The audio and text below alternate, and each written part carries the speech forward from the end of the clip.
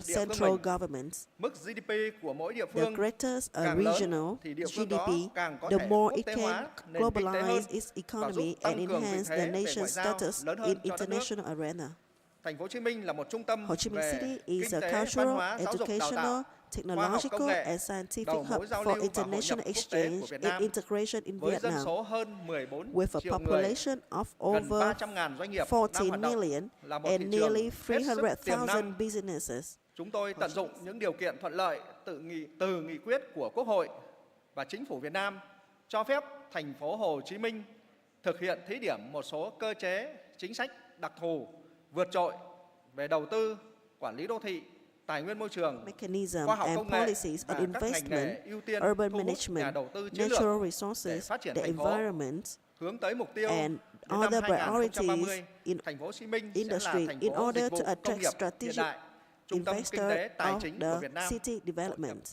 By 2030, the city aims to become the modern service of industrial metropolis, the economic and financial center of Vietnam.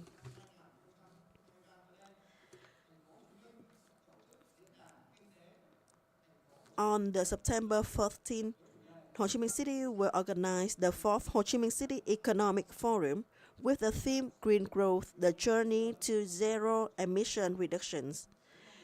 Ho Chi Minh City Economic Forum is an annual, large international event organized by the city, aims to establishing a local international forum for comprehensive and sustainable global development. Thirdly, local authorities need to promote inter-region cooperation in order to create a unified economic space. The fact that for the inter-regional cooperation, especially for border localities, can help strengthen the relations between neighboring countries and mitigate disputes through economic, trade, security, and cultural cooperations. The Vietnamese government has identified the need to improve the efficiency of connections between regions, which Ho Chi Minh City is the center. Ho Chi Minh City will participate proactively and actively in international cooperation within the framework of ASEAN and the Mekong River Sub-Regional Cooperation Mechanism in order to attract external resources for the regions and Ho Chi Minh City priority development, thus contributing to the national and regional development.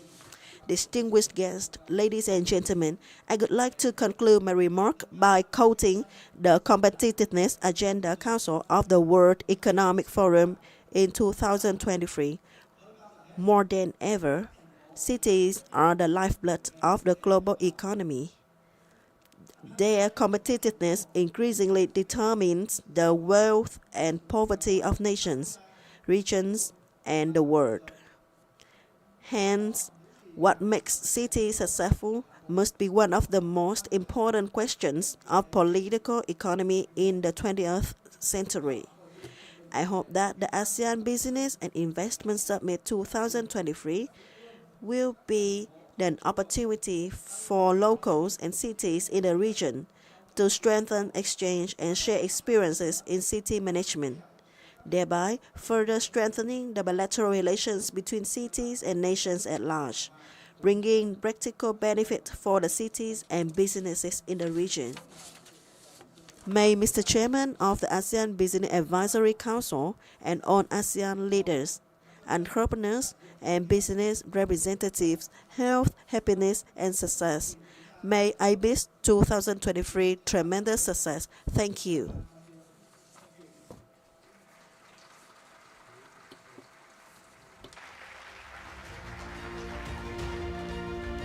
Thank you, Your Excellency.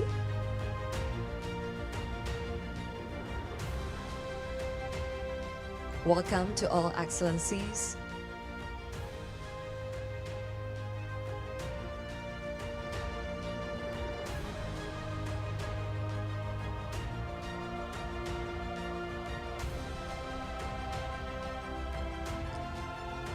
Excellencies, distinguished guests, ladies and gentlemen.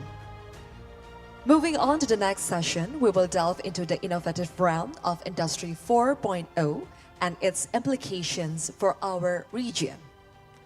Industry experts, thought leaders, and visionaries will guide us through the transformation taking place in our industries, highlighting the fusion of technology and manufacturing and the opportunities this conference presents for ASEAN's growth. So without further ado, to provide us with a key perspective on this matter, It is a pleasure for me to call upon the Secretary of Trade and Industry of the Philippines to deliver special ministerial remarks on the topic of manufacturing to manufacturing, ASEAN's transition into Industry 4.0. Please welcome His Excellency Alfredo Pascua. Thank you. Your Excellencies, ASEAN industry leaders, distinguished guests, ladies and gentlemen. We in ASEAN find ourselves in an extraordinary moment in history, a pivotal point where ASEAN has the chance not only to participate in the global economy, but to lead it. Yet the landscape is fraught with challenges and rapid changes. The climate crisis, the geopolitical risks, and the rapid changes we are in our midst, including the supply chain disruptions. These challenges signify that we are still far to the steady progress and predictable pattern that we have experienced in the past. We must skillfully navigate through an unpredictable economic environment to solidify our standing as a global production dynamo. We must transform our production sectors and enable them to become more adaptive to market shifts with agility and precision. Our industries adapt and are prepared to fully embrace innovation and digitalization. In transforming to Industry 4.0, ASEAN must therefore shift from manufacturing to mind-facturing. From strengthening traditional factors of production, we need to galvanize intellectual capital and innovation to maintain and explore new comparative advantages in the world market. Innovation is our catalyst to transformation. Mind-facturing transcends the traditional boundaries of manufacturing by emphasizing the fusion of human expertise and cutting-edge technologies, and empowering human intelligence to envision novel solutions and integrate technologies seamlessly. A 2020 study by Kearney and EDBI of Singapore already projects that AI alone could supercharge ASEAN economy by 2030, potentially boosting our regional GDP by 10 to 18%, nearly 1 trillion in additional economic activity. $1 trillion, that is. However, these benefits are not a given. They hinge on the economic structure and readiness of each and every ASEAN member state to embrace these technologies, these new technologies. While the promise of technological advancement is immense, it comes with a caveat. It can either bridge the developmental gap or widen it. We must ensure that our march toward technological progress is equitable and inclusive, and that no nation within ASEAN is left behind in the shadows of progress. ASEAN unified vision for the fourth industrial revolution is clear. The progress of our region is a collective responsibility. It calls for unprecedented collaboration and unity among ASEAN policymakers, business leaders, and stakeholders at both the country and regional levels. Together, we must forge a pathway to a more inclusive and sustainable future that harnesses the full power of mind-facturing.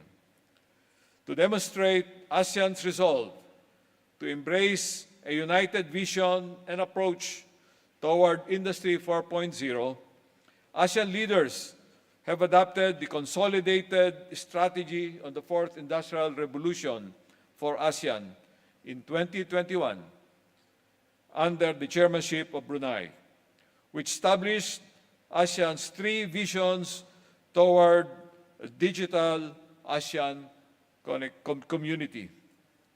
Under this framework, ASEAN member states have declared their intent to 1. Embrace innovation in transforming society and contribute to social progress and sustainable development. 2. To harness technologies to build a resilient, inclusive, integrated, and globally competitive economy. And 3. To embrace innovation in transforming society and contribute to social progress and sustainable development. These 2021 ASEAN visions and principles perfectly dovetail with the industrial strategy of the Philippines, which is rooted in science, technology, and innovation, or STI. In the Philippines, we have delineated 6 strategic actions aimed at fostering an inclusive and sustainable transformation. First strategy, embrace Industry 4.0. We're integrating new technologies to make our industries competitive and hubs of innovation. Second strategy, upskilling and reskilling. Our workforce development programs are tailored to meet demands of the future, eliminating skill mismatches and building human capital. Third strategy, innovative MSMEs and startups. We nurture small businesses and startups to become digital transformation and innovation pioneers. Fourth strategy, investment synergy.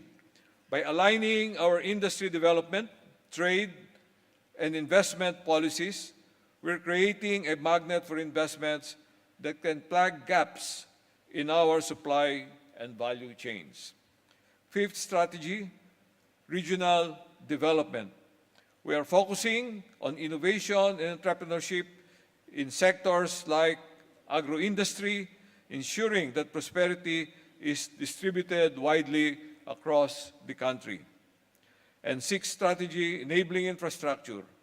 We're investing in physical and digital infrastructure to reduce business costs and attract further investments. Informed by these 6 strategic actions, we in the Philippines are rolling out critical initiatives to foster a robust industry and innovation ecosystem. Beyond framework and partnerships, we're also laying down concrete foundations, quite literally. We are setting up an Industry 4.0 pilot factory that will serve as a sandbox for innovation, featuring pilot labs for robotics, intelligent systems, and cyber-physical interfaces. To turn this vision into reality, the government and the private sector in the Philippines are collaborating to set up a Center for AI Research. Our digital journey, we remain committed to a people-centered approach. As we all know, digital transformation is 90% about people and talent, and only 10% about technology. After all, machines don't dream, create, or make ethical judgments. It's people who bring these qualities to the table. The philosophy of mindfacturing places humans at the center of this transformation, ensuring that technology serves to augment and not replace human capabilities. Now, a call to action for ASEAN's collective journey toward manufacturing. A successful ASEAN Industry 4.0 ecosystem requires embracing a collaborative culture and a manufacturing mindset not just at every country, but at the regional level. The Philippines' journey toward industrial transformation has been guided by a vision of innovation, inclusivity, and resilience, which we believe are also at the heart of the digital transformation plans of our peers in ASEAN. Guided by the consolidated strategy on the Fourth Industrial Revolution for ASEAN, adopted in 2021, all ASEAN member states must continue working together to fully implement the strategy's strategic priorities, especially those that are immediate in terms of need in the context of post-pandemic growth and expansion. Moving forward, we need to advance our regional efforts in 6 areas. First, formulating and adopting harmonized governance frameworks for technology adoption. Second, rolling out ASEAN's digital-based trade facilitation initiatives. Third, stimulating technology adoption for smart agriculture and smart manufacturing through responsive programs and incentives. Fourth, enhancing access of MSMEs to digital technologies. Fifth, fostering cultural development, especially in digital content, sports, culture, and the arts. And finally, sixth, accelerating innovation that contributes to inclusion and environmental sustainability. Ladies and gentlemen, in the age of Industry 4.0, adopting a manufacturing mindset is not an option. It is a societal imperative. I call upon the entire ASEAN community to unite under this vision. Let's shape the future where human ingenuity and technology intersect, where innovation knows no bounds, and where our collective efforts propel our region and the entire world into an era of unprecedented growth and opportunity. Thank you.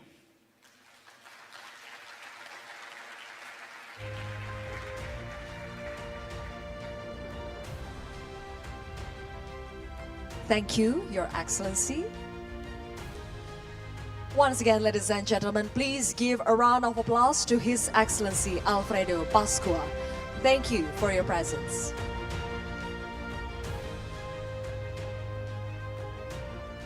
Excellencies, distinguished guests, ladies and gentlemen, ASEAN has made great strides in shaping the interoperability of standards in areas such as digitalization and sustainable finance. How can ASEAN further harmonize its regulatory regimes to unlock the gains of increased regional cooperation and provide international businesses with the transparency and clarity needed to invest in the region confidently? For the next special address, please allow me to welcome the former Minister of Finance of Malaysia, His Excellency Tengku Zafrul Aziz. The stage is yours.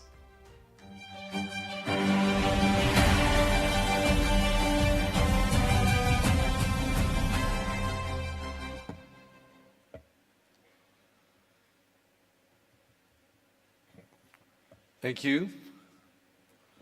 His Excellency, my friend Alfredo Pascual, the Secretary of the Department of Trade and Industry, Philippines, distinguished guests, ladies and gentlemen, thank you also, MC, for introducing me as the previous portfolio. I'm the Minister of Investment, Trade and Industry. Anyway, I've got a short, given 10 minutes time to deliver the speech. I'll try and keep it to that time.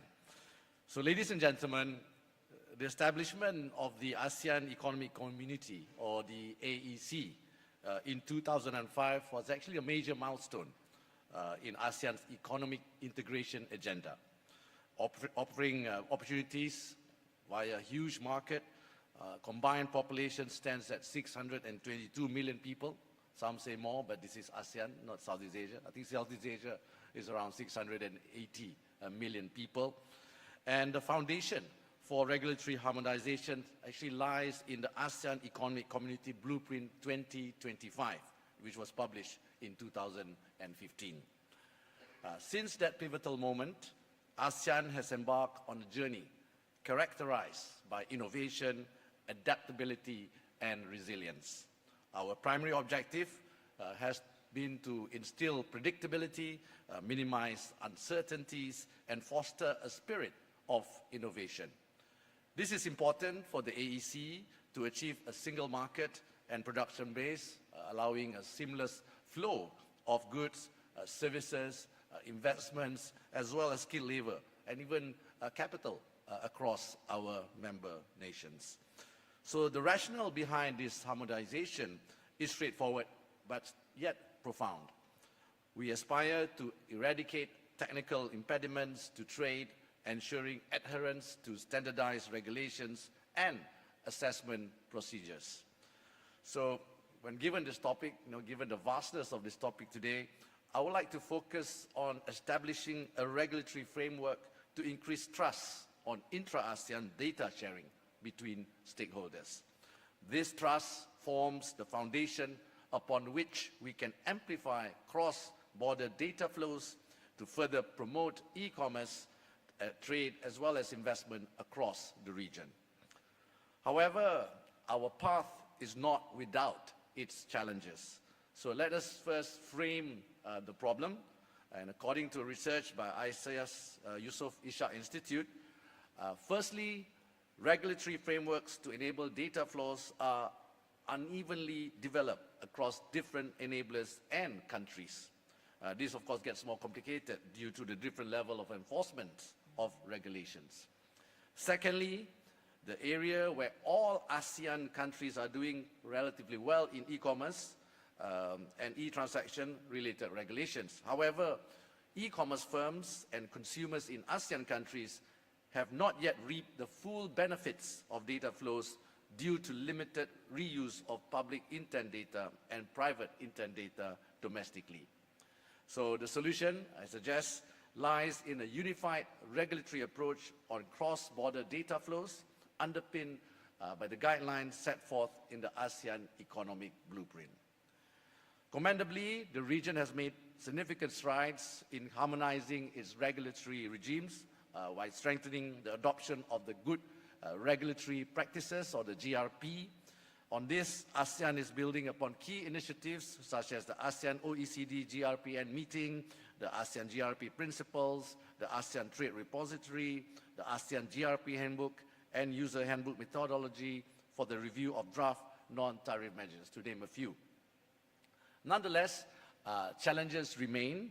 These include disparities in the legal framework, institutions, and fundamental regulatory principles, as well as social, cultural, and developmental differences. So lack of capacity as well can also pose significant challenges to harmonization efforts.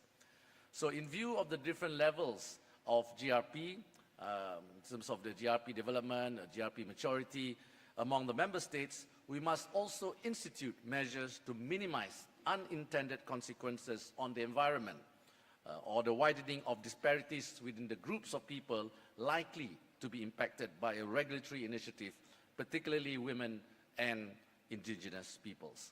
So how can ASEAN further harmonize its regulatory regimes to enhance intra-ASEAN data flows to increase, for example, the digital economy value within the region, within ASEAN, is expected to reach $1 to $2 trillion by 2030. This is up from where it is currently around $300 billion.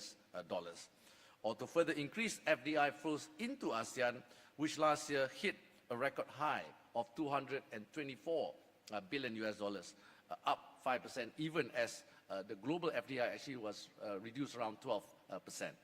So the rapid growth of e-commerce and availability of digital platforms and opportunity for the SMEs in ASEAN to increase their participation in domestic and international markets. In terms of private intent data, about 50 million SMEs use Facebook to find customers. 70% of the offense are domestic and 30% are from outside the country. So enhancing data flows will reduce transaction costs, promote sharing of ideas, and enable users to make use of new findings and technologies. So one way to work towards a comprehensive regulatory framework is to increase trust on intra-ASEAN data sharing between stakeholders, comprising the reuse of both public and private intent data. While enabling the reuse of public intent data may be a more complex process, what we can consider today is to further enable the reuse of private intent data via regulation across ASEAN. So before we go into that, I would like to share two key examples on the use of, private intent data.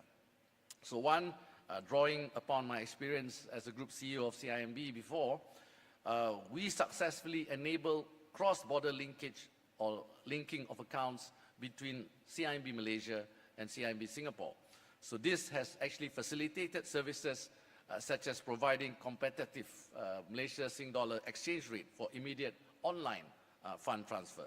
So this is a direct example of how regulatory harmonization between two countries has built trust on sharing private intent data for cross-border banking transactions. And the second example is the easing of payment system for transactions. On this front, we must commend the banking regulators and central banks that have cooperated well in harmonizing the regulation in this space. Today, payment transactions between ASEAN countries are much easier, and now even cross-border QR code is accepted. So these examples are significant in that they were facilitated in a highly regulated industry, which is of course banking. Imagine how much more we can achieve region-wide if we were to better harmonize regulatory practices on data sharing across the board. So ladies and gentlemen, regionally, multilateral arrangements to facilitate cross-border data flows include the RCEP provision on e-commerce and the ASEAN e-commerce agreement. The e-commerce chapter under RCEP aims to create a conducive e-commerce environment through protection of online consumers and online personal data, as well as facilitating cross-border data flows. So improved coherence in data-related policies will create more trust and boost e-commerce within the region, as well as between ASEAN and other international markets. The ASEAN GRP Handbook, this was launched last year, is the common reference to ensure greater applicability of ASEAN GRP core principles to assist ASEAN member states in improving their regulatory practice and foster ASEAN-wide regulatory cooperations. So in ensuring next level of GRP implementation in Malaysia, we launched the National Policy on Good Regulatory Practice in 2021, with improvements after GRP was first introduced in 2013. And the gatekeeper for this policy is the Malaysia Productivity Corporation, an agency under my ministry, and through MPC, they are responsible in ensuring Malaysia's commitment to a comprehensive nationwide GRP implementation that also incorporate ASEAN's GRP principles. As of now, Malaysia regulatory efforts on improving public and private intent data include mandated IP right holders to provide voluntary licensing access to critical data or applications, establish the legal recognition of e-signatures, establish government-recognized digital ID systems that enable people to remotely authenticate themselves to access online services, establish standards for open application programming interface, this is the APIs, for G2G, government to business, G2B, and G2C, government to consumer. And finally, standardized communication protocols for accessing metadata. In building on the foundation of ASEAN, ASEAN has developed thus far, ASEAN can actually strengthen the implementation of GRP, the next level GRP. ASEAN countries are still in the early stages of developing their regulatory frameworks for sharing public and private intent data. So to that end, firstly, policymakers and regulators should incorporate international best practices into their domestic legislative procedures. For private intent data, this includes introducing legislation or policy that encourages open data licenses between private firms promoting right to data portability for individuals, and access to a machine-readable format of data portability from, say, one vendor to another. Secondly, ASEAN countries should seriously consider establishing mutual recognition arrangements or harmonizing their data-related regulations both within and outside the region. This can also be taken up through the upcoming negotiations on the ASEAN Digital Economic Framework Agreement, or DEFA. ASEAN leaders have envisioned DEFA as a modern, comprehensive, and coherent digital transformation strategy towards an ASEAN digital economy, where on the ASEAN digital economy, we expect a seamless and secure flow of goods, services, and even data is underpinned by enabling rules, regulation, infrastructure, and talent. Third, build capacity on GRP. So acknowledging capacity issues in some member states, tailored capacity building programs and specialized training should be implemented to help bridge regulatory capacity gaps effectively. Fourth, encourage regulatory cooperation in selected sectors. So implementing a targeted approach to regulatory cooperation in the 2 to 3 strategically chosen sectors can actually help us gain traction in this space. Fifth, enhance public-private collaboration. So the private sector, as on-ground market players, are the ones who will benefit from the boon or suffer from the bane of regulations. So public-private collaboration and consultation is therefore critical to ensure that harmonized regulations are practical, effective, and culturally sensitive to foster region-wide, broad-based acceptance. So ladies and gentlemen, in conclusion, investors and businesses appreciate regulatory clarity and transparency. So investment-wise, ASEAN is currently in a sweet spot where manufacturing and supply chains are likely to migrate to many Southeast Asian countries. So this is driven in part by a confluence of factors, the favorable trade agreements such as RCEP, external geopolitical factors, and the capacity readiness in these countries. Additionally, operational and labor costs in Southeast Asia are becoming relatively cheaper.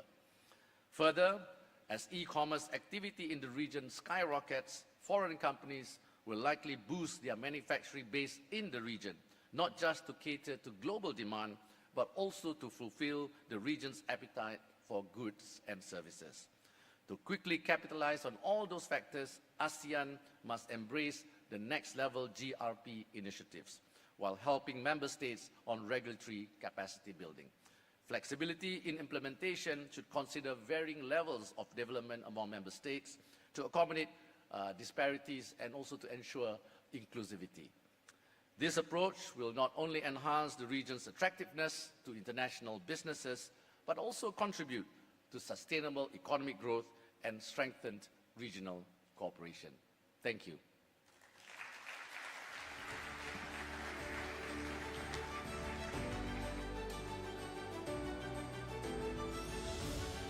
Thank you, Your Excellency Tengku Zafrul Aziz, for your warm greetings and also your special remarks. Ladies and gentlemen, the ABIS, or the ASEAN Business and Investment Summit 2023, with the theme of ASEAN Centrality, Innovating Towards Great Inclusivity. Once again, we would like to thanks to Our Excellency for your presence. Yesterday, we had highlighted the private sectors in driving global and also regional discussion. And today, we'll spotlight the government efforts to support the private sector solution for the region's most pressing problems. And this ASEAN Business Investment Summit Day 2 will provide a space for leaders to shape their insights on the importance of the ASEAN growth. Once again, we would like to thank you, Excellency, for your presence.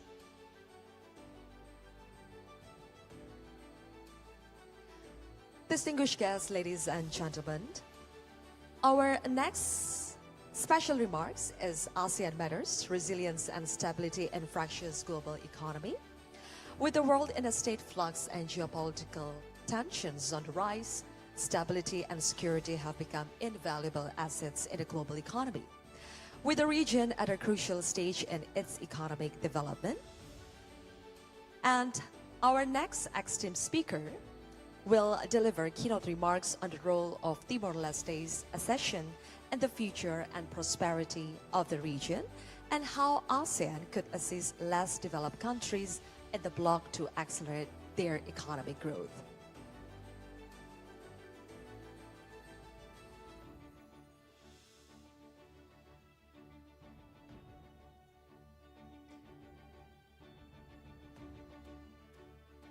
We are still waiting the arrival of our next esteemed speaker.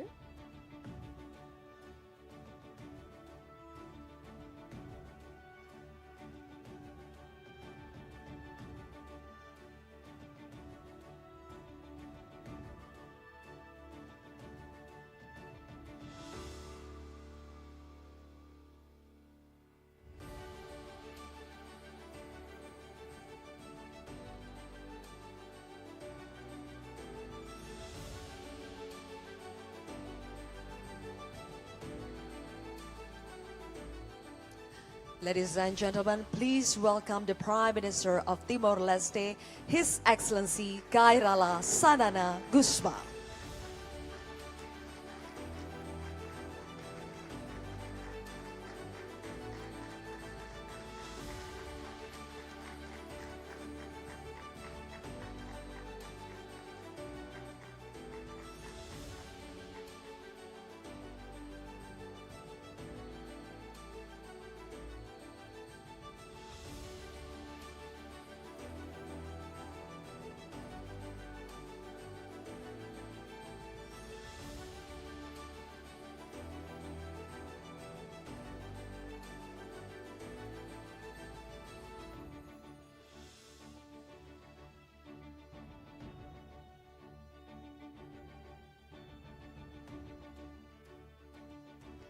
Excellencies, distinguished guests, ladies and gentlemen, allow me to welcome back to the stage the Chair of ASEAN BAC 2023, Mr. Ashad Rashid, to introduce a distinguished leader providing a unique perspective to this summit. Let's welcome Mr. Ashad Rashid.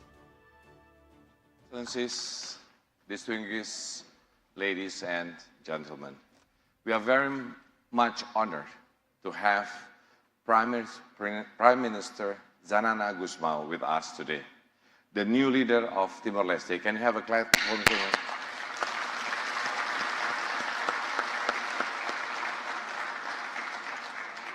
We acknowledge Timor-Leste as a close partner of ASEAN and wish to continue pursuing greater relationship towards our goals for regional economic growth. We will hear from the Prime Ministers on how ASEAN matters for Timor-Leste and at the same time strategically important for global economic growth. With that, it is my great pleasure to welcome the Prime Minister Zanana Gusmao to the stage. Thank you.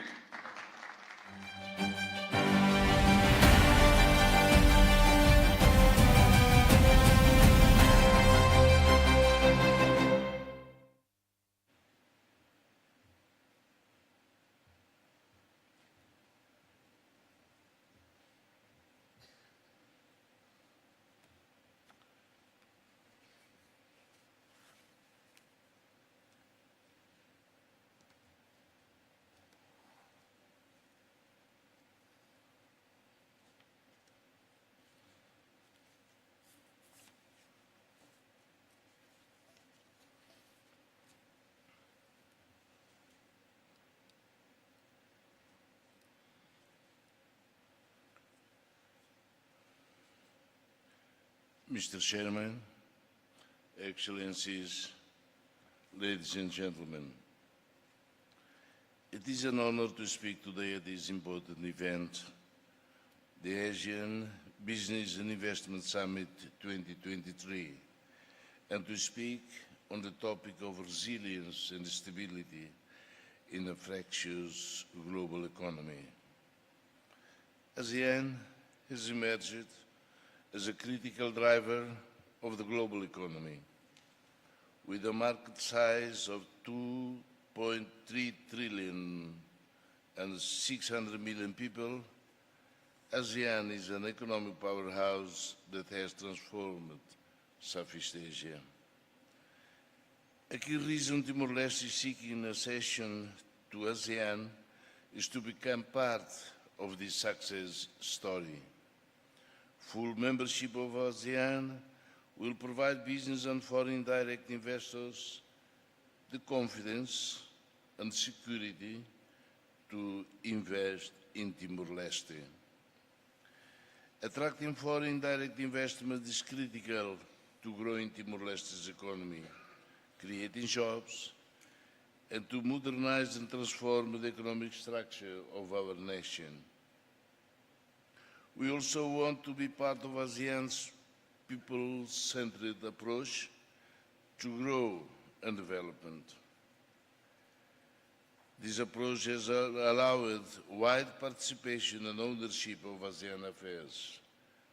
It has helped increase per capita wealth, life expectancy, and health outcomes, lifting millions out of poverty. This transformation has been achieved by building trust between ASEAN countries and by promoting stability, unity, and peace in our region.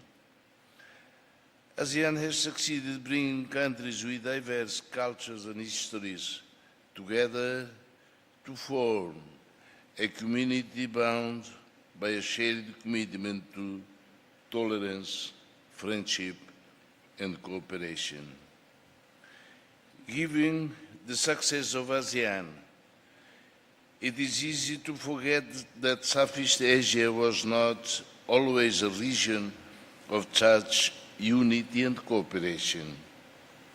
It was not that long ago that our region was a victim of colonization and the Cold War, torn apart by other nations' greed, conflict, and war.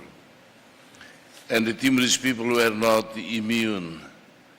The dynamics of the Cold War and the demand of Western powers led to a period of occupation in our country and our difficult struggle for self-determination.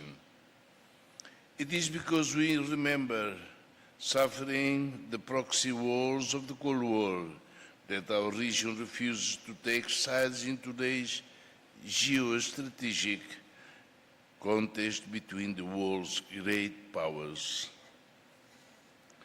It is with this understanding of how far our region has come that we can see how remarkable ASEAN's economic achievements are, and can admire the rise of miracle economies within ASEAN, including in Vietnam, Malaysia, Thailand, Indonesia, and Singapore.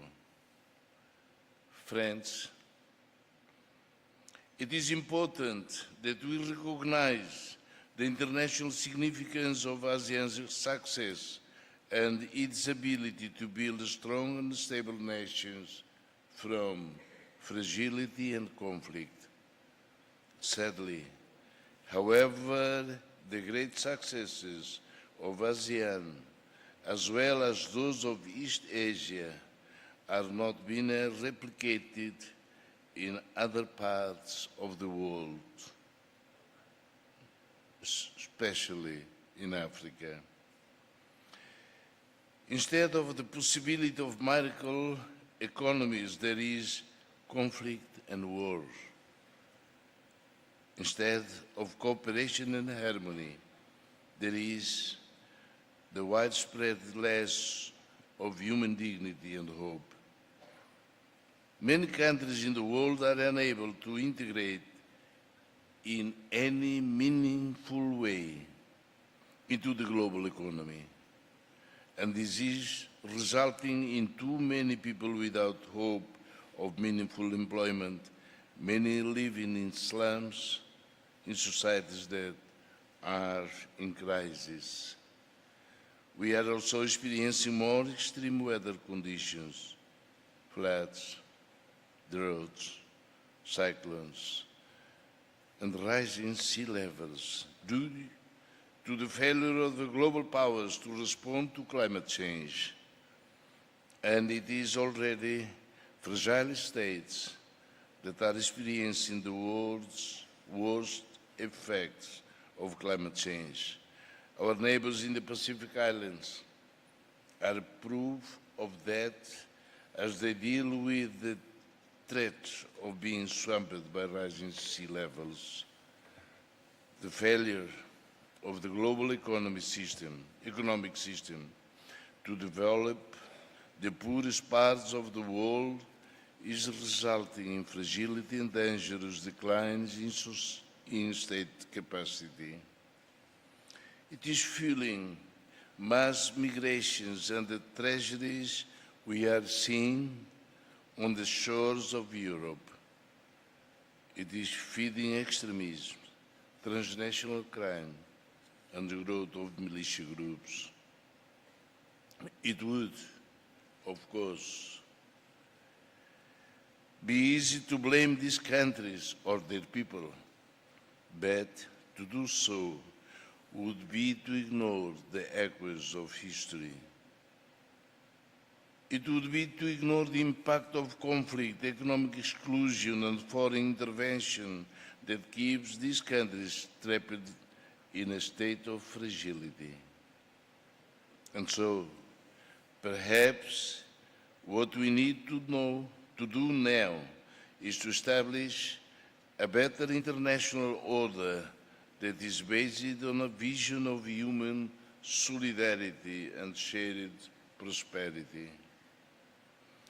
An international order that helps fragile states build resilience and stability.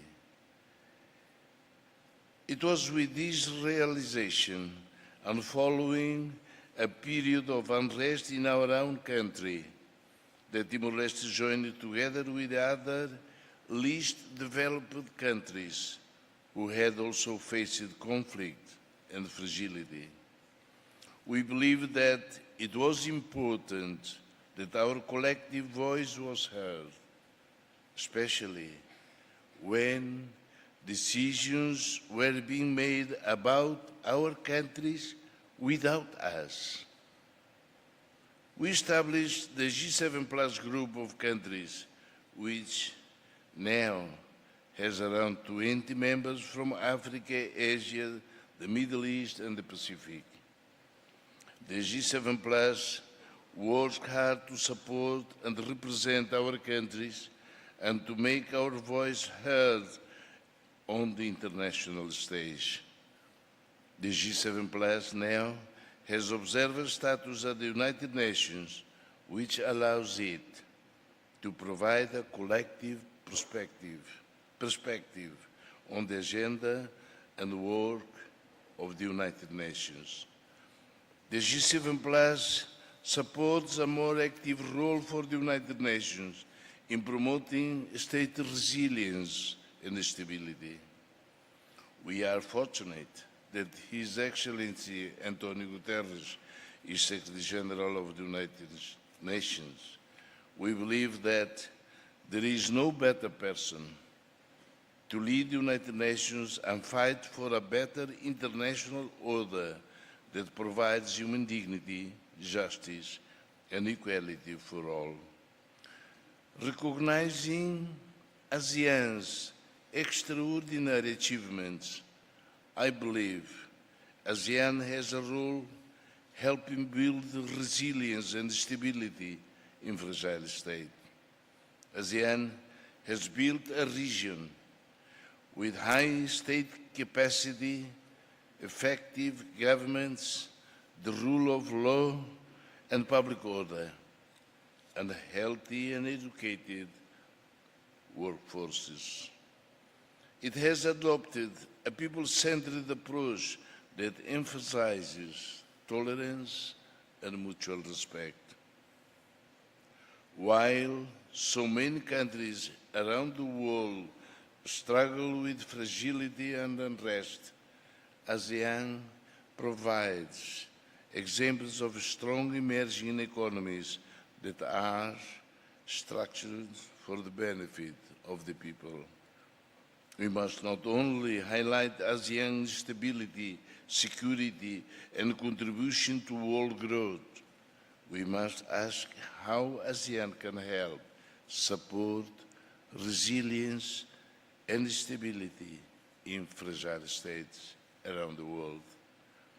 ASEAN can provide models of sovereign development for building strong communities, social infrastructure, and economic resilience. The West does not have the answers to global development. While we live in a world that is economically interconnected, too many fragile states face economic exclusion and poor development outcomes. For over half a century, ASEAN has promoted stability, unity and peace in our region. ASEAN has shown the world the power of dialogue and what can be achieved when nations come together with a common purpose. And it has shown us the benefits of more inclusive economic growth, where prosperity is widely shared. Ladies and gentlemen, allow me, I now urge ASEAN to do more.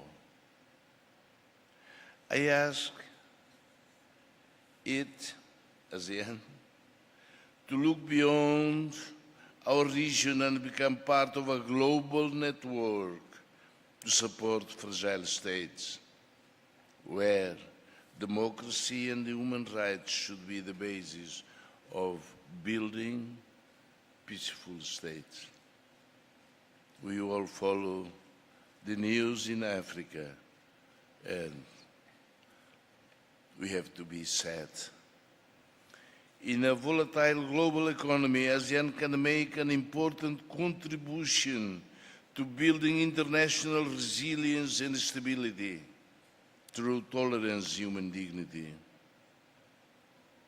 Working together, we can establish a better international order based on a vision of human solidarity and shared prosperity. Thank you very much.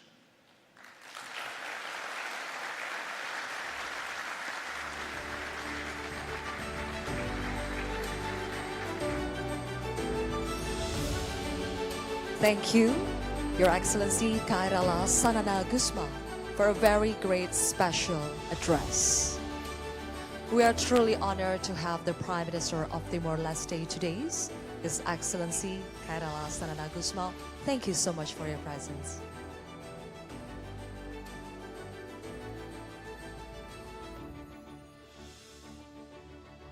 Ladies and gentlemen, just now the Prime Minister of Timor-Leste has addressed about the resilience and stability in fractious global economy. Now, we are going to move to the next session, which is the plenary session. We are going to talk about the envisioning ASEAN's economic future, trends, transformation, and triumphs. But before that, we want to extend our gratitude for our state leaders who have joined us today in ASEAN Business and Investment Summit 2023 Day 2. It's a truly honor for us to have all the state leaders coming to this event today. Our next plenary session will begin shortly. We are going to focus to talk about the envisioning ASEAN's economic future, trends, transformation, and triumph in the next plenary session. As the ASEAN region continues to solidify its position as a global economic powerhouse, the world eagerly awaits the unfolding of its future economic trends. The region's economy is underpinned by collaboration and openness to international trade, from its resilient digital infrastructure to its flourishing startup ecosystem. This session delves into the dynamic landscape of this vibrant bloc, exploring the potential growth drivers, emerging industries, and innovative technologies that are set to shape its future economy. So, let's transition and continue to explore these ideas in our next session. Excellencies, distinguished guests, ladies and gentlemen, without further ado, please welcome to the stage the Chief Executive of Asia House, a leading London-based think tank, Mr. Michael Lawrence, OBE. The floor is yours.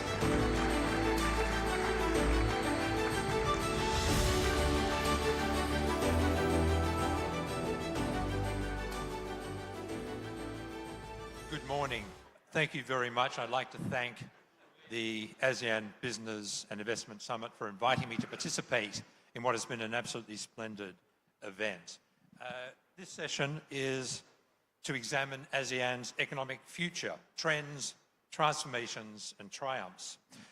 And we're going to be joined by 5 truly impressive speakers who between them have vast experience and knowledge across multiple sectors, including, but not limited to, digital economy and technology, consumer markets, food sustainability, the energy transition and electric vehicles, banking, trade, and policy. And they've kindly agreed to share with us their insights today. It's my pleasure to welcome to the stage Axton Salim, Director of Indofood.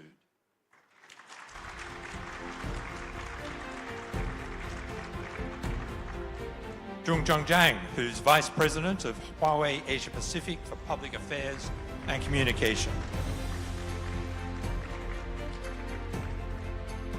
Lei Titu Tui, Global CEO of VinFast and Vice Chair of the Vin Group. Michaela Browning, Vice President of Government and Public Policy for Asia Pacific at Google. And Anindya Bakri, who's CEO of Bakri Group.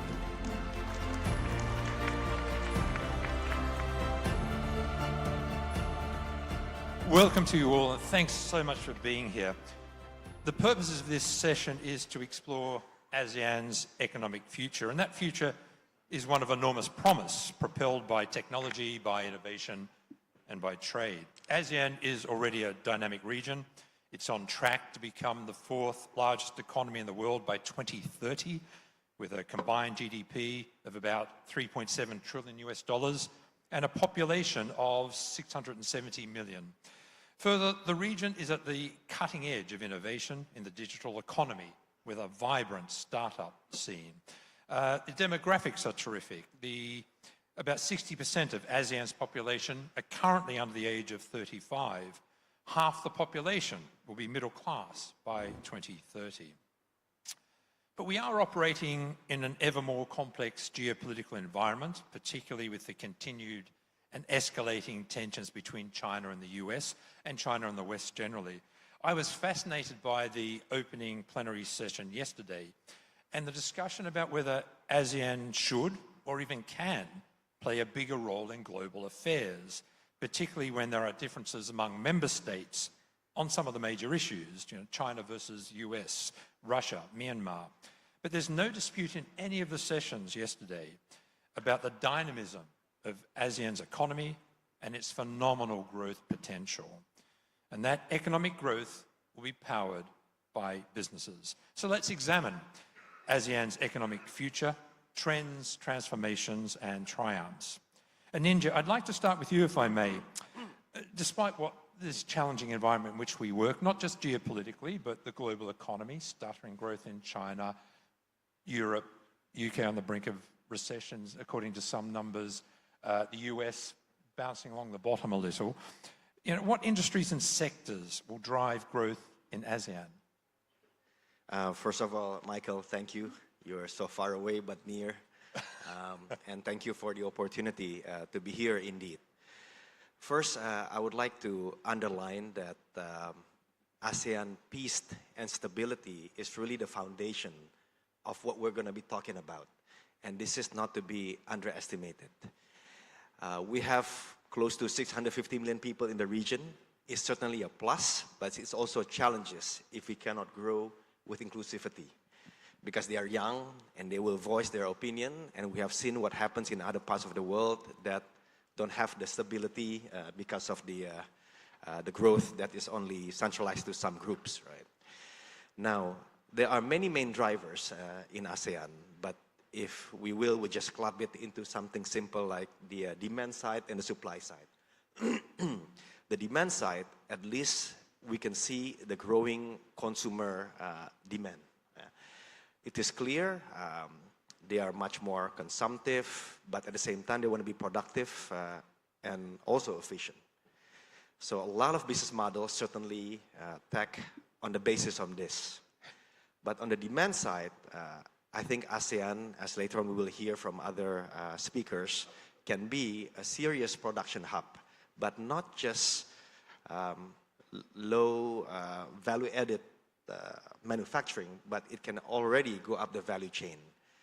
10 years ago, at least Indonesia will not be able to talk about trying to make battery materials for EV, for the world, whether it is for the East or the West. This is a conversation that is probably not even there, right? But now we can, and I'm sure, you know, other countries like Vietnam is already dreaming even bigger in the EV, for example, and so on and so forth. But the thing is, all of this is nice and good, but you still need capital. You still need technology. You still need policy. This is where I think we need to work together as ASEAN. Competition is good, but collaboration is much more important. And also how we should probably balance nicely between what's happening in the supply chain disruption because of COVID, because of the war. So I think this is seriously an opportunity not to miss. As a group of 81-year-old conglomerate, 80% of our revenues currently coming from traditional energy. So fossil and hydrocarbon. They are finite and they are not clean. So as Indonesia is going to 2060 net zero, we want to pivot so that hopefully by 2042, it is not 80-20, but the other way around with clean energy. So where do we start? We start at the demand side by providing public transportation electrification, in this case, buses. So thank you for the opportunity, but all the buses that you see outside, those are our buses, and I'm glad it is here. Why buses? Just quickly, I don't want to take too much time. Even the first batch of the buses, 52 buses, they have already transported 15 million people, going around 3 million kilometers and save so much CO2 that's equivalent of 250,000 trees being planted. Having said that, we also see an opportunity on the supply side as we are also miners, but this time we want to focus on minerals such as nickel, bauxite, cobalt, copper, and so on. So for the rest of the next 20, 30 years is how to connect the dots. And we really cannot do it without the help of people like, in this case, Huawei, FinFast, Google, because technology, you know, is something we need, and capital is tremendous. Thank you. Tui, if I may come to you, and I do want to talk to you about electric cars a little later, especially after your listing on NASDAQ, which was quite a phenomenal story and a wild ride, I'm sure, and truly impressive, the valuation that international investors are putting on a business that's merely 6 years old. But a broader question first. What sectors should businesses be looking at? What sectors are likely to drive growth in ASEAN? Thank you very much. And I'm the CEO of VinFast. VinFast is a part of Vingroup, the largest private conglomerate in Vietnam. I think I mean, you probably saw after listing our share price went, and I think that a lot of people were surprised. We were not surprised because we believe in the potential of a company, a technology company from this part of the world. And personally, I myself and our company take a lot of motivation and support from this part of the world because we know that, you know, ASEAN with 650 million people is like our home. So people ask us about why US, why you're not going to ASEAN, and my response has always been ASEAN is our home. So we are expanding our home, but we want to prove to the world that we can make it in the US if people, consumer in the US like our product and value our products, which means that, you know, we make a brand globally. But ASEAN to us is always home. I think for us at ASEAN is like we talked about before. It's like unity, like a family with differences. You know, brother, sister, they fight with each other. They have differences, but we love each other, and we talk with each other. We figure out how to make it work. So for us, it's really you know, the differences, the different support that we can get here from the region, and this is really our home, and that's the aspiration. I think it's a fantastic example for other ASEAN companies, the way that you've taken on NASDAQ, you've jumped through those hoops, and they're considerable, attempt to crack the US market and generated such enormous interest. But Michaela, if I may turn to you, one of the themes of yesterday and many discussions on ASEAN is the importance of e-commerce and digital to the transformation.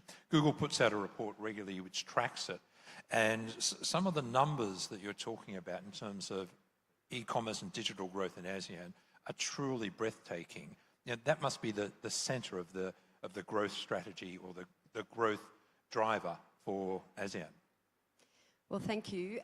Michaela Browning from Google, and yes, we're incredibly excited about ASEAN and the potential. We release a Southeast Asia e-economy report with Temasek and Bain every year, and every year when we re-review it, the region has accelerated in terms of its digital transformation faster than we expected, which is truly exciting.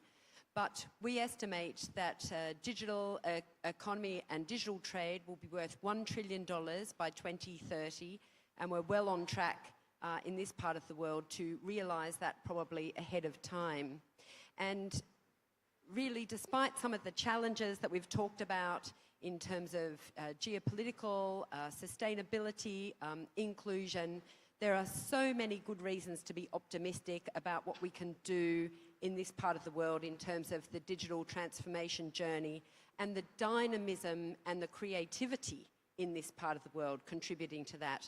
But it does require the digital economic frameworks in order to enable us to realize that potential, and I'm sure that we'll come to that, the skilling, the infrastructure investment, and the products such as the ones that Google provides that can give us trust and confidence in the digital economy. Now, we'll definitely get onto the policy piece because it is important, but Jun, I turn to you. Infrastructure is important, and you've written a lot about 5G and the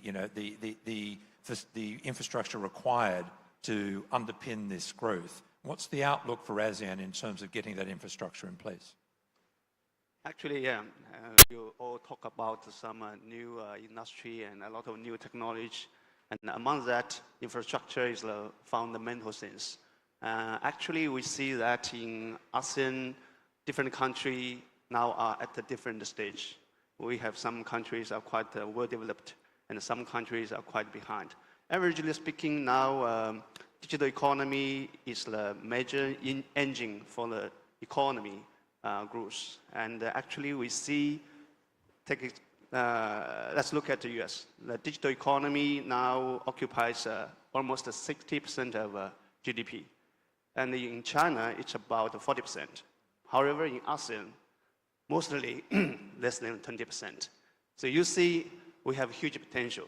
And as you also, as my speaker also mentioned, we have a lot of youth here. We have 670 million people here, and 35 of them is between 15 to 29 years old. So very young. See, so this region now is at the business situation. So we see now China, US, they have some problems, and right. But here we don't pick side, so we focus on economy, and we also enjoy a lot from that.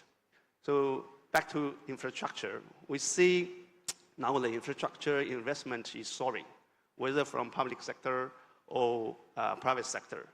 However, we also think that the gap, the divide between countries is still big. And even in one single country, the divide between city and the rural area is also big. So we hope that with the support from government, with the support from public sector, with private sector, we can do a lot more. Because only when the infrastructure is ready, and then we can provide the service to our people.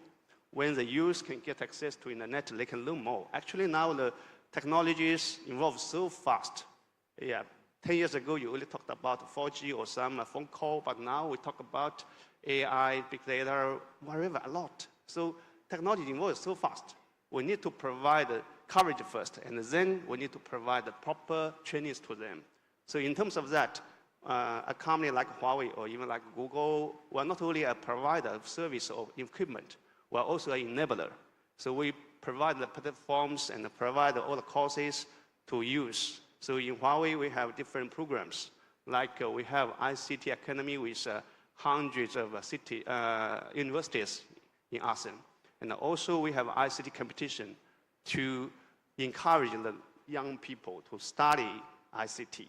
So here, it's really a prosperous region, and it's also a prosperous industry. We hope with all these efforts, we can develop more infrastructure, we can develop more potential of use, and we can have more SMEs here. So actually, in ASEAN, we see a lot of SMEs. And one more thing, Indonesia takes almost half of that. So we are here to invest not only in infrastructure, but also to invest in people, especially young people. Okay. Axton, how do you see technology shaping or reshaping business in ASEAN? Thank you so much for the opportunity to be able to speak here. I think besides being a director of Indofood, I'm also a director of Bank Ina. And how we see there's a big opportunity in Indonesia. Indonesia, only 52% of the population have access to the financial inclusion accounts, which is, I mean, if you compare it to the global side, it's about 74%. And also for the micro, small, and medium-sized businesses, as they're continuing to grow, I think Indonesia have about 64.6 million small businesses and about 110 million entrepreneurs and workers. I think that's a very big number, and 37% of the GDP is coming from this sector itself. But on that note, loans to this section is only about 19%. 19% of the total loans, which is only about 7.1% of the GDP.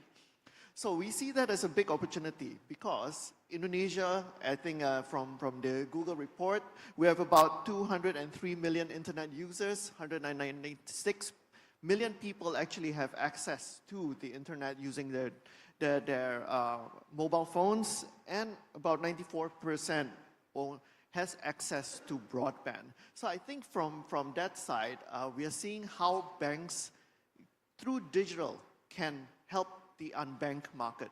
So for Bank Ina, what we are doing is we're trying to connect the traditional with the digital side.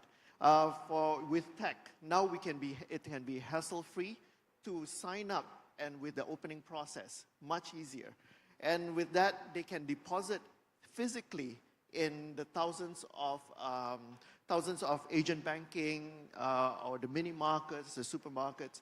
They can do that physically as well.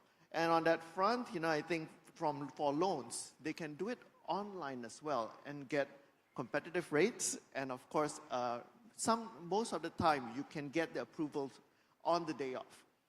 And of course, we can do trainings in terms of supply chain management, point of sales, accounting solutions. These are the things that we can do using digital and helping the unbanked. And without technology, I don't think we'll be able to reach as many people prior to this. No, So I clearly think it's the that's game changer here. And then do you want to go back to EVs, because there's multiple supply chain issues and battery production and the like. Is this really where, can ASEAN become a hub for EVs, not only in the sort of car production, but in the whole supply chain piece? I think so, Mike, and I guess Madam Tui can expand more on this. But for example, if we take an instance, we are in the foray of this energy transition in the group, and we start with electrification. I just would like to highlight that there are a lot of digital technologies needed in this energy transition. So again, just one example of the bus, they have 3,000 chips in it, right? We worked so hard in the last 40 years in the world to create cheaper and better chips. They're already there. So the technology for connecting the chips to do better and more efficient operations for fleet management, for example, is very important. The second thing also, in terms of generating energy, in the past, in the 19th, 20th century, it's all about centralization between energy production and energy usage. Nowadays, with technology, for example, smart grid, you can have one side of the world or island to focus on, for example, wind energy, and the whole thing combined with the base load can be used, for all over Indonesia or even ASEAN. And of course, there are many other technologies that come. So I guess what I'm saying here, I think coming back to your question, yes, as long as we learn between countries to try to collaborate, we can do it. It is easy for Indonesia to say, okay, I'm going to be as efficient as Vietnam, I'm going to be as efficient as Thailand, and we're going to make our own production hub here. But there are some work ethics, there are some ecosystems that have been built before. But also from on the other side, having battery materials over here, processing it, and as one of the most important feature in EV, we can do it here. So we can do as a production hub, and the beauty, I think I heard Prime Minister also mention, ASEAN, in Bahasa, it says bebas and aktif, which means free and active in terms of the constitutional, political, whatever, foreign policy.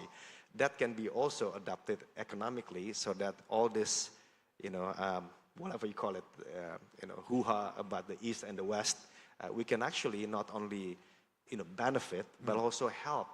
Because there is no way we're not going to be able to use certain technology from the East, no matter what is closer. But there is no way we're not going to be able to, send our battery materials to the West, because otherwise you're going to have a lot of cases in WTO and IMF, one after the other. So I think, yes, it is not only possible, Mike, but I think it is the right thing to do, as an example. Tui, I have to bring that question to you. Is your ambition is to crack the US market, and the US market you've launched in NASDAQ, very competitive market. The ecosystem for EVs, is this an opportunity for ASEAN? Absolutely. And I'm saying it from having developed the vehicles and manufacture the vehicles here in ASEAN, in Vietnam. At the beginning, when we started on this quest 6 years ago, everybody told us that it's not possible. Automotive is very complicated, very sophisticated. We'll never be able to make it, but we make it. And from the supply chain, I see everything here in the region, right? All the parts, the components. Now we have ecosystem in Vietnam, but also from Thailand, from Indonesia, Malaysia. We can get most of the parts here, all the parts here. And with Indonesia, with all the metals that you have, nickel and all, we should be able to build battery industry here in Indonesia. And we have 7 models of EVs out there, 4 of them already on the street in Vietnam. And we have passed all the homologation standards, all the highest standards in developing the vehicles in the world. So absolutely, we can make EVs big here, and we can export from here to the rest of the world, for sure. Tremendous opportunity. Michaela, though, another technology we must touch on is AI, which since the launch of ChatGPT has dominated the news agenda, boardroom agendas. Generative AI has the there's huge promise, huge peril as well. What's Google doing in the AI space, and how can that play out? How can that support growth in ASEAN? Well, thank you. It's a huge question, and thank you for raising it. From Google's perspective, we are very excited as an AI-first company to look at the development of artificial intelligence both boldly and responsibly together with others. And the opportunity in this part of the world is huge to address productivity, also to improve our cybersecurity, to advance whole new areas of science and technological innovation. And the important thing to realise is that AI has been with us, as we were talking about earlier, for a long time. In fact, all of you are benefiting from artificial intelligence in your mobile phones already, in terms of unleashing all sorts of capability, including to deliver trust and safety, payment systems and other things.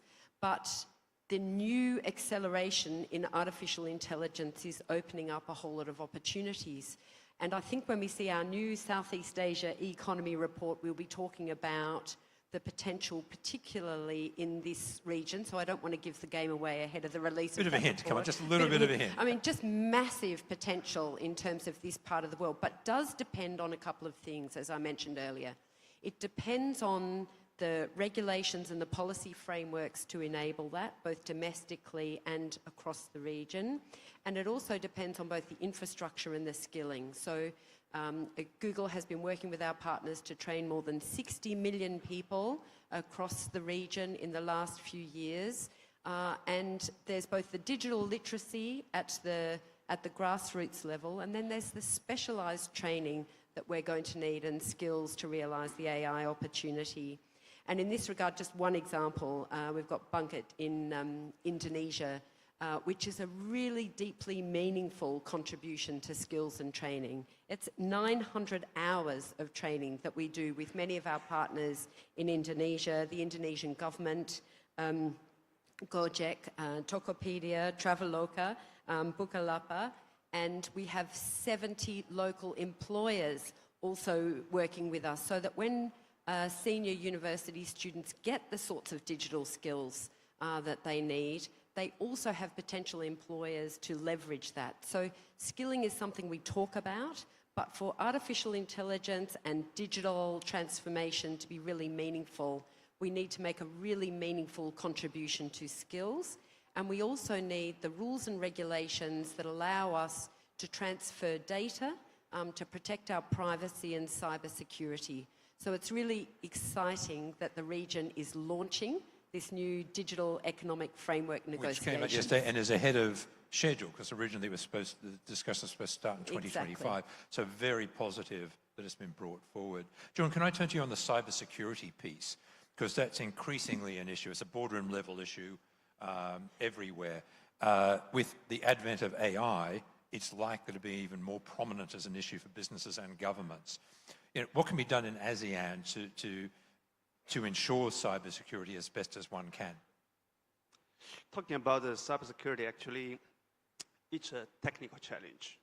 But however, now we see that it's somehow become a political issue. So from Huawei, actually, we hope that we can focus on the technical challenges. So actually, we have set some cybersecurity transparency center within China or in other regions. So we also invited our customer and the third party to check our either equipment or code, and it's proved that it's not like what somebody claimed. So back to cybersecurity itself, I think it's a collaboration between government and also with the public sector and the private sectors. So one thing is very important, to set the rules. So we hope whether in ASEAN or some single country, we would like to cooperate with the regulators or government to design the laws or regulations. Actually, we hope that it can follow the international standard. Actually, there are standards. So you don't need to invent some system by yourself. So whatever we want to do, we hope it's transparent. And actually, this is not a challenge to a single company. It's not a challenge to a single country. It's all over the world. hackers everywhere. We always know that there are a lot of frauds or there are a lot of attacks. So this is a common challenge. We should face it with technical solutions, but do not take it politically. So, yeah, thank you. Before we wrap up, I do want to touch on policy again, and it's clear that policy changes and shifts are required to underpin the growth that we're talking about here. And I noted a couple of things yesterday in the discussion. Nazir Razak expressed great disappointment at the ASEAN Economic Community launch in 2016. It didn't deliver on the promise when it was first launched. The CEO of Temasek talked about a digital ASEAN, but it would need a policy framework to support it. So a lot needs to be done in the policy space. Axton, what government initiatives or policies have been put in place or need to be put in place to underpin the growth we're talking about? I think we have to redefine we have to define the roles of the stakeholders. We have to look at it from a whole ecosystem of the digital system. So the first one would be the digital infrastructure. How we look at it, the coordination of the investments, whether be it the government or the private sector investing in the improvement of digital infrastructure, be it 5G, internet connectivity and such. Secondly would be, hopefully, there would be more of business-friendly regulations and policies to encourage innovations and such. And the legal framework needs to be supporting what the government's ambitions of innovations towards tech should be. And the third one, skill development, as mentioned earlier. I think that's very important, and how you can incorporate that into the education system is going to be important. And of course, the cooperation among and unity and uniformity for the ASEAN countries, within the ASEAN countries, so that we can grow together, even though we are in different digital paths at this point. And just a final word, Michaela, on the regulatory space. So, I mean, one of the things that's challenging, and for those of us who are also members of the APEC Business Advisory Council that we worry about, is there have been 2,700 regulatory changes affecting data across the region in the last 2 or 3 years. That's a huge compliance challenge. So we do need to think about ways to have cross-border data flows with trust, ways to enable trade, to realise the opportunity. Small businesses are the ones that are going to drive the transformation and the jobs in this part of the world. And for small businesses to navigate so many regulations and compliance is a huge cost burden. I mean, it's challenging enough for Google. So I'm hopeful that when governments come together and they think about the sorts of agreements that they can reach together, that we can think about simplification and enablement in that digital economic framework agreement that will help us realise the extraordinary potential in this part of the world. Thank you very much. Look, I'm afraid we are out of time. We could have carried on this conversation for hours. Just remains for me to thank our speakers, Anindra, Jun, Tui, Axton and Michaela. Please join me in thanking our panellists.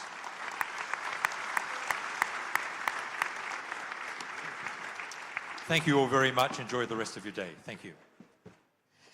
Thank you to our moderator and also our honorable panelists. And thank you so much to Prime Minister of Timor-Leste, His Excellency Raikal Sanana Gusmao. Thank you for your presence on this event.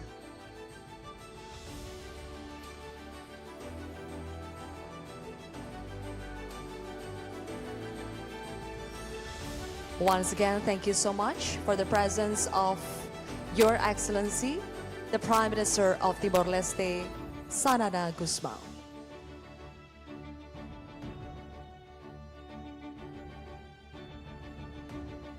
All right, as for the moderator and our panelists, let's have a photo session. Let's have a photo session with the moderator and also the panelists for the plenary session. Thank you for giving us a very valuable perspective on the topic of envisioning ASEAN's economic future, trends, transformation, and triumphs in this plenary session. Yes, we are going to do it with ASEAN way. Pose. All right. Ladies and gentlemen, once again, let's give a round of applause for the moderator and also our remarkable panelists in the plenary session.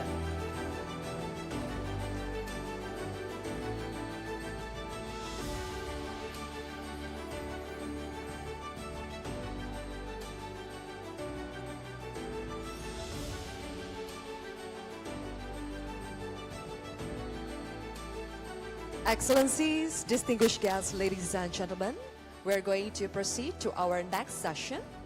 Our journey through the ASEAN Business and Investment Summit 2023 continues with a special conversation that promises to be both timely and enlightening. We will now focus on ASEAN's strategic positioning in an era of geopolitical and geoeconomic disruption. Geopolitical headwinds and growing geoeconomic disruptions are combining to create a challenging global business environment for international corporations. As an influential regional bloc encompassing the 10 diverse nations, ASEAN's collective strength lies in its ability to navigate and adapt to the complexities of the modern world. ASEAN nations' plans for future investment, growth and prosperity can only occur in an environment conducive to business. Ladies and gentlemen, please be seated because we are going to continue to our next agenda. Let's now begin our next session where our moderator will navigate us through the enlightening discourse. Without further ado, please welcome to the stage Senior Fellow for Southeast Asian Politics and Foreign Policy of International Institute for Strategic Studies, IISS, Mr. Aaron Connolly. You have the floor. Let's give a round of applause to Mr. Aaron Connolly. Thank you, Mbak Sarifa. Thank you. Ladies and gentlemen, I'd like to invite our panelists onto the stage, beginning with former Secretary of Foreign Affairs of the Republic of the Philippines, Ambassador Delia Albert.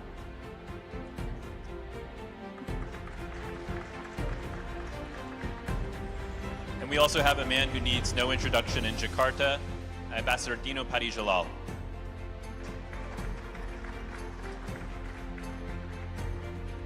And finally, Professor Amitav Acharya from American University in Washington, D.C.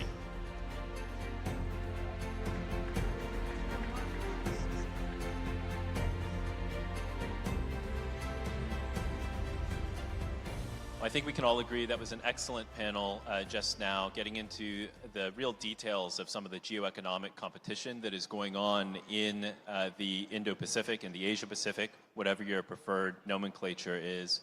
In this panel, we're going to zoom out a little bit and talk about how ASEAN is addressing these challenges, but also other challenges as it moves into its next 50 years.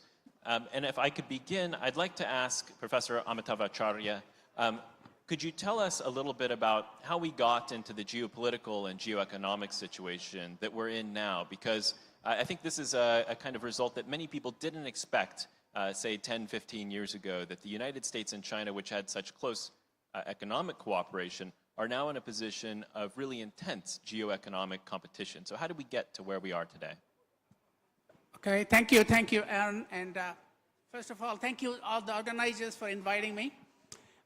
So to go straight to your point, very bluntly, the root of geoeconomics, the root of the main conflict in Southeast Asia is that China is the most influential economic actor in Asia. Almost every country in the region has China as the #1 trade partner. However, the United States is the main security provider of this region.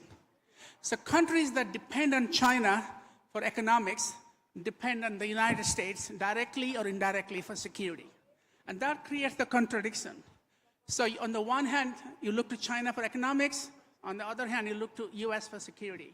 And countries that are dependent on China for economics, many of them also see China as a security threat, not just a security challenge, because of territorial issues in South China Sea. So that to me is really the essence of the geopolitics. Now ASEAN is kind of squeezed in between because it cannot do without either US or China. It can say whatever rhetorically that we want to be autonomous, we have to have a regional autonomy, and to some extent that's possible, but you can't live without China for economics and United States without security. But, I wonder, is ASEAN, given, what from Professor Amitav, is ASEAN doing enough to address this geoeconomic competition? Could it be doing more? And do you agree with the diagnosis? Is this how we got to where we are in terms of geoeconomic competition in the region today? Well, first, thank you for having me here. Definitely, we recognize that the US-China competition is here to stay and will be a semi-permanent or permanent fixture of the Indo-Pacific order, right? So we accept that. And we know the US has been talking about managed competition, for example, which means that, yes, we can compete with China, but we can also cooperate when we have to.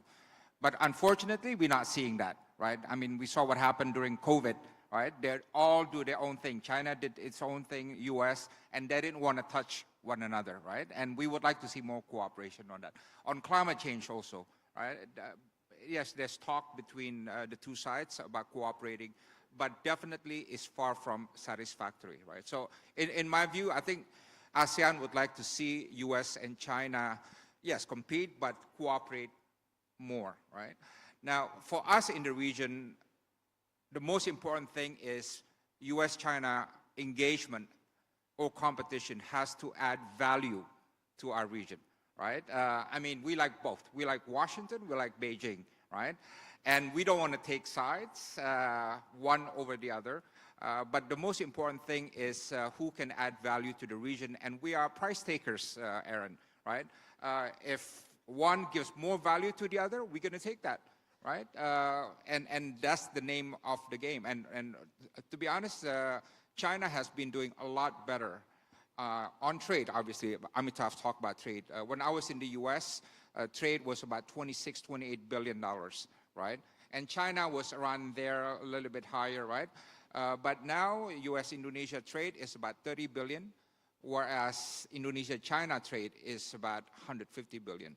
And it can double that, right? Which means that at some point, Indonesia-China trade will be 10 times Indonesia-US trade. So US really need to catch up big time on trade. On investment, I know US is the biggest investor in Southeast Asia, but that investment is not even, right? It's mostly through Singapore, right? Whereas China is catching up by investing more evenly throughout Southeast Asia. But the bottom line is this: competition, for us, we like it. We like the fact that US and China is competing on trade, because who wins? We win.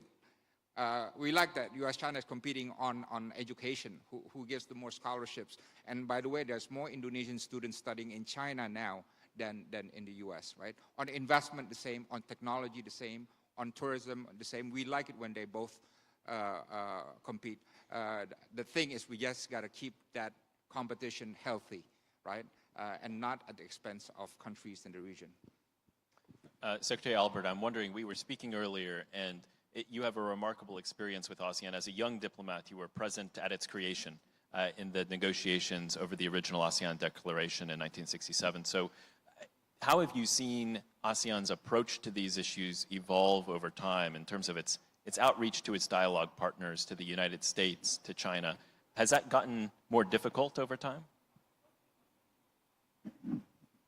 Well, you date me. You date me. I was around since 1967. So I said as a young diplomat. So. I have a long story with ASEAN. But talking about the current issues, you know, yesterday I had a very interesting remark from the representative from the European Chamber, and he said, we should not forget that the way ASEAN was born was more or less the same way that the European Union was born. We had to meet political challenges at those times, And therefore, it was urgent for our leaders to get together and say, we need each other, and therefore we have to work together. They tried through ASA, which failed, Mafilindo, which failed. But ASEAN provided an opportunity not just to have the three initial countries of Malaysia, Indonesia, and the Philippines getting together, or Malaysia, Thailand, and the Philippines get together, but the four getting together. And so ASEAN was born. And of course, that was the time Singapore got its independence in '65 and was invited to join ASEAN to make it ASEAN 5. I was very amazed how the leaders of ASEAN were treating each other like brothers. I remember getting a phone call from Adam Malik calling my foreign minister, "Dear brother." I don't know if they still say this today, but there was such good camaraderie and good feeling between and among the 5 original members of ASEAN. Of course, we have grown to 10 today, and times have changed. But as a diplomat in the Philippines, we always say, we are friends to all and enemy to none. So coming to the situation today, I like to think of how ASEAN is managing this current issue between China and the United States.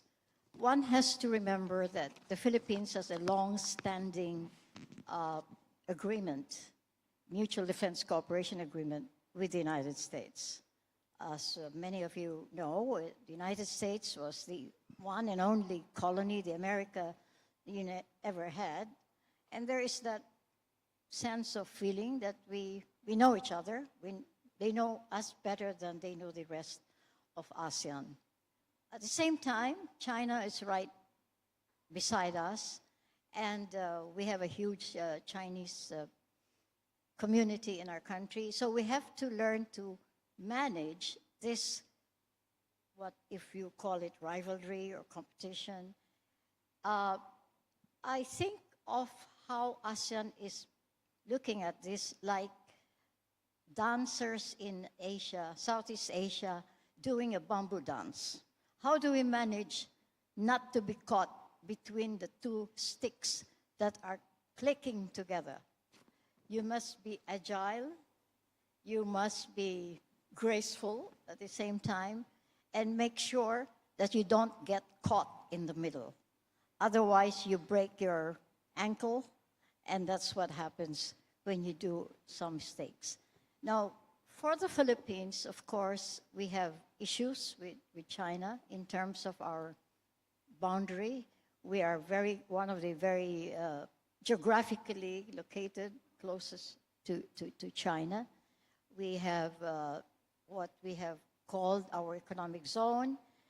But I think over the years, we have gained, like the rest of ASEAN, a confidence that we can manage our relationships with countries with respect to observing the rule of law. And this perhaps is one of I think the major reason the Philippines dared to take China to court in terms of our boundaries in what is known as the South China Sea and the West Philippine Sea as the Philippines is concerned. At the same time, we maintain our relations with the United States. It's looking at us today. I think this whole rivalry has made them look at us with more favorable terms in terms of looking at doing more economic, as we were talking about earlier on our nickel, for example, how they have seen that we are the second largest nickel producer next to Indonesia. And recently we have had some investments in the processing of nickel, perhaps to get the nickel on their side and not to go to another market. So I think I must say ASEAN is so agile.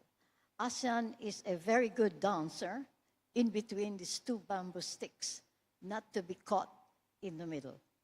And I think we've done it quite well, and I think the future augurs well for this situation for ASEAN to maintain. Thank you, Secretary Albert. Professor Amitav, could I just ask, what are some of the challenges then that ASEAN is going to face as it dances between the two bamboo sticks, as Secretary Albert was saying earlier? What are some of the external challenges that it's going to face? And also, we should talk about some of the internal challenges to ASEAN in this session as well. What do you think are the big challenges ahead? Thank you. First of all, I would like to emphasize that the external environment for ASEAN is very challenging, but it's nothing new. ASEAN, 1967, you were there. I think in 1960s and 70s, the challenge was even greater. There was also not only US-China, but US-Soviet Union competition, the Vietnam War. So those of us who have studied ASEAN are not really thinking there is something really unique, new about it. Of course, China is a much stronger economic player now and military player now. But still, for Southeast Asia, next door to China, China has always loomed very large on ASEAN and Southeast Asia. So I would like to caution all of us that don't take this as something ASEAN has not faced before, something really, really new. But I think the external environment this time is a little different because, as I said, China is a much bigger military and economic player. It's the number 2 economy in the world, by some accounts number 1, certainly number 2 in military. China is not going to overtake the United States in military power anytime soon, but when it comes to its backyard, China has a lot more military power. So that's one difference. The other thing is about ASEAN. ASEAN is much bigger.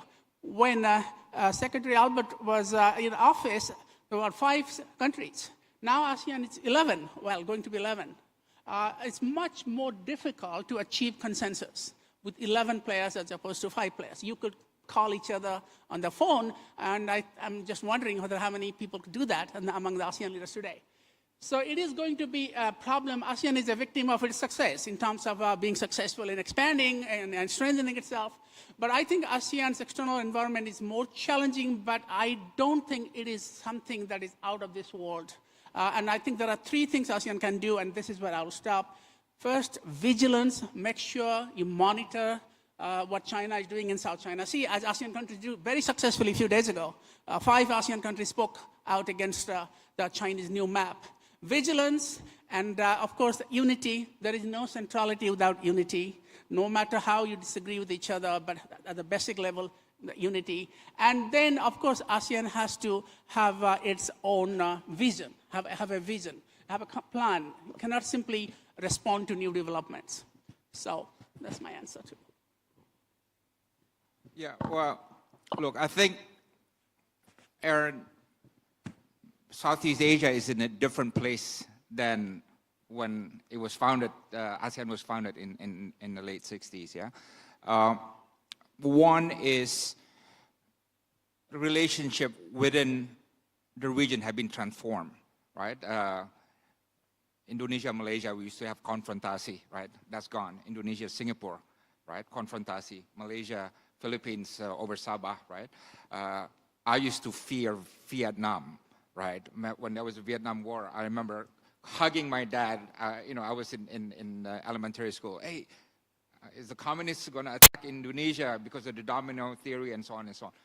That was the fear, the anxiety, and the division within Southeast Asia. But look, we have ASEAN community now, yeah? ASEAN family and so on. So relationship within the region have been transformed. And the other thing is, and this was not present before, the relationship with the major powers have been transformed between ASEAN and major powers, with the US, with Russia, with China, Japan, Europe, and so on. So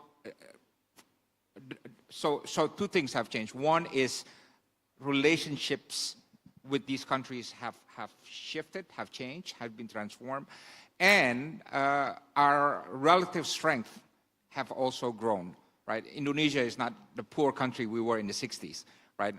Neither is the Philippines or Malaysia, right? And that growing strength, and collectively, that really adds to ASEAN's strategic positioning in the region. And I know we've been talking about US and China, but don't forget there are other countries, Japan.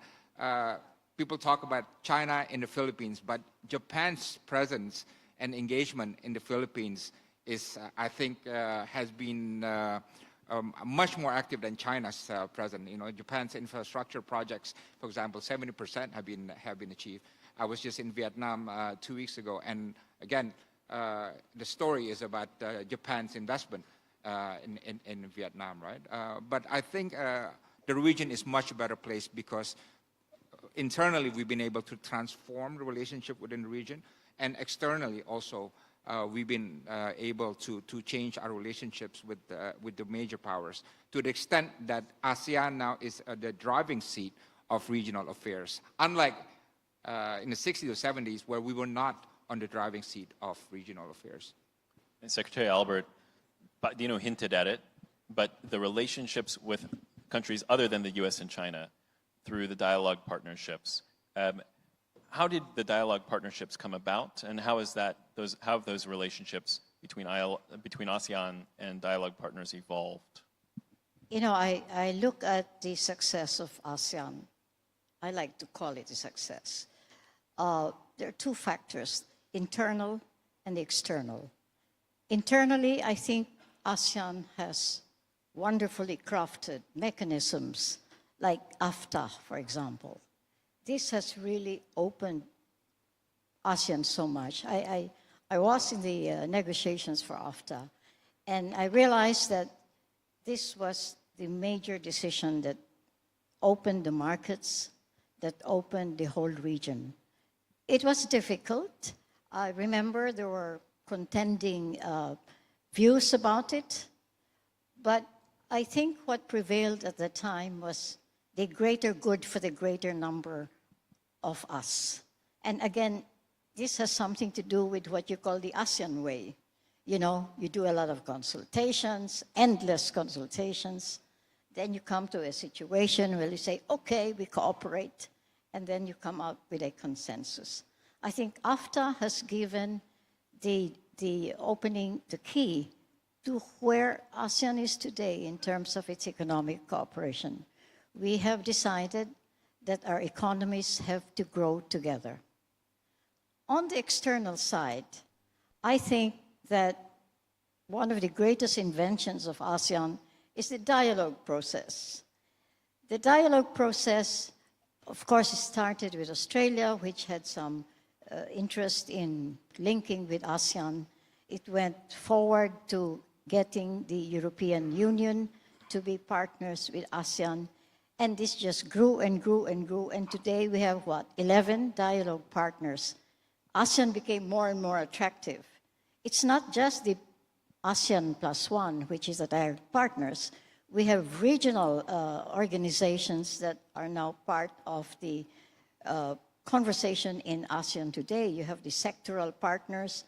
You have the different organizations, including the United Nations, which has a very good relationship with ASEAN. So it's amazing how you can see that evolution of ASEAN from being, I think, an economic, doing the economic path to progress for everybody, which after all was part of the Bangkok Declaration, as well as its global role in terms of its relationship with the rest of the world. I think that in terms of our talking about centrality, I remember in 1995 when we started talking about ASEAN Regional Forum, which was something on defense cooperation and security and some parts of human security. That's when we said, hey, they're coming to us, let's stay in the driver's seat. Remember those days, Dino? Yeah. We used the word driver's seat. Then we became more sophisticated.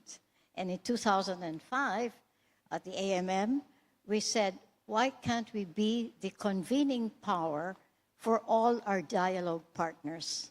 And I think this was, again, key to the global standing of ASEAN. And lately, of course, in 2006, we officially called it ASEAN centrality? Well, ASEAN centrality is defined by different people in different ways. But the origins of it is that ASEAN has become a convening power that attracted not just its immediate neighbors, the 11 dialogue partners, but the rest of the world in terms of, well, the United Nations and the rest of the different organizations, the GCC, for example, the Shanghai Cooperation, for example. They're all partners, one way or the other, of ASEAN. And I'm happy that I've lived through 56 years of ASEAN to see how much ASEAN has really evolved into being a major player, not just in the region, but I think, and many will agree, globally. Thank you. Thank you, Secretary Albert. I wonder, one of the challenges to ASEAN centrality at the moment is the conflict in Myanmar, because not all dialogue partners want to come to ASEAN events if Myanmar is at the table. And ASEAN has developed a unique way of handling this challenge. The leader of the junta in Myanmar, Min Aung Hlaing, will not be at the summit this week. At least those are the current indications. At the same time, the National Unity Government of Myanmar, the democratic opposition, although they don't like to be called the opposition, they won't be at the summit either. Professor Amitav, I wonder, do you think that this way of handling this challenge to ASEAN centrality is sustainable? Will dialogue partners continue to come and see ASEAN as the convening power, as Secretary Albert says, if this continues to be the settlement? Yes, thank you very much for that question. It's a great question. First of all, I would like to make a couple of points about ASEAN centrality. 20 years ago, the term did not exist. If you go back and look at the literature, I have got a new book in Bahasa Indonesia on ASEAN's history that Pak Dino has published from FECI, so you can buy it from Gramedia. But the term did not exist. So it is only in the last, since the ASEAN Regional Forum maybe, that it came about. And now it's become kind of a mantra. Everybody talks about it as if it has been there from the beginning. Now, what does it mean? It doesn't mean ASEAN has physical power.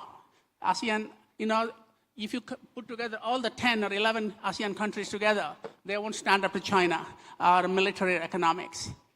So it simply means ASEAN has credibility, convening power. If ASEAN calls a meeting, people will come, leaders will come. If India and China does that, they may come, but not necessarily. So ASEAN has credibility, convening power, and that is basically ASEAN centrality. But I also like to point out that sometimes it has become something like a fig leaf, like some kind of everybody likes to talk about it, but they do things differently. They are kind of pay lip service. ASEAN centrality is good in the speech, but in action. So China can talk about ASEAN centrality, but then publish a map with territories of 5 ASEAN countries are seen as part of Chinese territory. The United States, I lived in Washington for the last 15 years. I direct the ASEAN Studies Initiative in my university. The Americans, of course, take ASEAN seriously, but mainly in the context of US-China relations. What they can get out of ASEAN in their competition with China. Not for ASEAN's own sake. We talk about it a lot in Washington. So everybody wants to get something out of ASEAN and or ASEAN countries, but I don't think they really pay respect to ASEAN centrality the way the term implies. That brings me to Myanmar. And Myanmar, in one way, it is deja vu. We had, and ASEAN had a Myanmar problem since the 1980s and 90s, and then democratic transition and back to square one. And I think part of the reason was because people became a bit complacent when Myanmar was going through the decade of democratic experiment. At the moment, there is no substitute for ASEAN diplomacy. The international community, I wrote a book on Myanmar, just published, The Penguin.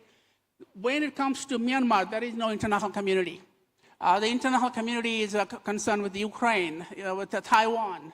Only ASEAN is concerned about Myanmar, and only ASEAN. And that's a bit of a deja vu in a positive and negative sense, because it was ASEAN that managed and resolve the Cambodia conflict. The Thais did their part, the Indonesians did their part back in the 1980s. And similarly, whatever ASEAN is doing, we can find a lot of faults, some divisions between, say, Thailand and Indonesia, for example. But ultimately, it is ASEAN is going to find a way. It might take a decade, and I think it will take some time. It's like exactly to me goes back to the 1980s and 90s. But I think we should, the international community doesn't want to do anything. I mean, look, India and China are supporting the regime in Myanmar. The United States is too busy with Taiwan and Ukraine. European Union, almost existential. So who is going to look after the Myanmar problem? So there are a lot of specific things we can talk about, what ASEAN can do. But I think maybe I'll pass to Park Dena to talk about, make an evaluation of ASEAN's performance. Unfortunately, I've just been told that our time is up. We're ending the session a little bit early. So on that very provocative note, I'm afraid we'll have to leave it there. But please thank our panelists for their contributions, and thank ABAC for inviting the panel to join us today.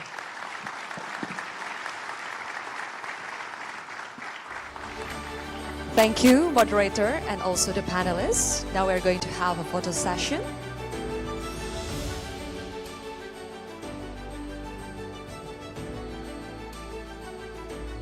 Yes, we are going to have a photo session before we continue to our next agenda.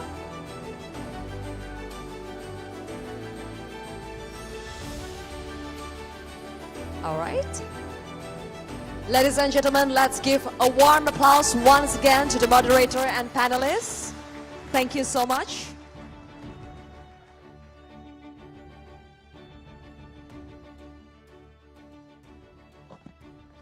Thank you so much once again to our moderator, Mr. Aaron Connolly, and also to our incredible panelists. We have Professor Amitav Acharya, Mr. Dido Patijalal, and also His Excellency Dela Domingo Albert. Thank you for your perspective.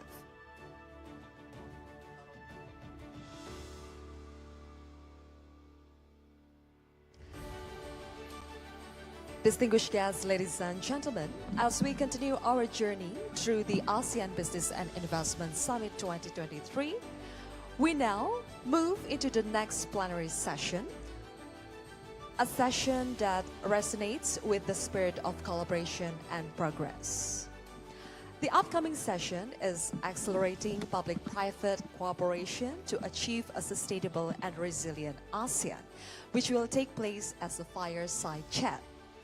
In an era where public-private cooperation is instrumental for governments and businesses to drive transformation and advance innovation in global sustainability efforts, key leaders will share their thoughts on streamlining government and business efforts to achieve a more resilient economy.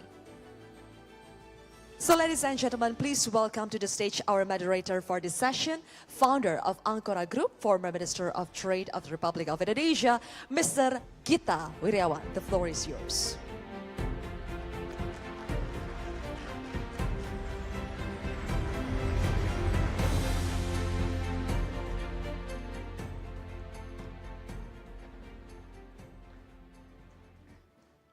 Hello. Very good morning to all of us at this very special event, the ASEAN Business Investment Summit of 2023. I'm delighted and honored to be sitting next to Professor Klaus Schwab, who is the founder and executive chairman of the World Economic Forum. Professor, you insisted that I call you by the first name. Yeah, you are Gita, and I'm pleased to be Klaus. Thank you so much. I want to begin the discussion with a pretty general question. You've been making remarks about what it takes to be in a position of leadership. You've mentioned aptly some of the attributes that are needed for somebody to be in a position of leadership. But I want to make this a little bit more colorful by way of putting this in the context of how the world has shifted in terms of the global order from a rather unipolar to a much more multipolar. You've talked about the heart, the muscles, the brain, the soul, and the good nerves. Please, Professor. No, thank you, Gita, and it's a particular pleasure for me to be together with you. I mean, I knew you in your former capacity very well, and now you have become an intellectual, so it's a delight to be together. And I want to express also my appreciation for Arshad, the Kadin chairman. We have such a good cooperation with Indonesia, so I'm delighted to be here. But to respond to your question, when we look at the world, and when we met in Davos early this year, people spoke about a multi-crisis, but actually we are in a multi-transformation. And we can go into the specific details. It's a economic transformation, it's a political, geopolitical transformation.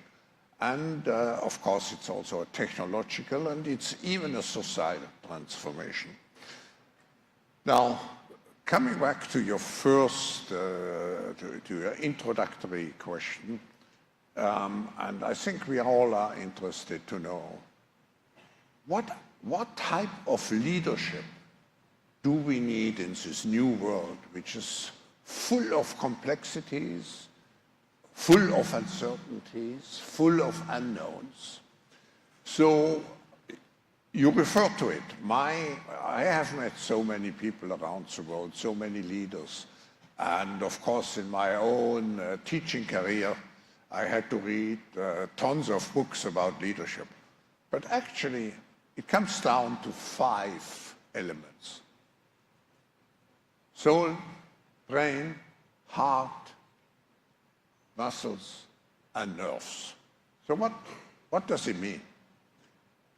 The soul stands for really having a mission in life, having a vision about the future, because the old-fashioned strategic planning to a certain extent is out. You cannot predict exactly anymore the future.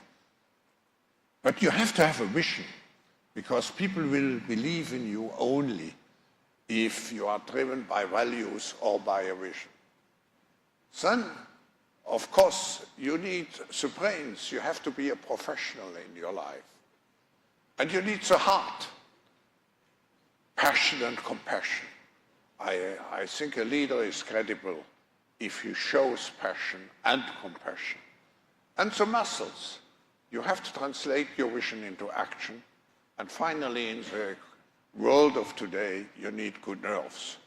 So it would be very interesting to ask the question, who is actually today a leader in the world who let's say, corresponds to all the 5 criteria?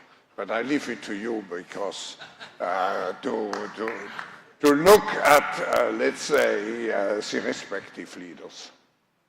Interesting, Professor. I want to share with you an observation about how Southeast Asia has fared in the last 30 years.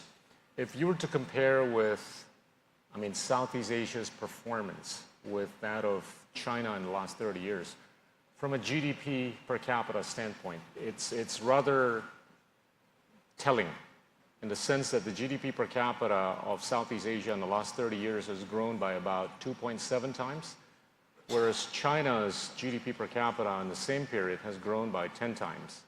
It's largely attributable to 4 attributes. The first one being the underinvestment in infrastructure by Southeast Asia. The second, the underinvestment in education by Southeast Asia. The third would be governance related. And the fourth would be the lack of competitiveness in Southeast Asia. I want to seek your wisdom on what you think Southeast Asia can do in the next 30 years. And I say this with full optimism that we should be able to get way past 2.7 times in the next 30 years.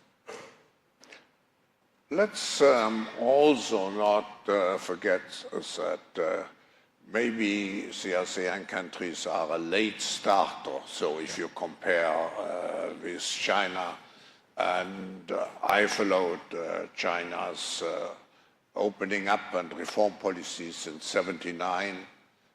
It was a very integrated policy, and actually coming back to this notion of you need a vision, so it was a very strong vision starting with Chairman Deng at that time for China. And I see now a similar vision about the future of ASEAN is developing. And even if you take, I mean, the high, compared to the global average, the relatively high global growth rate of, let's say, 5 to 6%, it means doubling GDP of the ASEAN region every 12 to 13 years. So this will be a remarkable progress. But also, something has changed, and if I look at this region, and I would give some imperatives, which, by the way, are very evident also in the whole communication about the meetings here this week. I think the future lies in being smart, which means digital, being green, and being connected. Let me elaborate shortly on those issues. The first one is smart or digital, and particularly using artificial intelligence. We have to be careful that we don't think in terms of different stages of industrial development, and now we the ASEAN countries focus on manufacturing and saying, no, artificial intelligence and all those technologies of the fourth industrial revolution will be the next step. No, the success will be in the combination already now of the best production capabilities, which, by the way, include to a large extent today artificial intelligence. If we talk about a green economy, people feel green, that's an obligation in order only to keep our nature in a good shape and to fight climate change. No, it will be in the future a strong competitive factor, because green energy, with all the innovations which have already been made or which will be made, will be superior in terms of costs. So a country which moves very fast into green technologies acquires a competitive advantage. And connected, I feel the future in this disintegrating world will be based on global cooperation, but here regions will play the role of strong pillars of the system. And I'm a big believer in the, we spoke about it before coming in, I'm a big believer in mid-powers. It's not just China and the US. I think the new world is a very complex world. It's a multipolar world, dominated maybe by 2 or 3 giants, but the middle powers like Indonesia, like Saudi Arabia, like Brazil, will play a very crucial role in this new geopolitical, geo-economic context. I want to pick up on this point, because as the world is becoming much more multipolar, ironically, I've been saying a few times in the past that multilateralization is at risk, to the point where we are sort of like pushed to bilateralize a little bit more than before. And that just intuitively requires countries around the world to focus more on becoming more competitive and more productive. Is that the right way to think about this going forward? Yes, but let's look what happened. We had the golden age of globalization. started probably around 89 with the fall, with the end of the Cold War, and it lasted until 4 or 5 years ago. And it was a combination of different factors. It was, on the one hand, the driving down of production costs through global supply chains. It was lifting hundreds of millions of people out of poverty. And it was governments who eased the process by creating a plain level field. Now, and it was business, it was mainly a demand-driven global economy, and it was business which was in the driver's seat. The situation has changed. Today, governments are much more back in the driver's seat because governments have become more interventionist, and there are several reasons. The first reason is, of course, the COVID pandemic, which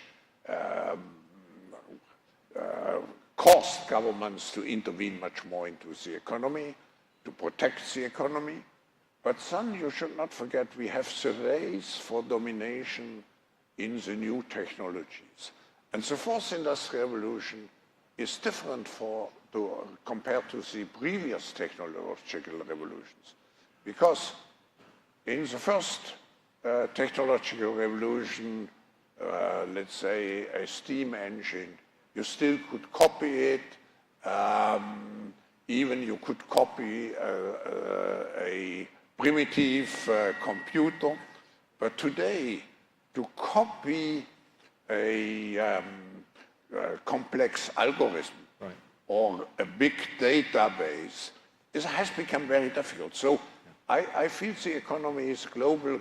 To come back to your question, global competition will be driven much more by who masters the fourth industrial revolution. Because being first mover or first adapter of those new technologies provides you with an enormous competitive advantage. And what we see also now in the competition between the US and China is not just about which is the dominating global economy or the largest global economy. It's who is really mastering the fourth industrial revolution, which provides enormous power, of course, not only in economic competitiveness, but also in using your power on a global basis. But it would be interesting. I mean, you are an expert in this area. Well, Kita, what is your opinion? Well, I'm sitting here with a lot of optimism for Southeast Asia going forward. I mean, if you were to take a look at the baseline growth rate trajectory for Southeast Asia for the next 20 years, I think it's easy to assume that you should be able to get 2 to 5% range by way of conventional wisdom.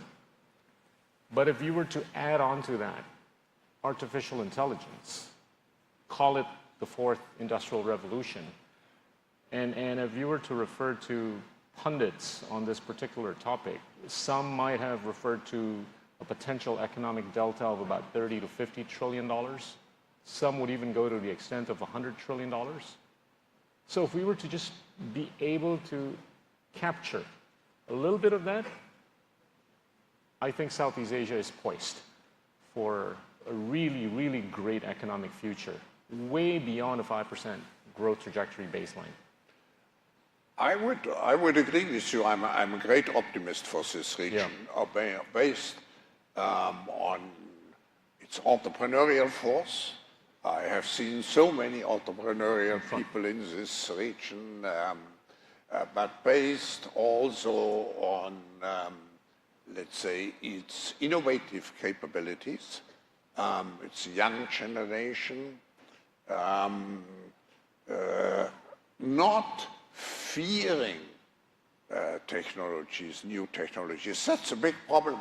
Why do we have a polarization in societies in Europe and in the US? It comes, well, one of the factors is that older people do not necessarily understand anymore all the complexity in geopolitics, in geoeconomics, and particularly in technology. And then they have the feeling they lose control over their lives. Now, here in this region, you have so many people who want to embrace the new world because they see it as an opportunity to improve their lives and to make progress. So I'm a big believer that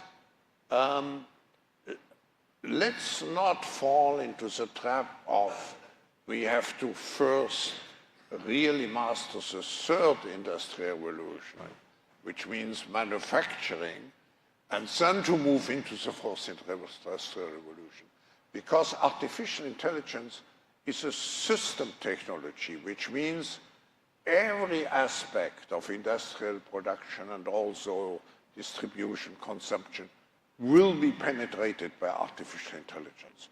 So to use, let's say, the manufacturing revolution and to combine it immediately with the new capabilities of artificial intelligence could be the strength of this region. Look forward to that. I want to pick up on an earlier point you brought up in the context of US and China, right? Do you see US and China being in kind of an Ali Frazier kind of fight, or do you see this as a zero-sum game? No, I think we move into a situation of a multipolar world, as we just said, with the two, let's say, being the big elephants in the room. We will not go back to a completely, even if we do have to make efforts, into an overall rules-based, cooperating global system. It will be a rivalry. And the rivalry is not only in terms of competitiveness, it's in terms of values, it's in terms of systems, but we are one humanity, and we are faced with survival challenges. As far as the climate change is concerned, but even in artificial intelligence, there are some people who say if we don't keep the ghost in the bottle, it may mean even a threat to our humanity. So we have common problems, and we could add migration, we could add many, many else. We could add that the World Economic Forum is now at the moment very much engaged in finding common governance rules for artificial intelligence. So there are areas, and we are working here together with many governments, with the leading companies. There are areas where we absolutely have to work together. So we will not come back to an overall integrated system, but we have to find the touch points in this, let's say, multitude of relations where we really have to create a win-win situation because we depend so much each on another. Interesting. Professor, in Southeast Asia, we've got 10 economies or governments, 4 of which are monarchies, some of which are trying to be democracies, and you've got 2 single-party countries, and then the rest are democracies, multi-party democracies, right? What do you think in your mind is the right kind of framework for a PPP strategy to be well executed in this part of the world?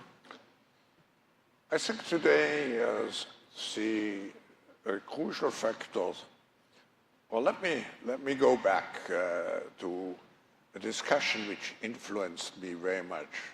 One of the wise people of a former Prime Minister explained to me, I think it was 30 years ago, what the art of governance is, particularly also looking at the differences between the US, Europe, and this part of the region. And he mentioned it's always to find the right equilibrium between the individual and the collective. And whatever the government form is, I think this is today even more important because the individual is the base for creativity, for innovation and so on. But we have to keep in mind the collective interest. So how do you find the right equilibrium? And I think it's not so much, this is a question for every country in the world. But again, you, in your teaching capability and as a professor, what is your opinion? I've been spending quite a lot of time with the young people who are trying to be entrepreneurs, and I've been advocating that it's important for them to think about becoming an entrepreneur despite the government, not because of the government. That creates, I think, a higher degree of resilience. You've talked a lot about resilience, right? And I think to the extent that the young generation learns to be surviving, even better, thriving, despite, instead of because of the government, that I think will create a much more nimble type of framework. To the extent that the government becomes more proactive in providing support to entrepreneurship, then I think it becomes, it's a plus and a bonus. Gita, it should actually not be despite the government. It should be with the governments. I mean, the World Economic Forum is the global organization. We have this international status to foster public-private cooperation.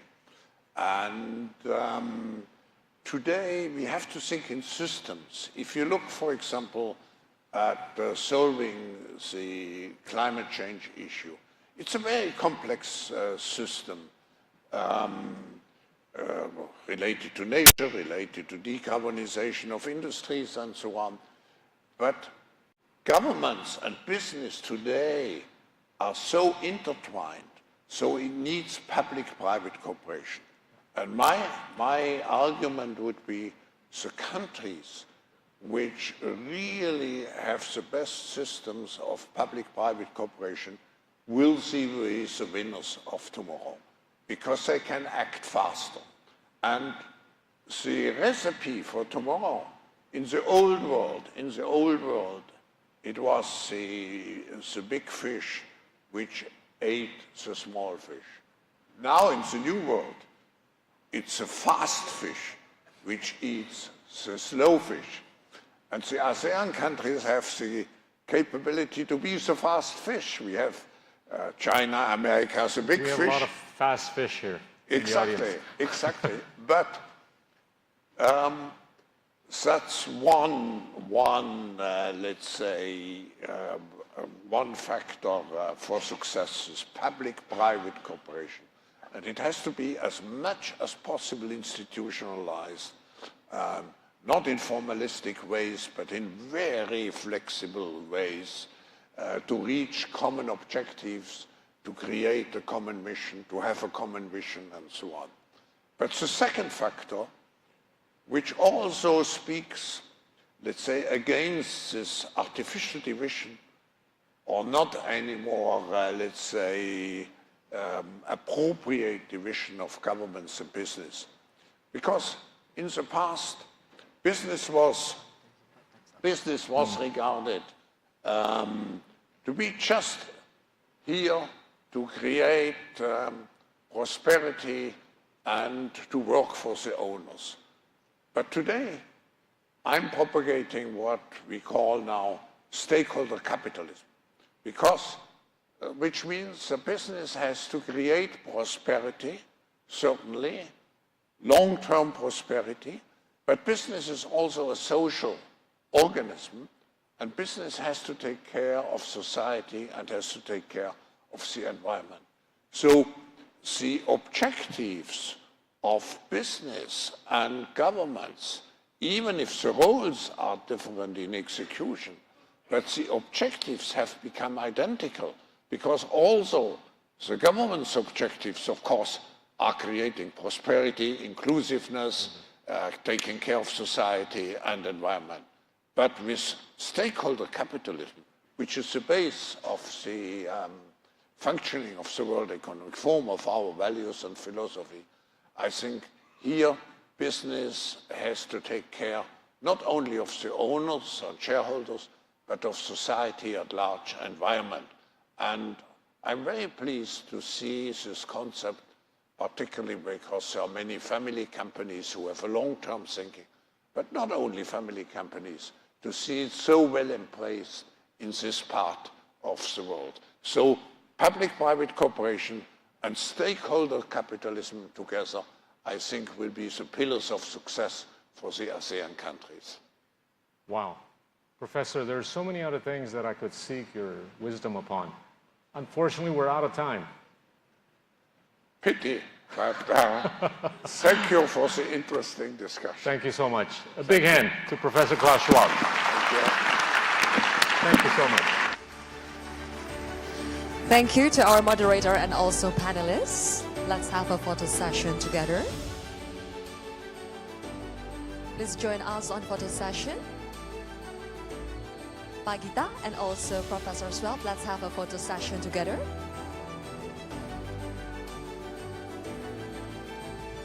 Please welcome Excellency, distinguished guest, Mr. Arshad.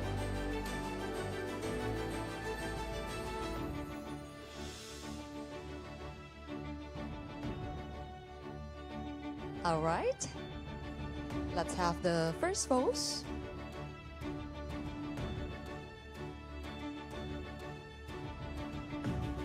Okay, thank you very much. Let's give a warm applause to our panelists for today.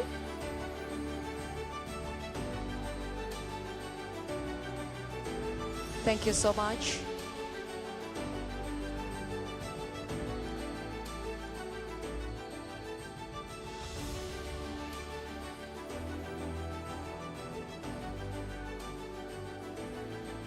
Excellencies, distinguished guests, ladies and gentlemen, we have the privilege on engaging in series of enlightening discussions and conversations.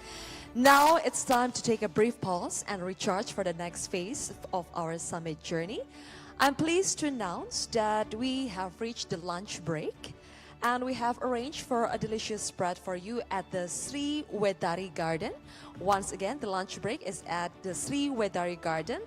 And please note that the designated area for lunch, and let's reconvene sharply at 1:20 p.m. local time, because we are going to close the ballroom at 1:30 p.m. because there will be the ASEAN state leaders are going to join us. That's why we are going to close the ballroom sharply at 1:30 p.m. So let's reconvene again at this ballroom at 1:20 p.m. local time. Once again, ladies and gentlemen, we are going to have a lunch break at Sri Wedari Garden, and we are going to reconvene again at this ballroom at 1. The latest is 1:20 p.m. local time, and we are going to close the ballroom at 1:30 p.m. because the ASEAN leaders are going to join us. That's why we're going to close the ballroom sharply at 1:30 p.m.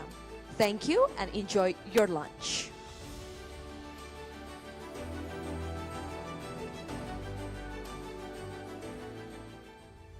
Sustainability has been the focus of Astra through our public contribution. We have set our Astra 2030 sustainability aspirations. In 2022, Astra was progressing towards achieving the sustainability aspirations as follows: 10% reduction of greenhouse gas emission, 43% renewable energy mix, 24% reduction of water withdrawal intensity, 98.99% solid waste recycled and recovered, 74% non-coal revenues, launched DE&I for Leaders program, 71% reduction of lost time injury frequency rate, launched Astra Women Support System, 2.12 million beneficiaries through community development programs. Continue to strengthen our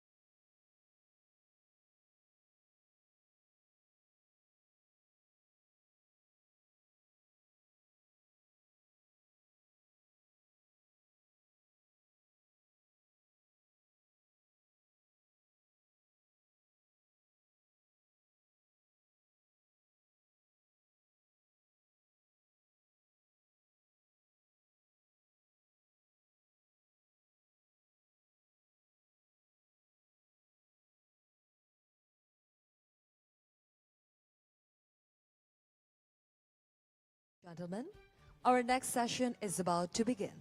Please proceed to the main ballroom and please be seated. Once again, ladies and gentlemen, we kindly request you to proceed to the main ballroom and please take your seats. Our next session will begin shortly. Thank you.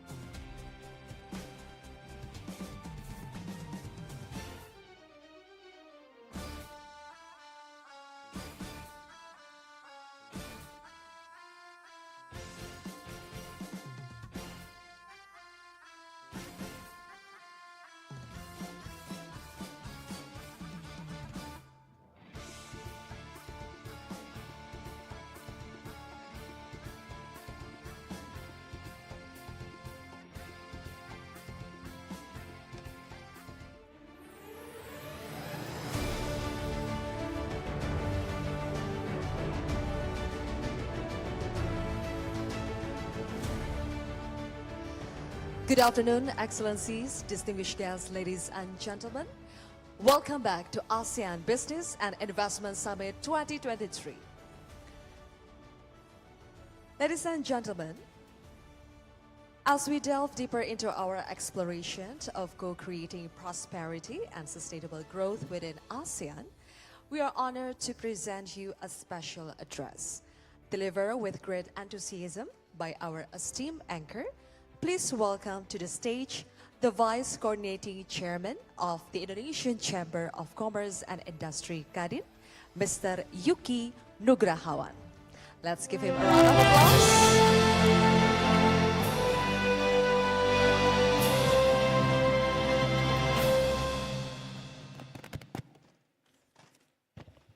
Bismillahirrahmanirrahim.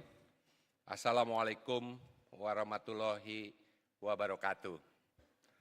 Your Excellencies, distinguished ladies and gentlemen, it's an honor to stand before you all today, welcoming you to ABIS and extending gratitude to all individuals who have supported us. I would like to appreciate Prime Minister Fumio Kishida for his outstanding relationship with the ASEAN. His spirit ignites the flame of collaboration that define the future of our development. The role of our dialogue partner, like Japan, is unlocking the boundless potential of ASEAN cannot be overstated. With that, Prime Minister Kishida has given video remark for all of us. Let us watch the remark on how ASEAN matters for Japan and the world. Thank you very much.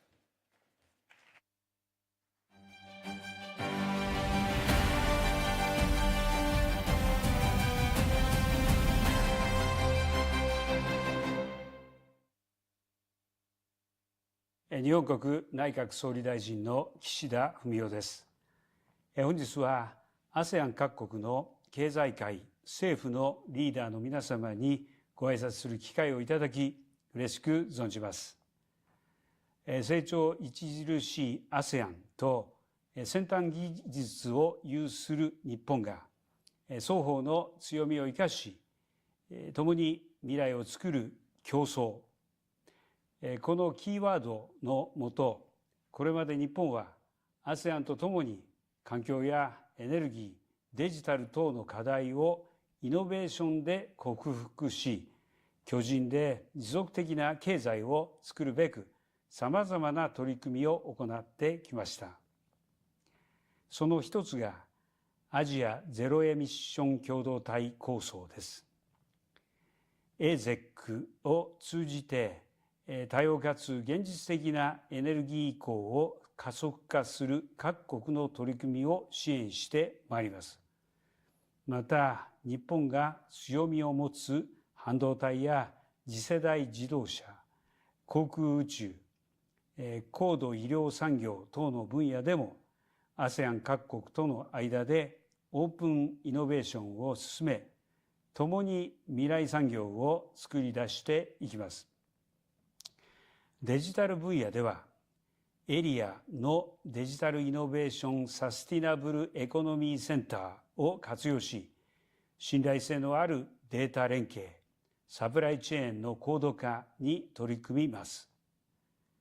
活発な経済活動には、自由で公正な経済ルールが不可欠です。これまで CPTPP、RCEP 協定をはじめ、日本と ASEAN 各国が進めた FTA ネットワークがこれを支えてきました。新たな枠組みである IPEF についても、日本は米国とアジアの架け橋となって貢献を行っていきます。本日ここにお集まりの各国リーダーの皆様とも未来志向の議論を行ってさらなる経済協力を進めていければと考えています。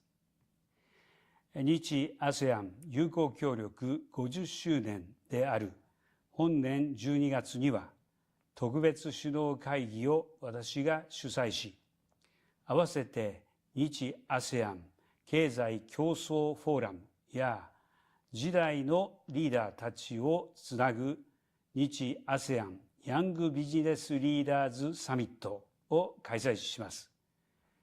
本日のこのサミットの結果も踏まえつつ、さまざまな具体的協力を共に打ち出してまいりましょう。最後になりましたが、ASEAN のさらなる発展と本サミットの成功を心より記念し、私の挨拶といたします。Let's give a round of applause. Thank you, His Excellency Fumio Kishida, for the insightful address, and also thank you to our esteemed anchor, Mr. Yuki Nugrahawan, for the introduction. Excellencies, distinguished guests, ladies and gentlemen, as we move forward into our next plenary session, focusing on the ASEAN, the insights and perspectives that our esteemed guests will share, we are truly privileged to have a remarkable line-up speakers for this session.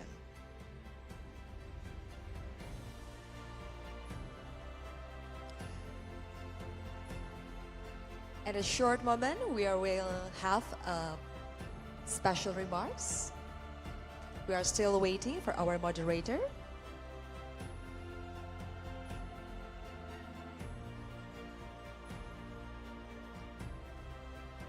Once again, ladies and gentlemen, our next plenary session will be focusing on the ASEAN, the epicenter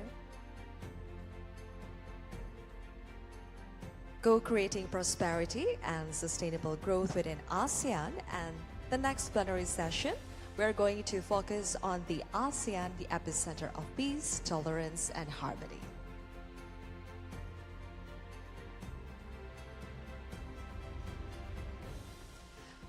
We are still waiting for the arrival of our esteemed anchor.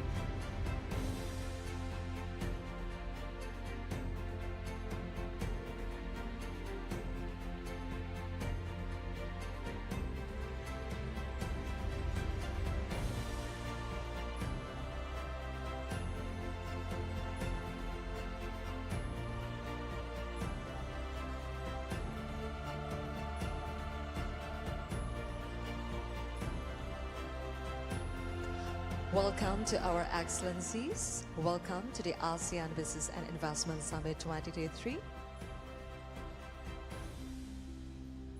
Welcome the Chairman of the Central Board of Nahdlatul Ulama PBNU, Kiai Haji Yahya Khalil Stakuf.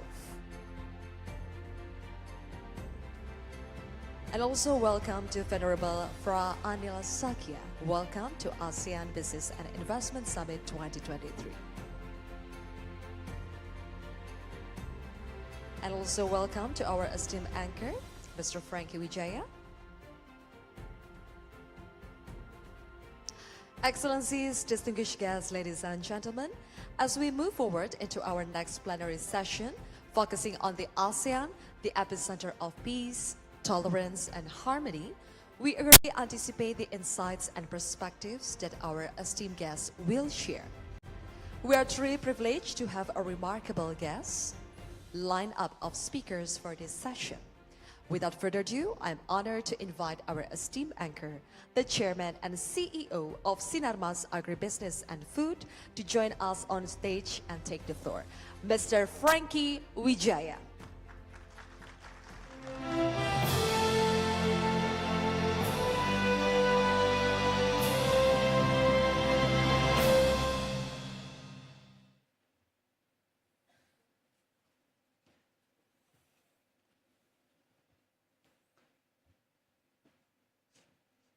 Selamat siang, salam sejahtera bagi kita semua.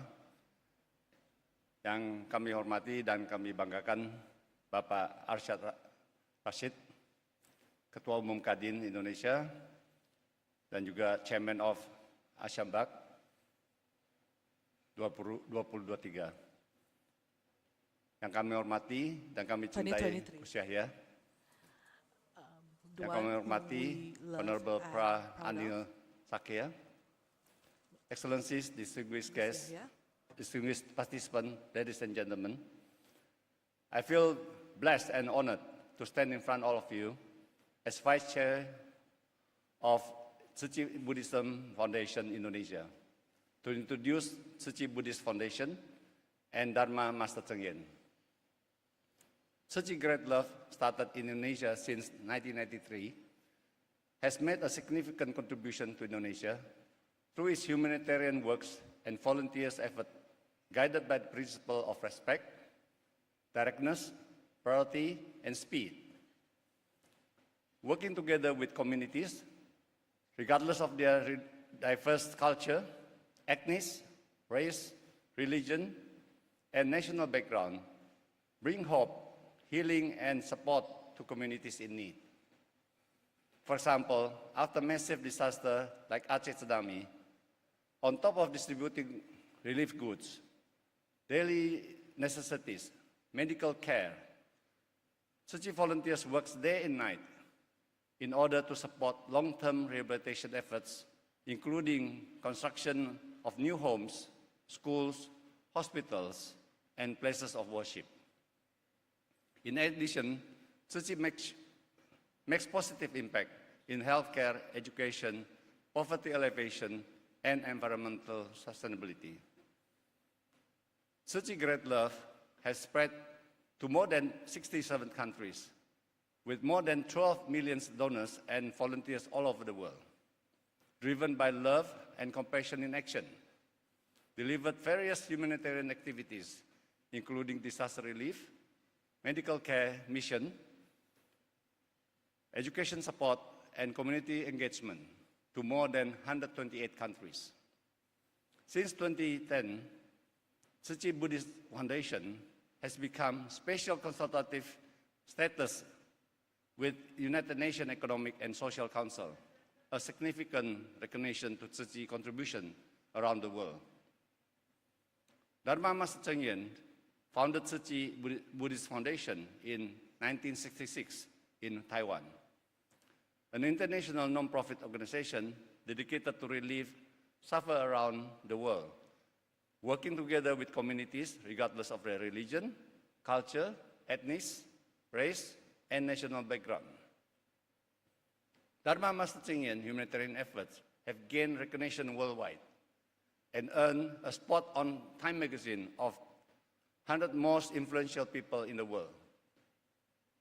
In summary, I believe the power of great love, which is based on love and care for Mother Earth and its living beings, will be able to inspire collaboration among diverse culture, ethnic, race, religion, and national background across ASEAN countries in order to foster peace, tolerance, and harmony in promoting growth and prosperity within ASEAN and beyond. Ladies and gentlemen, without further ado, please welcome Dharma Master Cheng Yen. I thank you.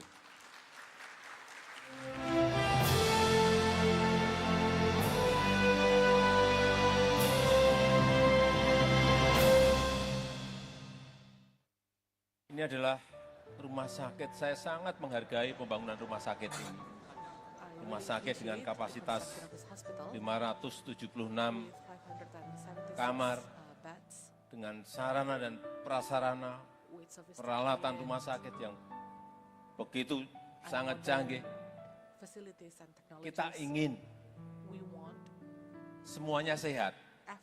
Tetapi kalau pas sakit, jangan pergi ke luar negeri. Pergi saja ke rumah sakit Tzu Chi Hospital.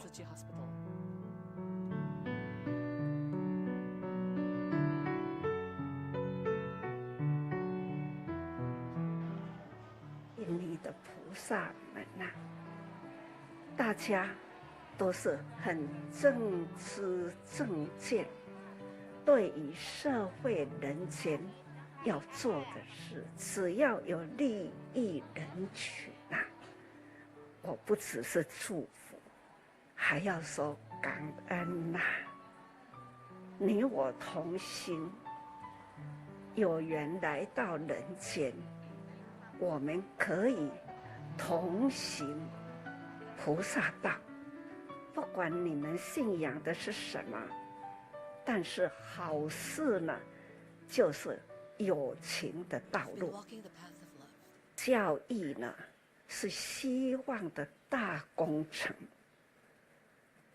你们这几年来啦，对于教育呢，都很重视，所以这个社会啦，我们教育出来的是社会的英才，教育的是为人间育英才啦，都是好的人才。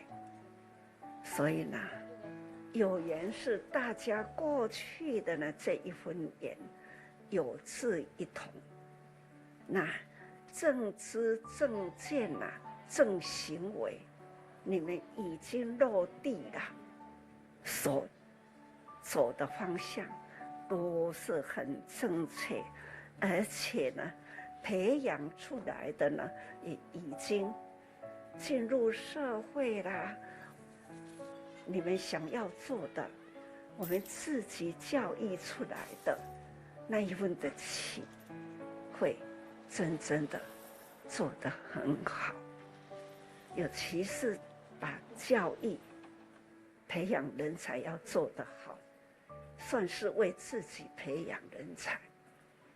所以我说，印尼是一个很好因缘的慈济的成功者，这真成功的一个国家做慈济。印象很深的那个时候的虹溪河，曾经社会有过这样，这就是呢警惕。哪怕教科书呢，我们的历史啦，也应该要写进去，可以对照，就是只要有心，就不怕天下有难事。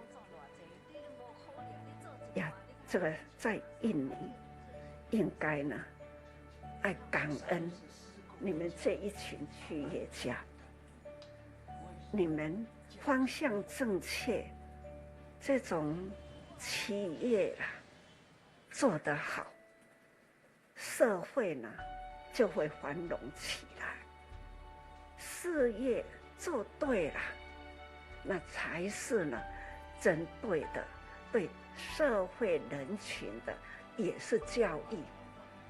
很期待企业家总是要负起社会的责任。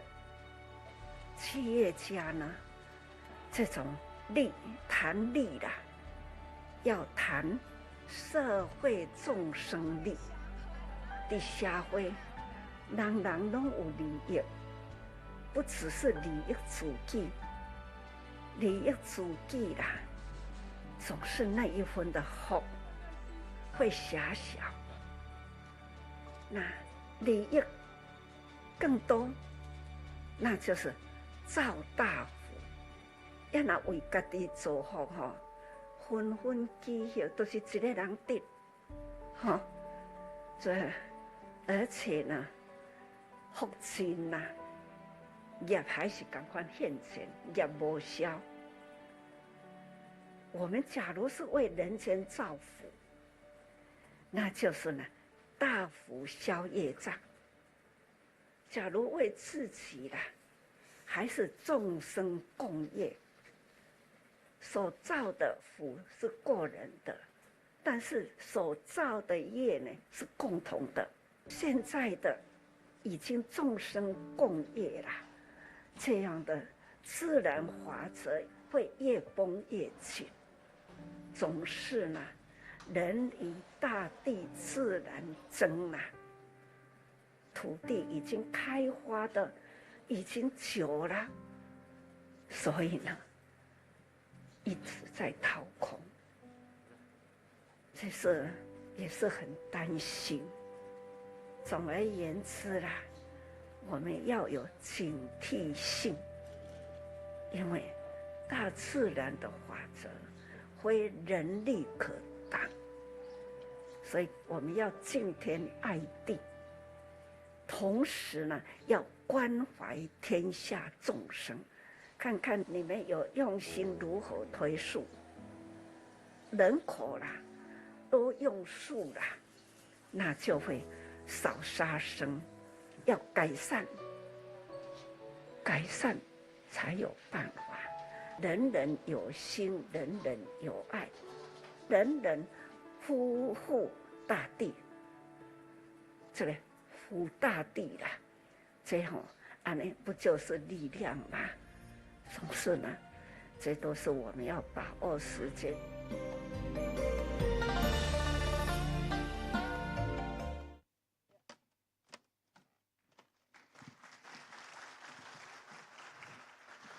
Thank you, Master Cheung, for the incredible remarks.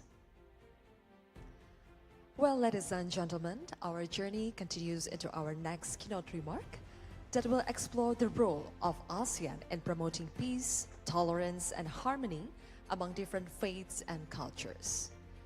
Faith-based organizations are important focal points in ASEAN's sustainability agenda.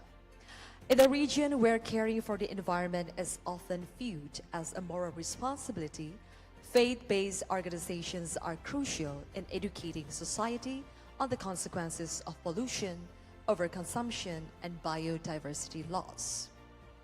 Please join me in welcoming our esteemed speaker to the stage, the Chairman of the Central Board of Nahdlatul Ulama PBNU. Please welcome Kiai Haji Yahya Khalil Stakuf.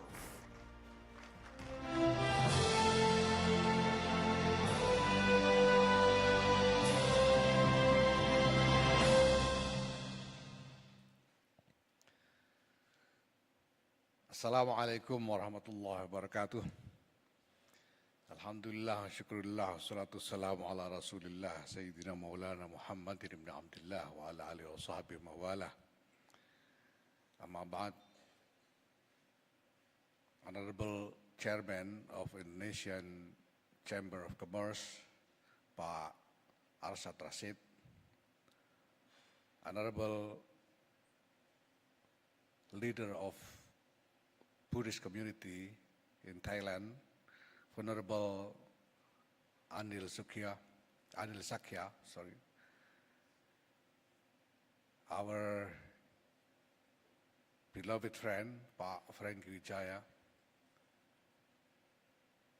distinguished guests and participants from ASEAN countries. Thank you for the honor of stage that is given to me.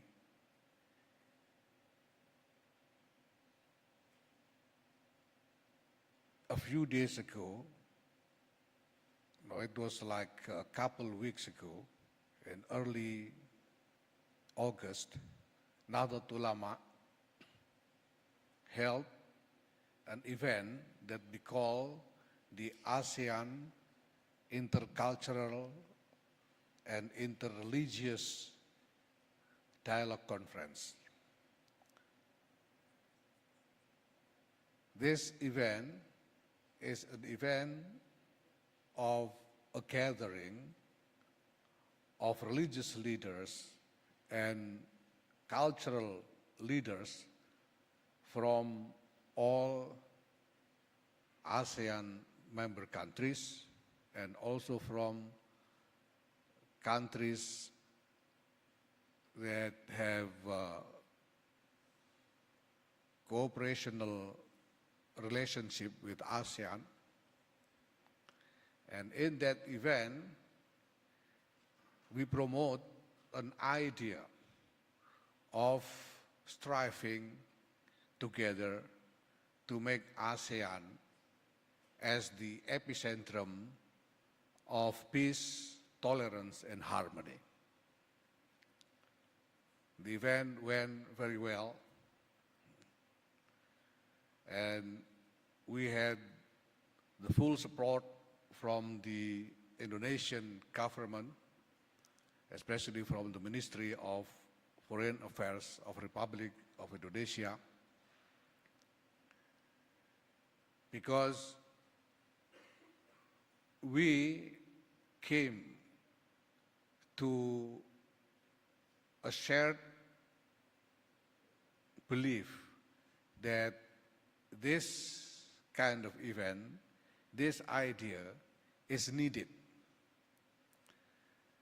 And the consideration for that is a simple logic. This year, as the host of ASEAN Summit and the bearer of ASEAN presidency, Indonesia promotes an agenda to make ASEAN as the epicentrum of growth. ASEAN matters as the epicentrum of growth. Is ASEAN truly having the potential to make itself an epicentrum of growth, which means that it can foster more economic growth, not just for ASEAN countries and societies, but also for all the entire global community. We believe ASEAN has the potential, and the reason is many. We have very, very affluent natural resources. We have huge populations, which is very essential in the dynamics of economy. So what the ASEAN Summit needs to do then is to think and discuss about the strategy to really make it happen, to make ASEAN as the epicentrum of growth. But then, ladies and gentlemen, in every postulate of basic economic theories, there's always one phrase that comes in common, which is ceteris paribus, meaning that every economic postulate can only work if there is no other variables involved.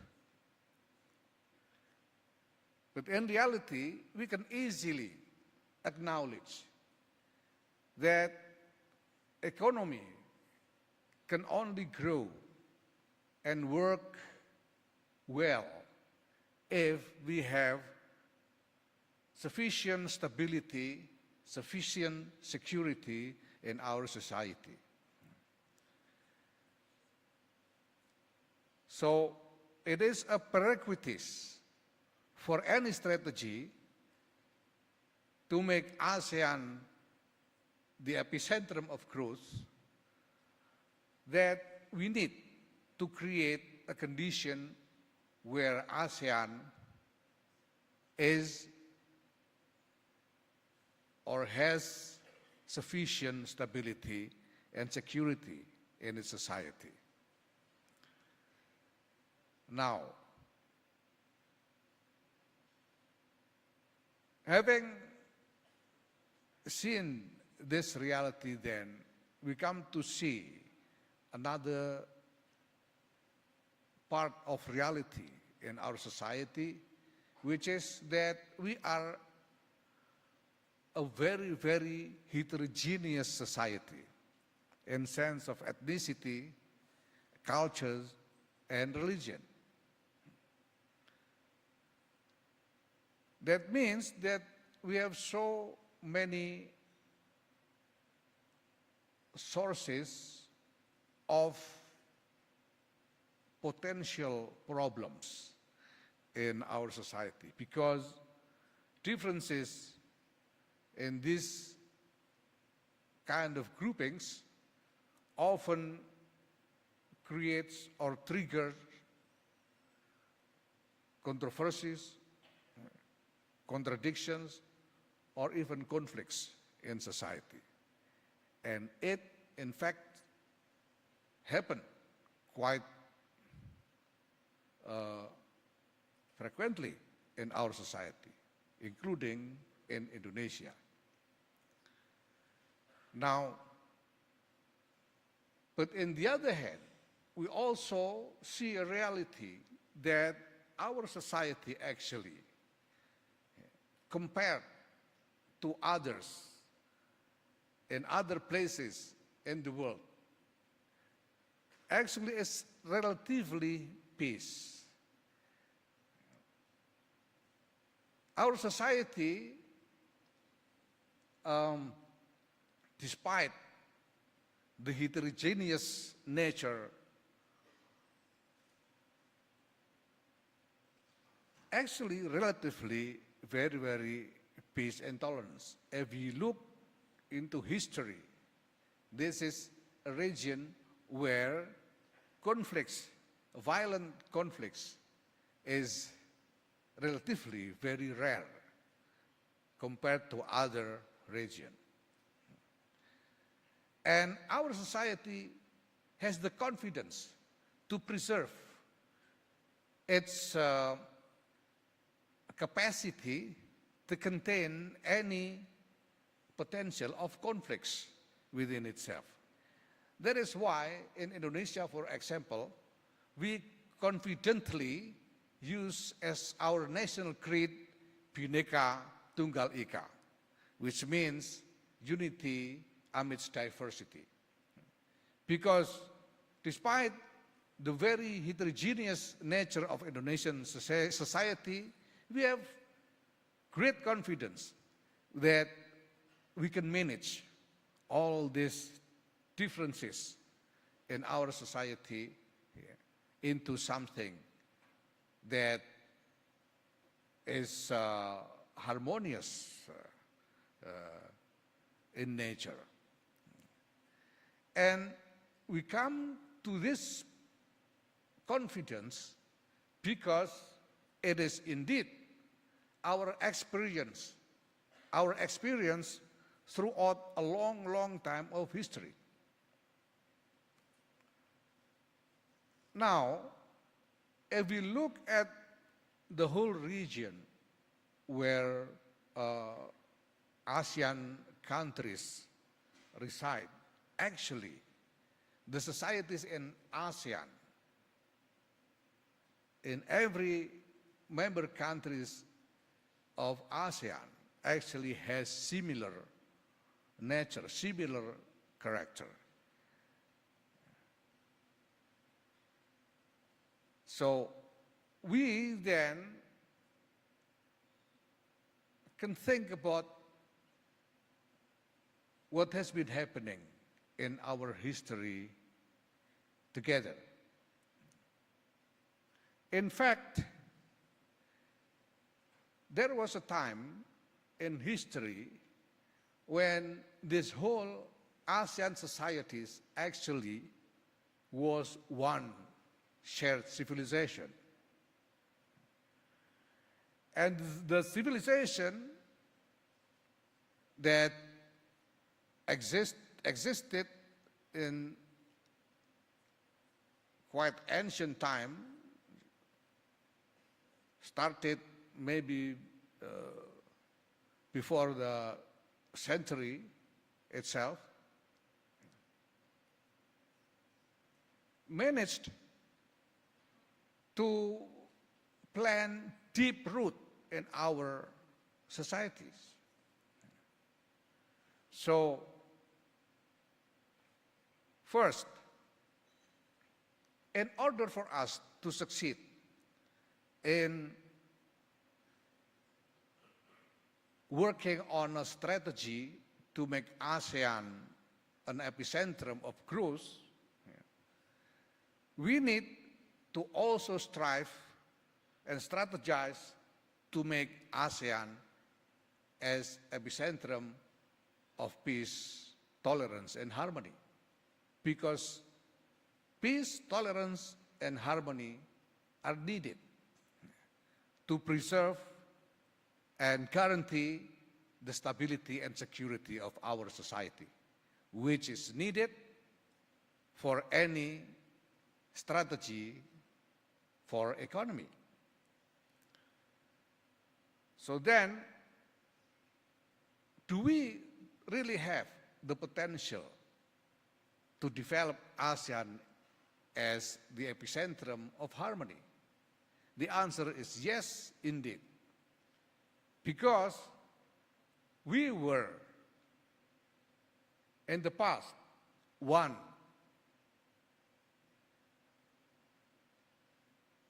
civilization.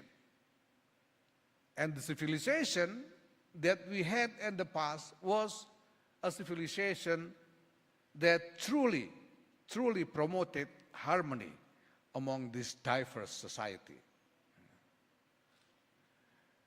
We had in Indonesia, for example, the civilization of Sriwijaya, which managed to survive for not less than 7 centuries, 700 years in Indonesia.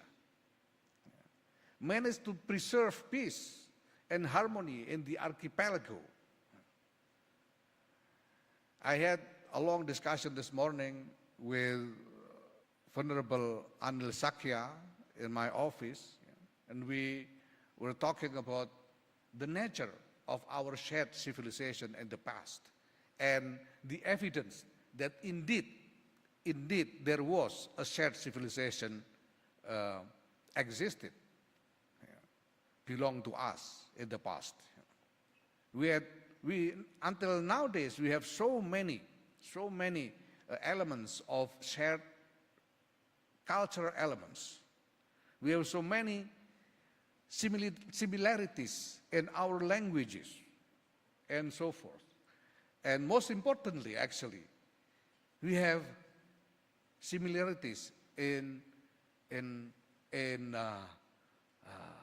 the nature of our mentality, which is a mentality that put harmony as the most important in our life. So indeed, we have the potential to strategize and make ASEAN an epicentrum of harmony, an epicentrum of growth, going along with epicentrum of harmony is something that the global community is really in a great need nowadays. So hopefully, with these efforts that we put our dedication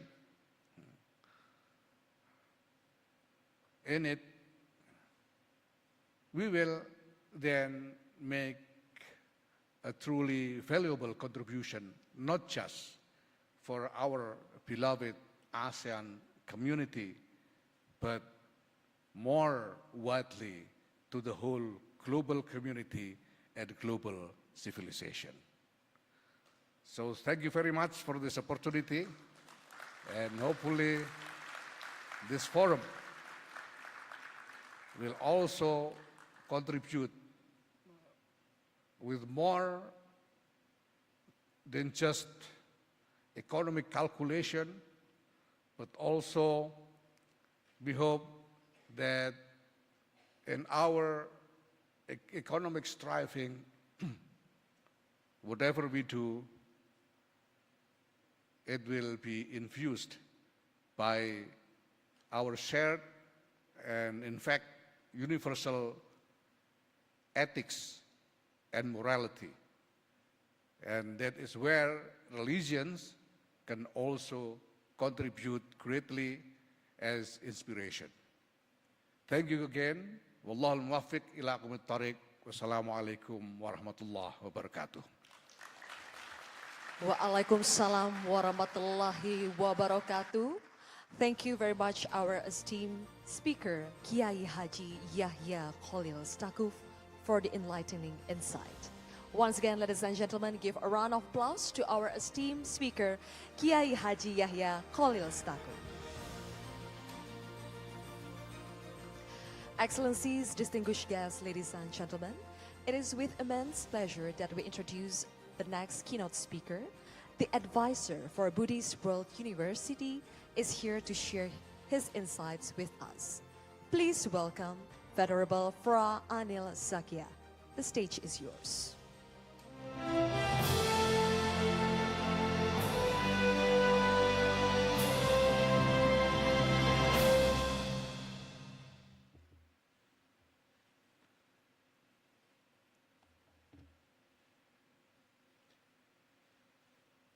Good afternoon to all. Most Honorable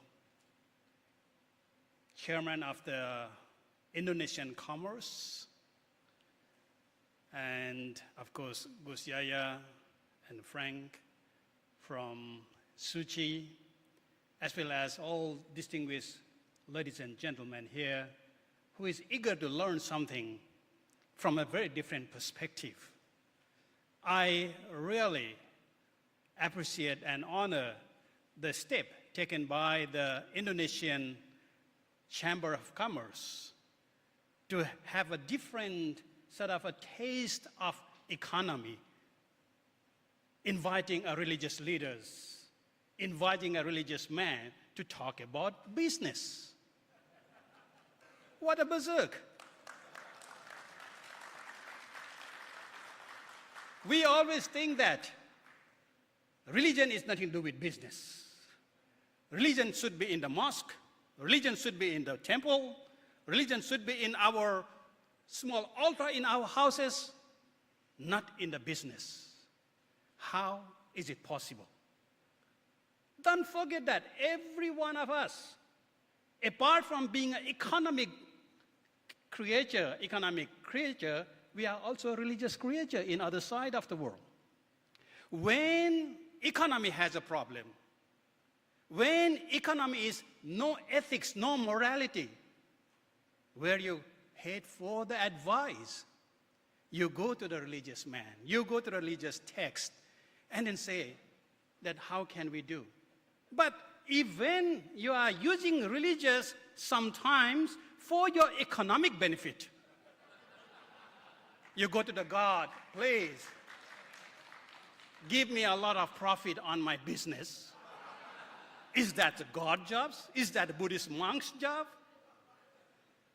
So, this is a very good initiative the Chambers of Commerce has taken. Bravo, I salute you. In this interfaith session of this ASEAN-BAC Business Advisory Council, I guess that we are trying to look at something from the very fresh eyes. And that is, I would say that I think as for the commerce, I think you are trying to ask me is that how can we use religion to make this world, this ASEAN fertile for your economic growth, isn't that? Am I getting some mistake here? And that's why you are saying that you have epicentrum of peace, tolerance, and harmony. Because without peace, tolerance, and harmony, you can have a good business. But again, if you look at the vice versa, thus, business is another part which create the peace, harmony, and tolerance for religious and society in return. So this is the problem of what I call is chicken and egg problem. So who is to blame here? If the society is turmoil, you are saying that religious is getting a problem. And when the religious is getting problem, we say that it's an economic problem. So whose problem is that? And we are, after all, being victimized from all other sides. So I guess that in order to see that, in order to talk about this whole idea, especially to try to say at epicentrum, this is a very good and fancy word, I guess. Epicentrum of peace, tolerance, and harmony. Every region in the world, they are trying to use this kind of a phrase to say that our region is safe, our region is peaceful. But peaceful for what?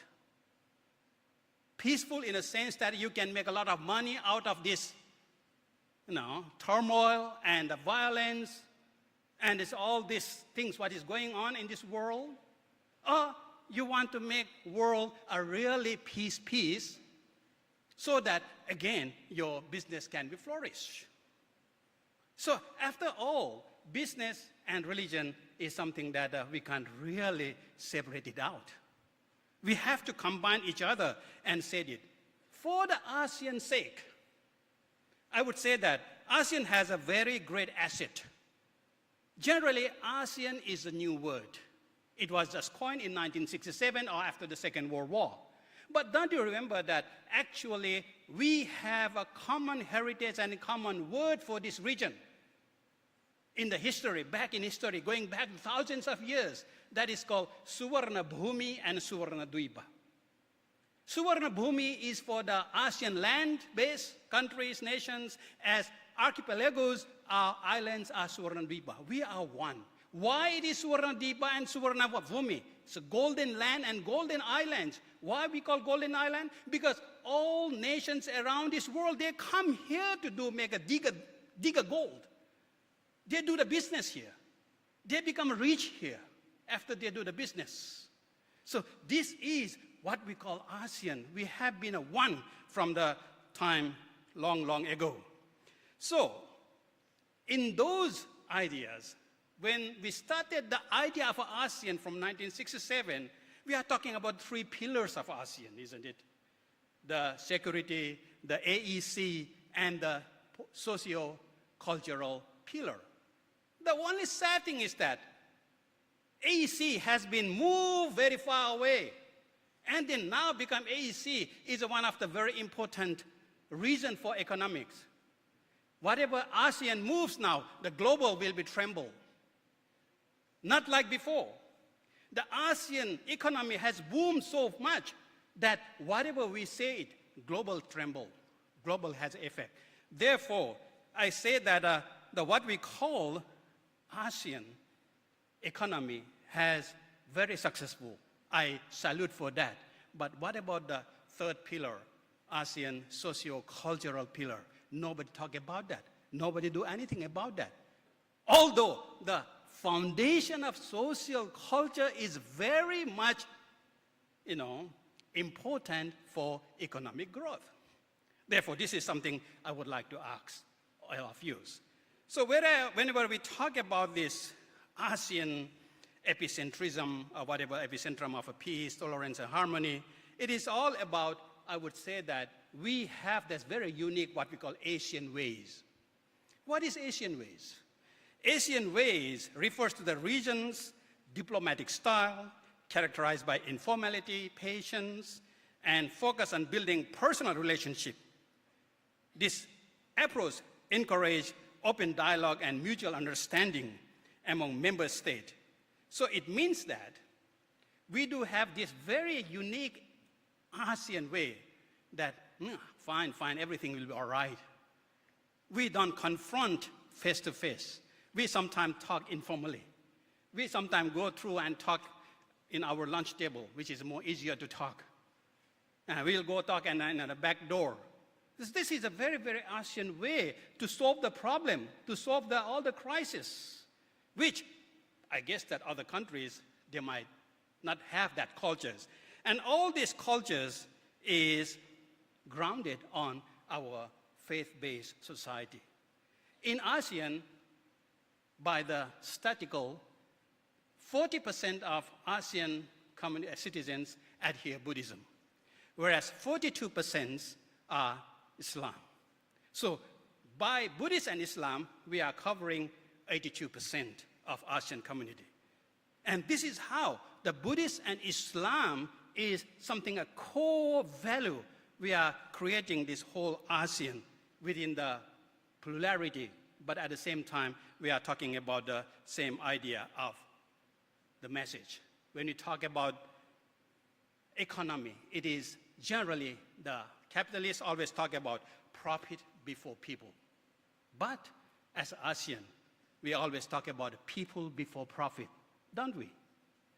Because this is something that we have to share the wealth, we have to share the things. That's why even the topic is called inclusivity. We have to include everyone, not leave anyone behind. Even from the Asian point of view, I think that we have to be very careful and we have to be very, very proud to able to give something to the world. Don't forget that in Thailand, the idea of a theory of sufficiency economy. In Indonesia, Balinese, Hindu background of a Trihita Karana, or even the Islamic Quranic concept on the Mizan, we are talking about the same thing actually. The balance, the sustainability. The whole word of sustainability or sustain, do we know that? What does it mean? The UN said it, and generally we are translating into something like the development forever. Is there such thing as a development forever? Because the word development itself is changing. If you don't change, you won't develop. So how you can sustain them? So if you realize the derivation of the sustain through the ASEAN culture, through the ASEAN language, it is a tenor in Latin, which means that uphold. And same word in ASEAN language, based on Sanskrit and Pali, it is from the word dra, and that is become a dharma. So basically, sustain means that the dharma. So sustainable development is a dharmic development, you see. Dharmic development is that the development with balance. Balance with what? Balance with money and happiness. Balance with the morality and business. So therefore, I would say that in order to realize, in order to share this idea with the global world, as an ASEAN key role player, I would say that we should have to really work hard in order to show these ideas. If I use the word, little bit of a business idea, everyone is always looking for the growth of your business. If you say that from 1 million rupiah to 500 million rupiah, from 100 to all this area has a growth. But are you happy with that? No. Because you need to have some kind of discipline, you need to have some kind of ethics. So once you have a sort of a growth, materialistic growth, and we have a little bit of ethics and something else, that is called progress. We are better than the growth. But when the religion come in, religion says that, no, that is still wrong. If you really want to share the human, the demand dignity, the religious will say that on top of the growth, you will have ethics, and on top of the ethics, that is ethics means that the human honesty, all this moral, all those things, values, and top of that, I would say that you need to have a humanity, you need to have a spirituality, you need to have a morality. Once all those business has done, I will call success. So that is a business model. I will always say we need to have it. I guess we already have very strong, what we call is ground.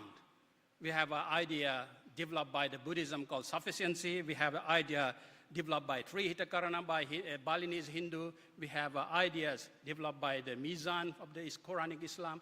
All those ideas can be shared with the global world. And then I would say that just to give you a very simple, in fact, the 5 Ps of the SDG. looking from the ASEAN perspective, I would put in a very consecutive manner as Arya Manushya, that is for the people, Arya Bhumi, that is for the planet, Arya Krita, that is for the partnership, Arya Vriddhi, that is for the prosperity, and Arya Sukha, that is for the happiness. That means we have to start from each individual, every Manushya, every Jana, to become a Arya, to become a sustainable. In order to do that, we need to have a sustainable planet, the surroundings, the land, the office. And then once you have the sustainable things, then there is more people is coming in a partnership. Once with the partnership, then you will have a prosperity. And that prosperity is going for the Arya Sukha, sustainable happiness. And this is what we are really we can show to the world. So last but not least, I would say that as we are talking about the business model here, I will give you a small definition of my own business, I guess. It's a monk business, not a monkey business, though. So let me give you my own definition of ASEAN business. When we think of ASEAN business, I would like to ask all of you to think of the 8 qualities. Business is 8 words. B, always think that whatever we do, we have to be beneficial for everyone. B. U, I will say that it should be useful for everything, not only yourself.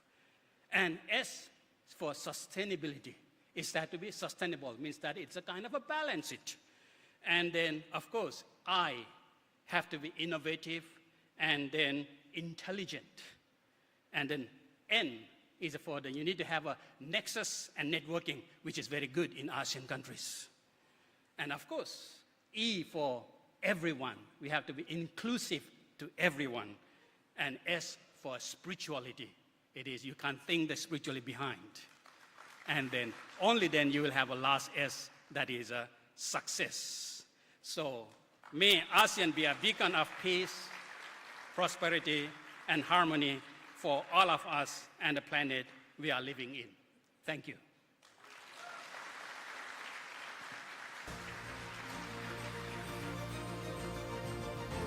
Thank you very much, Venerable Fra Anil Sakya, for a very incredible remarks that given to all of us here today.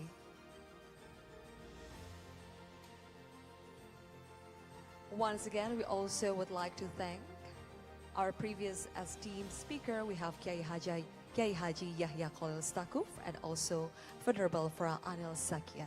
Thank you for sharing your thoughts. Ladies and gentlemen, let's give a round of applause to our esteemed speakers. Thank you so much for your valuable thoughts and time.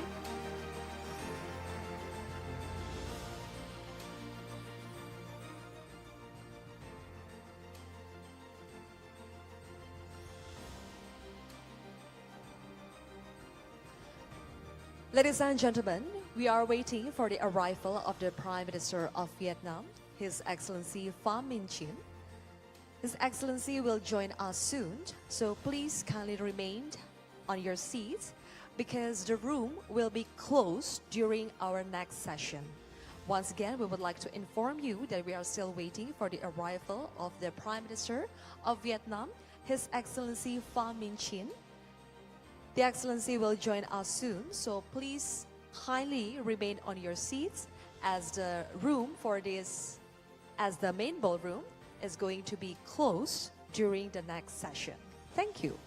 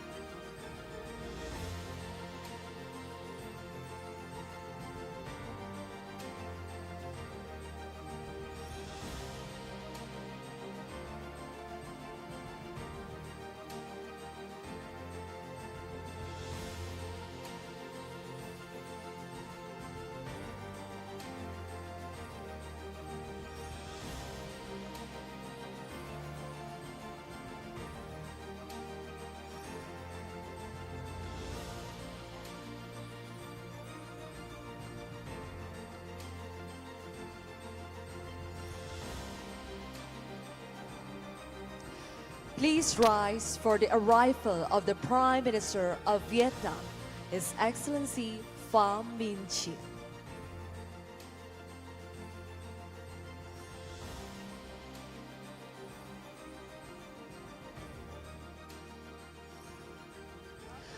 Welcome the Prime Minister of Vietnam, His Excellency Pham Minh Chinh.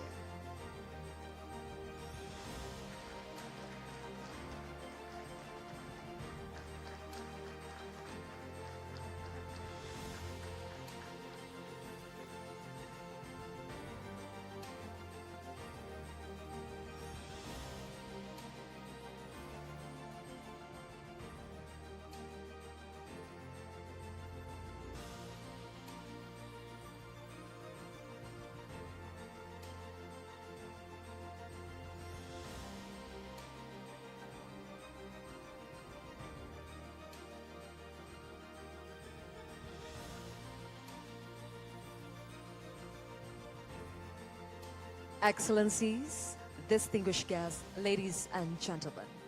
As one of the fastest growing economies in Southeast Asia, Vietnam has been actively pursuing international partnerships and free trade agreements to promote its economic growth and development. We are honored to have with us today a visionary leader who will be delivering a special address on the topic ASEAN in multipolar world that will focus on how ASEAN can support businesses and maintain its centrality in the region through deepening partnerships with external actors such as China, Japan, the European Union, and the United States. Ladies and gentlemen, please join me in extending a warm welcome to our esteemed anchor, Mr. Arshad Rashid.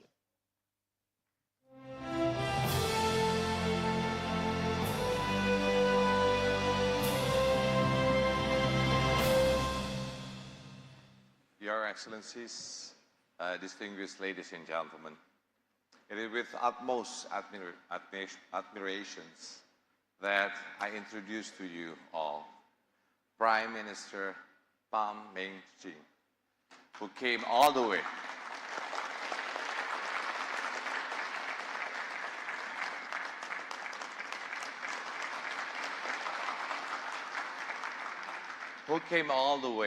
to Indonesia to be with us today. Your presence here, Prime Minister, signals the importance of the private sectors to regional prosperity. We acknowledge Vietnam as the strong engine of regional economic growth, with its competitive industries and resilient supply chain. We will hear from the Prime Minister on how ASEAN can support businesses and maintains its centrality in the regional architectures through its deepening partnerships in this multipolar world. With that, I would like to introduce, please, Chair Phing.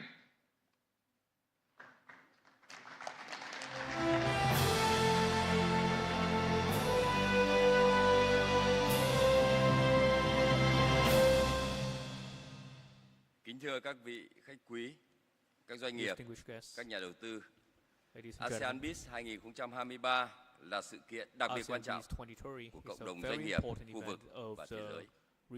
Tất cả chúng ta ngồi đây đều mong muốn We're all here today to witness a strong, prosperous ASEAN that is a model for solidarity and cooperation, an epicentrum of inclusive growth and progress and sustainable development. In this society, the business community would play an important role. At this very important event, we are very pleased with the presence of Prime Minister Pham Minh Chinh of the Socialist Republic of Vietnam. Over the past years, under the leadership of the government of Vietnam, the core of which is Prime Minister Chinh, even given the impact of the turmoils of the world, of COVID-19, and the flux of the global environment, Vietnam's economy still grows, achieve important triumphs, becoming a bright spot in the global economic picture. With an innovative thought and vigorous action, the Prime Minister has directed us to improve the business environment, engage in digital transformation, green transformation, and sustainable development. This has received strong applaud from the investment community. The fact that the Prime Minister spends time here today is a demonstration of the importance he attaches to the Vietnamese business community and ASEAN business community as a whole, and it is also a demonstration of the commitment of the Vietnamese government to freedom of trade and investment for better business and better investment for a better world.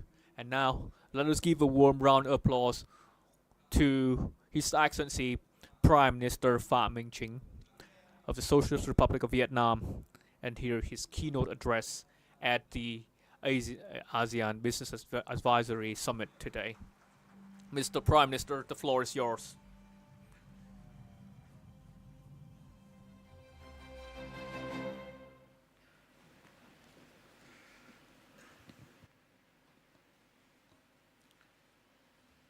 Thưa các nhà lãnh đạo ASEAN và các đối tác, ASEAN and thưa partner các doanh leaders, nhân đại diện cho doanh nghiệp, dear businesses, quý mến. entrepreneurs, tôi ladies rất and là hoan gentlemen, nghênh và đánh I giá very cao much welcome cái nỗ lực and của Hội applaud đồng the tư vấn effort kinh doanh ASEAN of the ASEAN Business Advisory Council in the organization of the ASEAN Business and Investment Summit 2023. This is a great effort indeed from the entire ASEAN business community, including, of course, the very effective support from Indonesia as a host country. Over the past years, the ASEAN BIS has served as a premier forum for the business community for us to share ideas and cooperate and win together. I'm very much impressed by the way that we conduct our cooperation through the summit. Distinguished guests, ladies and gentlemen, as you are well aware, the world today is changing. There are many changes that are quite unpredictable, quite unprojectable. We have just undergone COVID-19, a very unprecedented thing. After the pandemic, the world economy as a whole, and the business community along with it, and our people have encountered so many difficulties.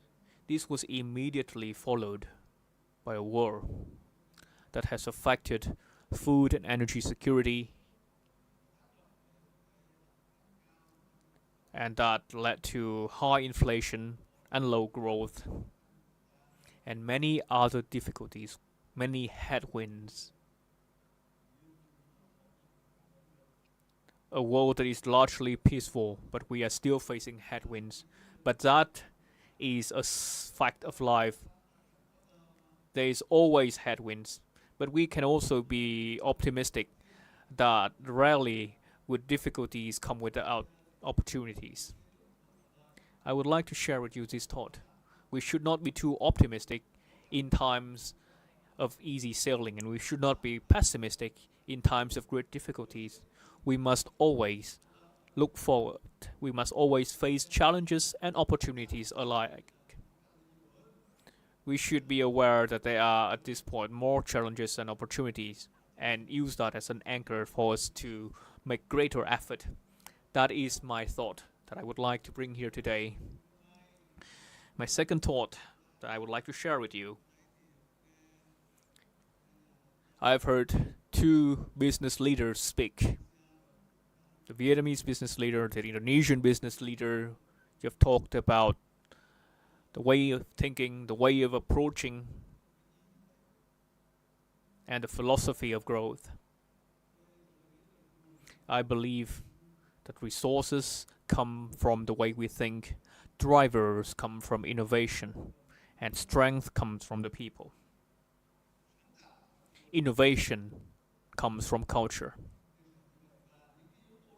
And these factors are something, all of these we have with us in the ASEAN community. So we should put forward our best foot forward so that we would have the strength, we would have the capability to stand together and lead ASEAN along a path of rapid and sustainable development. Distinguished guests, ladies and gentlemen, the multipolarity in the world today is a matter of course.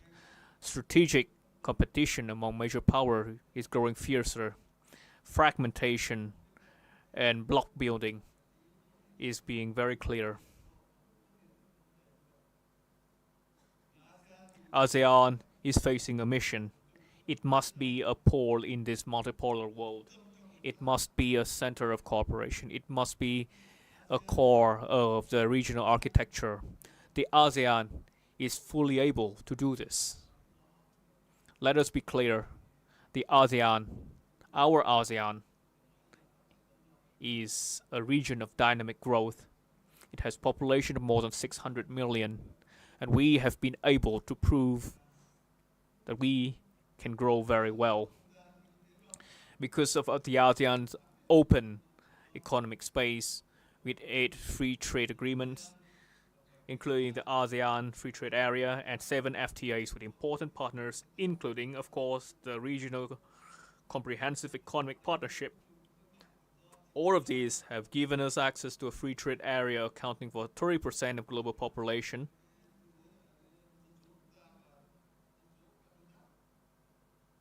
Our population and that of our partners, with 688 from the ASEAN alone and 32% of global GDP, worth $3.6 trillion last year.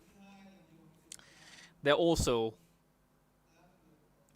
many bright spots, many opportunities that we are making good use of from the new trends, such as the making of the ASEAN digital and circular economy framework, the carbon neutrality strategy, the negotiation for the upgrade of the ASEAN Trade and Goods Agreement, and the FTAs between ASEAN and China, the ROK, Japan, and India. This has given us a broad and broader legal framework. Third, the ASEAN is independent and resilient and a bright spot in economic growth. Last year, our growth is 5.6% compared to 2.9% of global economic growth. This year, our growth is slated to be 4.5%, higher than the projected growth of developed countries. We are also stepping up intra-ASEAN trade and investment. Intra-ASEAN trade is now worth $856 billion, accounting for 22% of total ASEAN trade.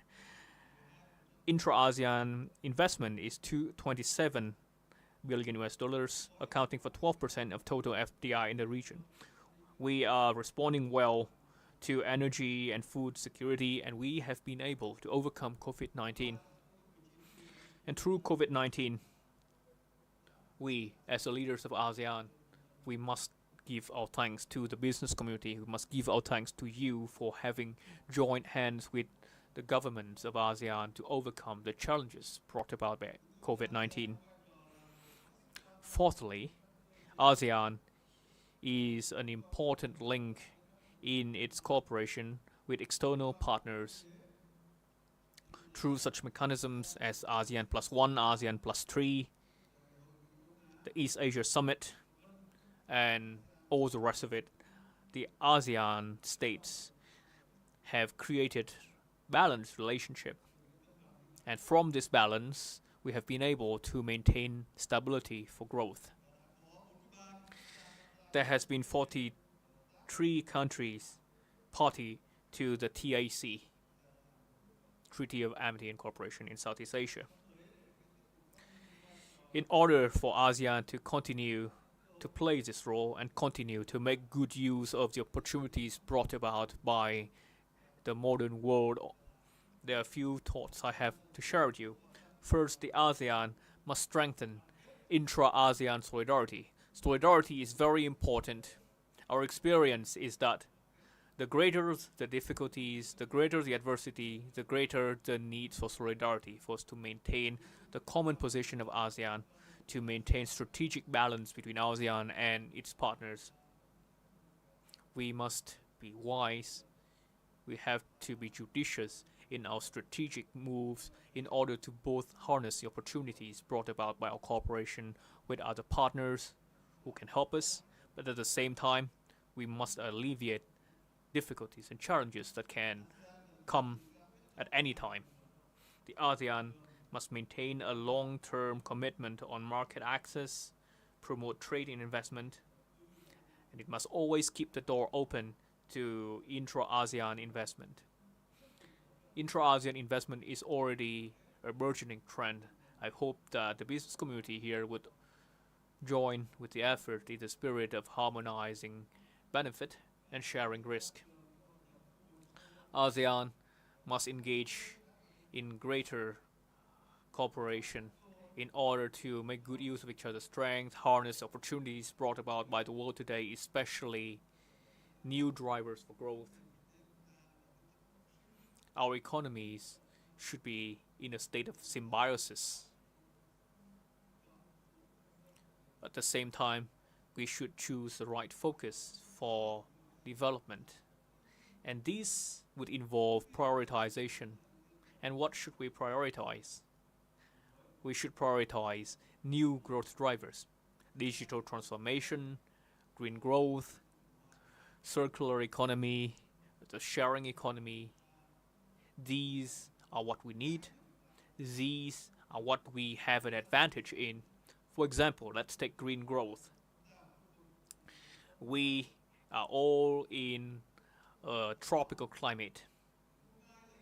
No one can take our sunshine and our wind away from us. We don't need to purchase it from anyone. The key point here is we must work together. We have to harness this industry in order to achieve energy self-sufficiency. We also have advantage in agricultural development. We have to work together for agricultural development.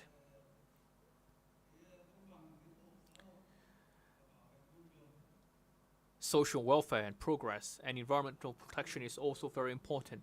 It is Vietnam's position not to sacrifice social justice or progress and not sacrifice social welfare or environment protection in pursuit of pure economic growth.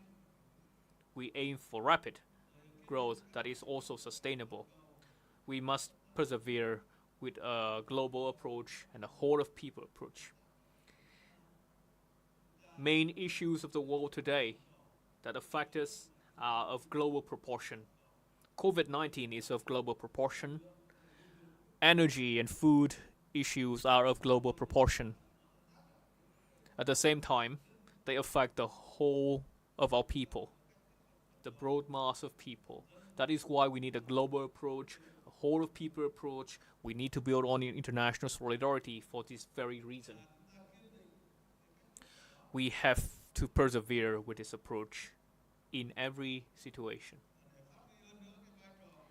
In order to better harness the role of the business community in fostering ASEAN breakthrough, I believe that the governments and the business community should work well, should work better together.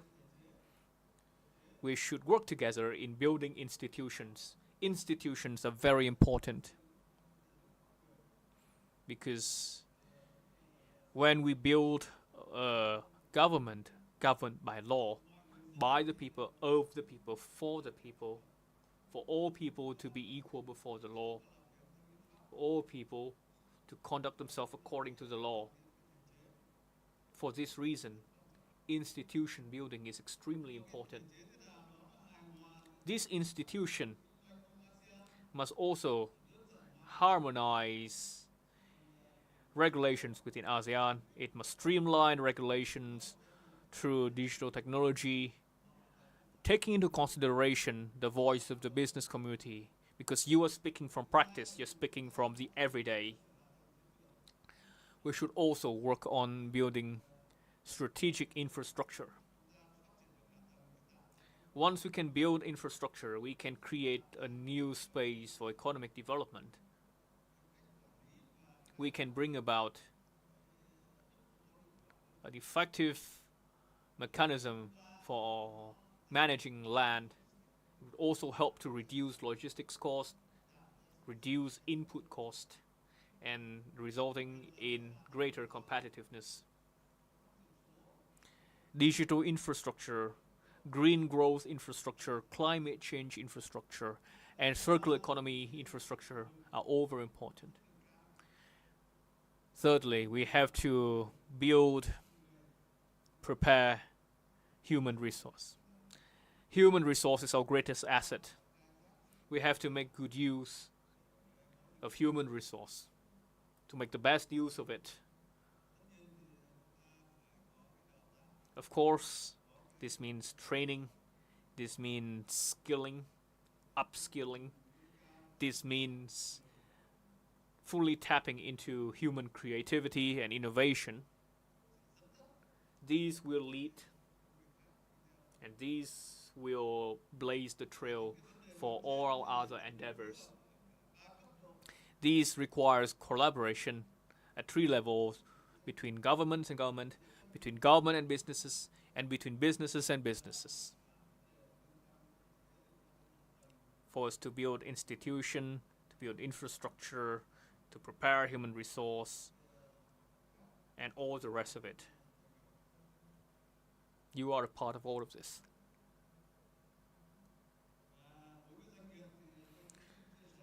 Allow me to say something else.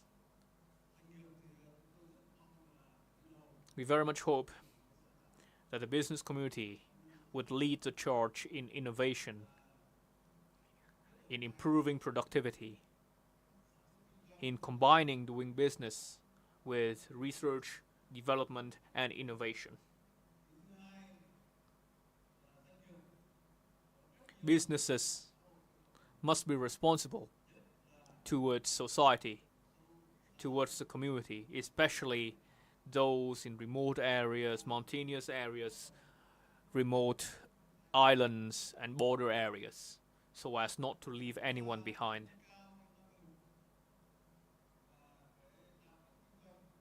The next point I would like to touch is business morals and ethics. If you're doing business, if you are building a business environment, you have to fully harness, you have to fully tap into, you have to fully uphold business ethics. And you have to observe the law wherever you are. You have to observe the culture of doing business to both grow the economy while at the same time contributing to culture, to make social development, economic development, and cultural development to be on the same level. The General Secretary of the Communist Party of Vietnam, Comrade Nguyễn Phú Trọng, said this: culture is the heart of the nation. If culture remains, the nation remains. If culture is lost, the nation is lost. That is why culture in doing business is very important. That is why we must work together to build a business culture that is truly ASEAN, to take it to the same level as social development and economic development. The fifth thing we need to do is for our businesses to stand together, to work together, to support each other, no matter where you are. The spirit is, there is you in I, and there is I in you. We have to work together so that we can grow together. So these are my 5 thoughts to the ASEAN business community. And as a trusted, reliable, responsible member of the international community, Vietnam will work closely with Indonesia and other ASEAN member states to build an ASEAN that is united, cohesive, and resilient, to maintain an environment of peace, cooperation, development in the region and the world. That is the goal we share. And let us work so that our people can enjoy wealth and happiness. And I fully trust that we can do this because we have been able to do this. We have stood together again to overcome difficulties. We are united in solidarity. We are united in diversity. We respect the differences and we support each other. We are mutually complementary. We exist in a state of symbiosis to grow together. As such, if we can do all of this, I'm sure we'll be successful. We would be more and more successful, no doubt. President Ho Chi Minh, the great hero of national liberation, the great man of culture of the world, have said, unite, unite, great unity, success, success, great success. And for this reason, I call upon the business community of ASEAN to stand together, stand in solidarity.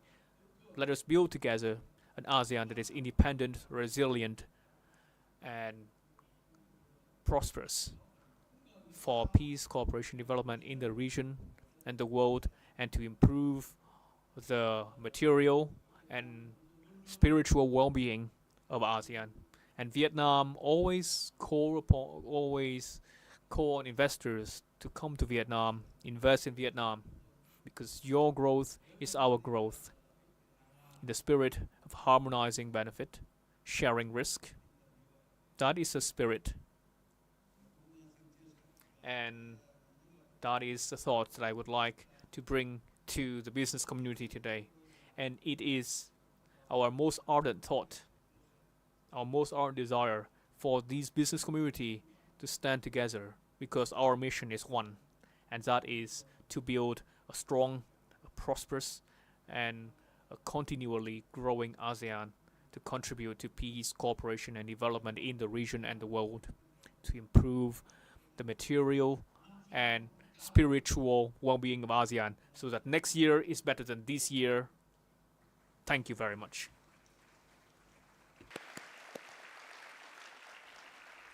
Chúc hội nghị của chúng ta thành công tốt đẹp. May our conference be a great success and bring about real benefit to our people. Let's give a round of applause to the Prime Minister of Vietnam, His Excellency Pham Minh Chinh. Thank you very much for your extraordinary remarks.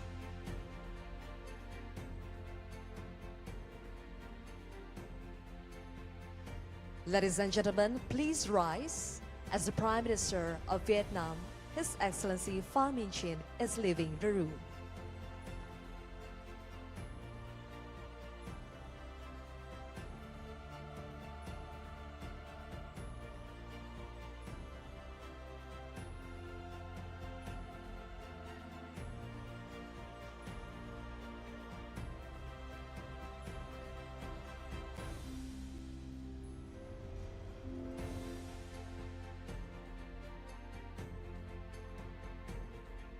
Thank you. You may be seated.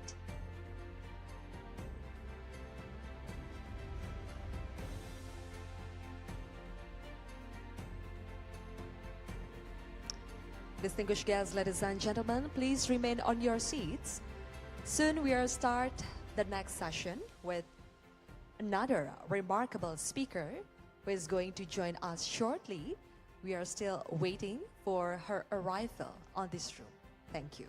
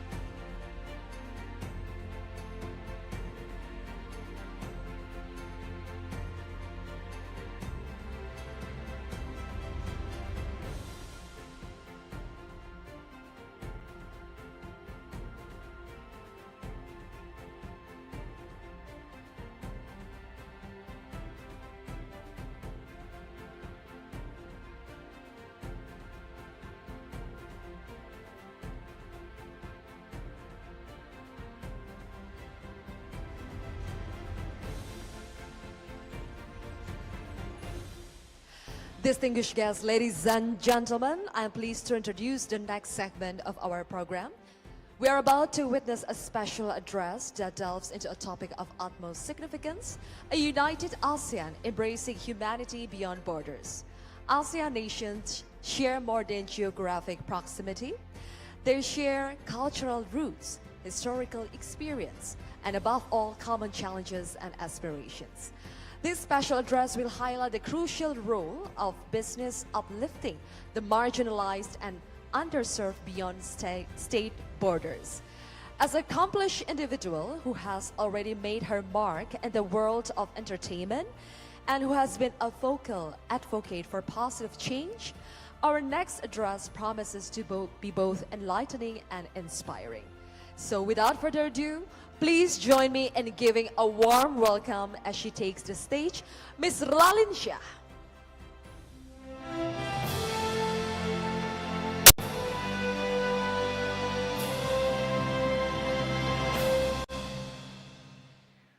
Bapak-bapak dan ibu-ibu, selamat sore. Distinguished guests, friends, and fellow advocates. It is such an honor for me to be here today at the ASEAN Business and Investment Summit. My name is Ralinsyah, and I'm a proud Indonesian to be sharing a few thoughts with you here today.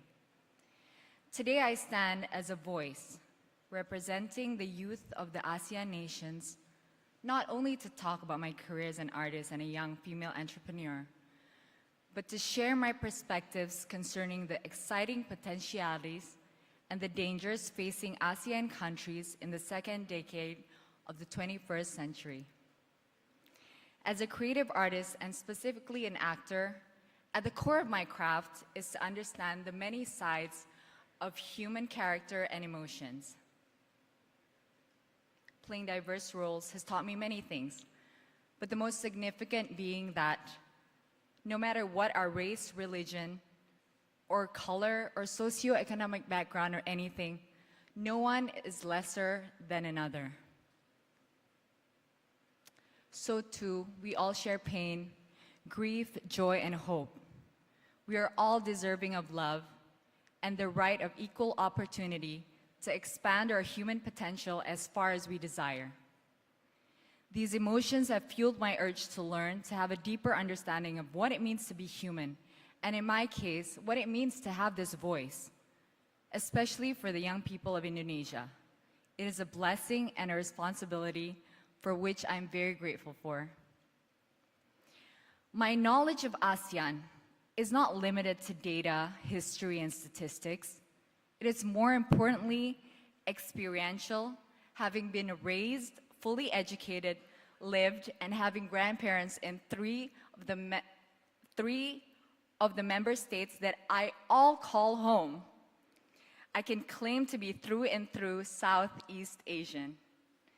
I was educated in Indonesia for my primary school and Malaysia for my secondary school, and also university, finally, in National University of Singapore, where I majored in political science, new media, and communications. I feel incredibly fortunate having been born in this region, specifically in Indonesia, a vast archipelago with a diverse population with hundreds of ethnic groups and cultures that against all odds have united to strive to build a tolerant and just democratic society. Again, I am blessed because of my motherland's abundant natural resources and the innate and magnificent creativity of our people. As I think and feel about where I come from, a source of power that is Indonesia, making up more than 1/3 of the ASEAN nations' total population, not to mention our sheer geographical size, I feel Indonesia has naturally the responsibility to lead us and to lead us to a future that is aligned to ASEAN's visions with our core philosophies such as Bhinneka Tunggal Ika, unity in diversity, and our Pancasila, the 5 principles of the Indonesian state, which includes the crucial importance of a just and civil humanity. We live in a diverse, complex, and interconnected world. the human-made lines that define our geopolitical existence as nations should not limit our sense of responsibility towards one another. Amidst this intricate web of existence, we must remember that while these lines outline jurisdictions, they should never divide our shared humanity. As ASEAN nations, we share more than geographic proximity. We share cultural roots, historical experiences, and above all, common challenges and aspirations. As perceptions create reality, then we must allow ourselves to see these lines as bridges that connect instead of walls that separate us. When we prioritize humanity beyond state borders, we recognize that the struggles faced by our neighbors are not distant concerns, but issues that affect us all. Whether it's safeguarding our environment, building disaster resilience, promoting education and healthcare, or championing human rights, the challenges we face remind us that we are all a part of the ASEAN story. The good news is that despite a number of bumps in the road and political differences since it was founded in 1967, ASEAN has played a valuable role that has benefited its members by allowing them to present a united front on a perilous world stage dominated by major powers and alliances. While acknowledging this, it is nevertheless the conviction of myself and many young people in all member states that in order to achieve better results, steps should be taken to emphasize our shared heritage and history and increase intercourse and interaction that will enhance shared values and economic development. It is within this context, specifically in Southeast Asia, that businesses play a crucial role in societal transformation. As someone who has invested in businesses, I know firsthand the impact of one well-placed initiative can make. Through initiatives that span borders, business amplify the message that we're not just individual nations, but we are a collective humanity working towards a better future. As is rightly the case, this topic begins in our own backyards, in my case, Indonesia, the largest member of the ASEAN, which has undergone an accelerating and amazing economic and political transition, with still lots of room to grow in the last decade. Notably, many of our greatest stars are a new breed of young and internationally savvy entrepreneurs who have adapted cutting-edge technology to build better bridges and lives for more than 250 million citizens living in thousands of islands. Our ability to remain united because of our tremendous diversity stands proof that it is our shared human values, love of family, the pursuit of health, happiness, education, and economic well-being that binds us regardless of ethnicity, religion, or gender. As a business owner, when I think of a business, I always remember my 3 Ps, which is planet, profit, and people. It is not enough to make the cheapest mobile phone anymore. And no business is worth for me to invest in without these 3 Ps being equally balanced, more than less. This economic philosophy, I believe, is also known as conscious capitalism. Conducting businesses with a focus on creating value for all stakeholders, including employees, customers, suppliers, communities, and the environment. The idea is that business should strive to make a positive impact on society and the world at large. Conscious capitalism advocates for business to be purpose-driven, values-oriented, with a strong sense of ethics and social responsibility. This encourages companies to prioritize long-term sustainability over short-term gains. To address the needs and concerns of all stakeholders in decision-making.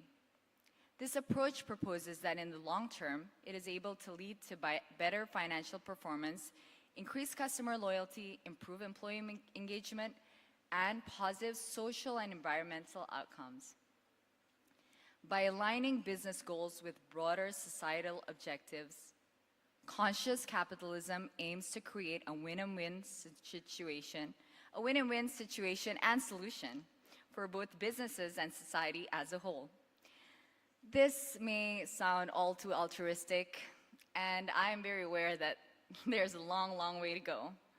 But all of us as business owners here, stakeholders, consumers, and powerful decision makers are all able to start this form of capitalism to flourish through how we run our businesses and the kind of corporations we support. We need to choose and support leaders and decision makers who are brave to do what needs to be done, who have the responsibility, which to my understanding, the word responsibility, the ability to respond, responsibility. A response to a changing world with the same intense level of involvement and attention for the greater good. It's not enough to know facts and numbers and perceive them through the lens of potential profit or loss. When people, planet, and profit are more balanced than not, the long-term benefits are sustainable businesses with a sustainable ecosystem that perpetuates itself. As individuals in such a big democracy such as Indonesia understand and benefit from this, we will all come to realize that we all have the power to make a change. Our strength is in numbers to vote for conscious leaders and support businesses that actually care. To vote into office leaders that include ecological issues, for example, as a concern and a consideration in their policy making. Our region has the potential to be the leader in sustainable development. And why not? Why not start it? And why not start it here? For this to work, our identification with humanity should not be limited to just ourselves. There should be a realization to include a larger society and the world around us. And this has to be taught sooner rather than later. Unfortunately, this is missing in our modern education, where we are constantly training people to mostly think about themselves and learn in order to earn. In the past, we used everything for our comfort and well-being, taking from nature without considering the consequences. So too, there was little concern for the welfare of the community. This attitude has to change, and one of the ways to do this is what we do through our actions today.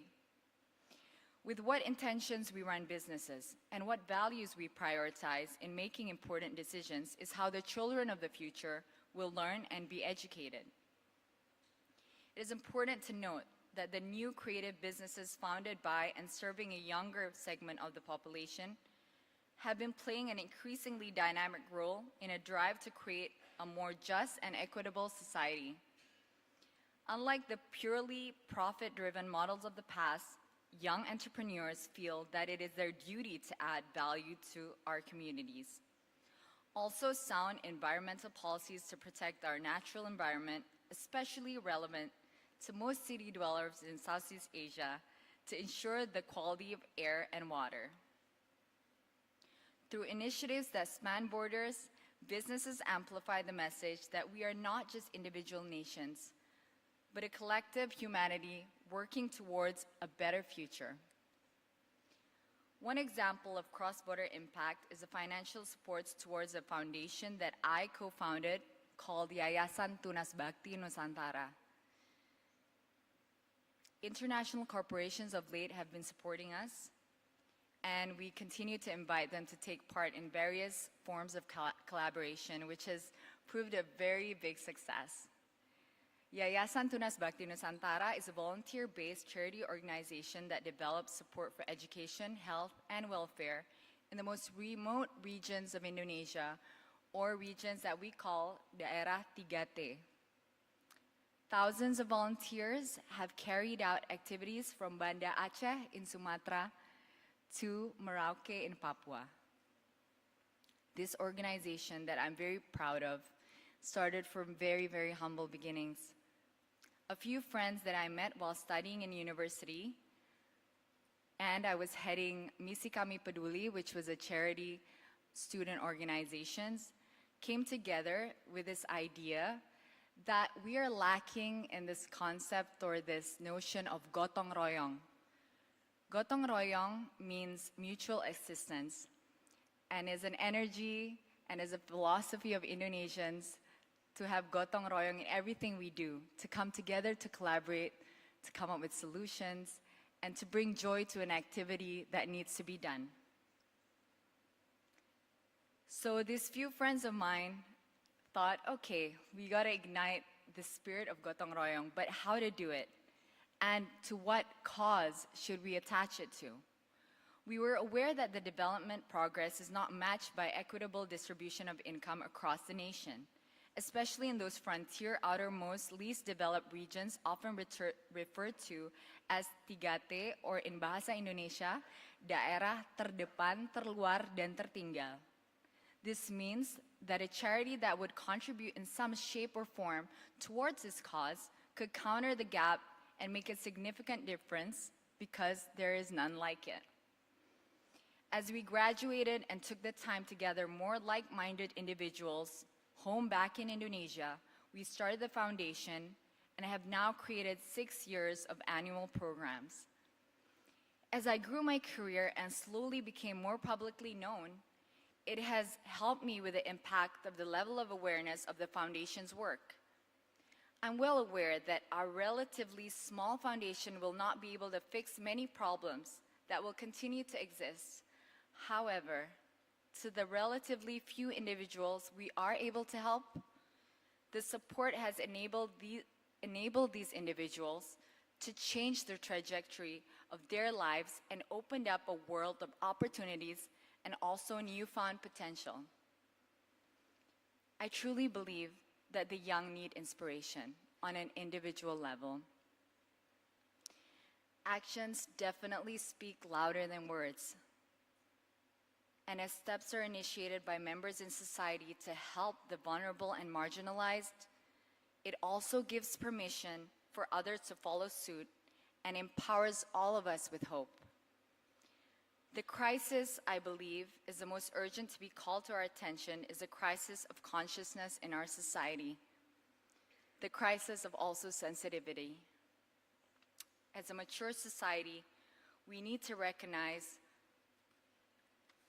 what needs to be done and find the best way to do it, the best way we know how, together, beyond politics and beyond monetary benefits. When there is a will, there is a way. And in my opinion, we need to also shift our value system and measure success, not just in terms of how much we earn or profit, but how to coexist in a peaceful way, and how well we are able to give back by solving the problems that exist living in a capitalist society. As we reward people who are able to do this, we will educate and inform the younger generation of what is truly valuable, which is being capable to help humanity and improve the shared human experience through whatever field of expertise they choose to contribute in. While ASEAN has traveled far and accomplished many, many things, it is important to recognize that we still have a long and challenging path before us. My proposal is not to dissolve borders, but to minimize the blocks they create, especially when it comes to creative and economic interactions. We can leverage on each other's strength and attempt to minimize our weaknesses through compassion and empathy, recognizing that we are all one. As a complex career woman who has always chosen my own path in business and the arts and traveled extensively around the world, I appreciate that people, societies, and governments are often very wary of change and prefer to cling to the status quo. Unfortunately, in this rapidly changing world, those who cannot evolve run the risk of extinction. On the other hand, those who can embrace these changes as opportunities are limited only by the stars. Thank you very much, ladies and gentlemen. Thank you very much, Ms. Ralin Shah. Thank you for sharing your valuable thoughts. Ladies and gentlemen, let's give a round of applause to Ms. Ralin Shah.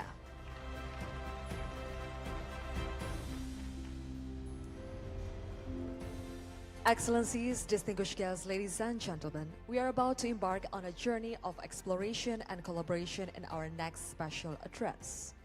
The topic, innovation, sustainability and prosperity, strengthening the UAE-ASEAN partnership, highlights the significance of fostering strong ties between the United Arab Emirates and the ASEAN region.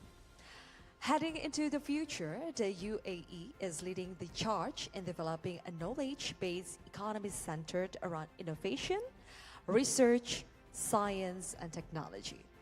As we seek to create a future marked by progress and prosperity, our esteemed speaker's perspective will surely illuminate the path ahead. Ladies and gentlemen, please join me in giving a warm round of applause as we welcome the esteemed United Arab Emirates Minister of State for Foreign Trade to the stage to deliver his special address, His Excellency Dr. Thani bin Ahmed Al Zayedi. The stage is yours.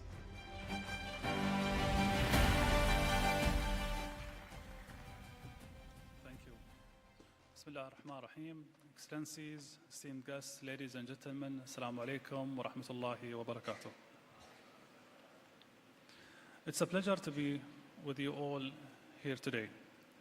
I very much appreciate the opportunity to address this important gathering of states, policymakers, and business leaders, and to participate in an event that shaped the economic agenda of one of the most dynamic regions in the world. Congratulations to Indonesia for hosting the ASEAN Business and Investment Summit, and I'm sure, as always, you will do a fantastic job. The ASEAN Business and Investment Summit has become one of the most important dates on the calendar, and its conversation and resolutions always resonate far beyond Southeast Asia. The world recognizes this as a new center of growth. The region's combination of innovation, investments, and technological integration offers a compelling model of sustainable and economic success. And its energy and ambition are an inspiration to nations right across the global south. Indeed, there are clear similarities between UAE and ASEAN. We're both pursuing broad-based, inclusive growth. We both see talent and education as a key source of competitive advantage. And we both see foreign trade as a driver of productivity and prosperity.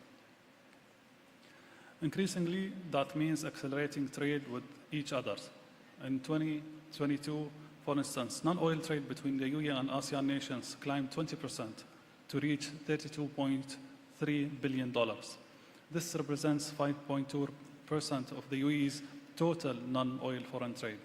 And in the first half of 2023, we recorded $15.3 billion in bilateral trade, 2% growth in the same period in 2022. And I think we can all appreciate that there is considerable scope to do more. In September 2021, the UAE launched a new foreign trade agenda based on pursuing stronger, closer ties with key markets around the world, markets that offered growth opportunity for our exporters, large-scale capital projects for our investors, and increased freight volumes of our ports, airports, and free zones. And the nations of ASEAN were among the most receptive of our plan. In July 22, Indonesia became the third country to sign a comprehensive economic partnership agreement with the UAE. Now fully operational, the deal has removed and reduced tariffs on more than 90% of product lines, eliminated barriers to trade, and created a platform to develop the halal economy. The results, non-oil bilateral trade will grow 250% in the upcoming 5 years. We're already on the right path. In the first half of this year, we shared $2 billion of non-oil trade, 11.7% more than first half of 2022.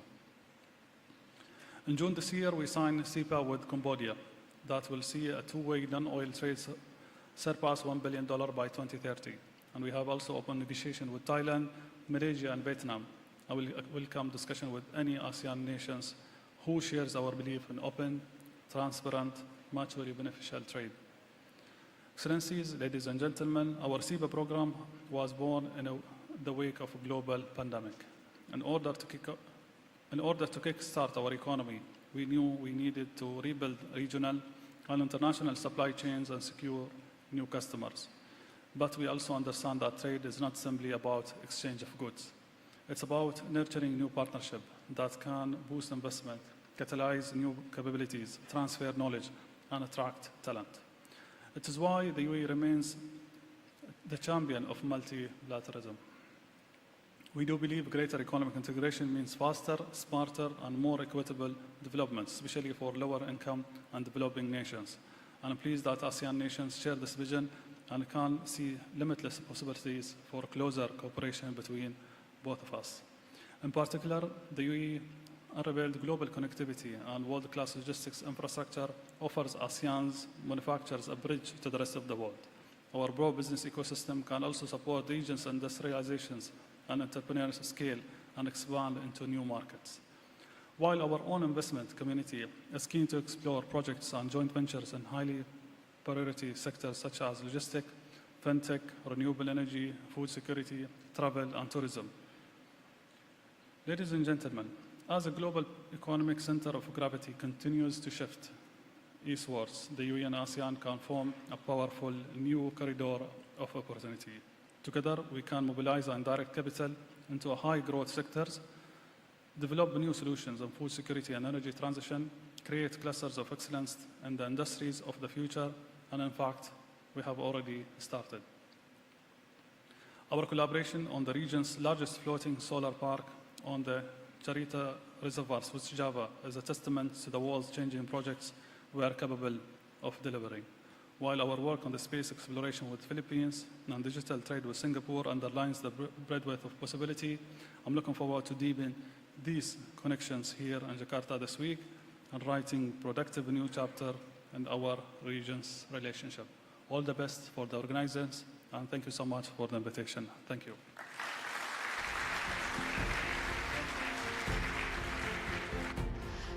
Thank you, His Excellency Dr. Thani bin Ahmed Al Ziyodi.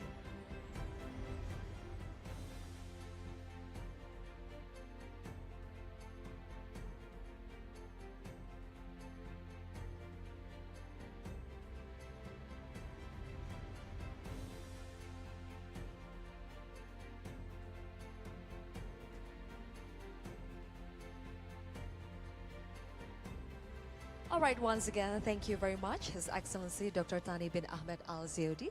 And also, we would like to welcome the Deputy Minister of Foreign Affairs of Republic of Indonesia, His Excellency Pahala Mansuri.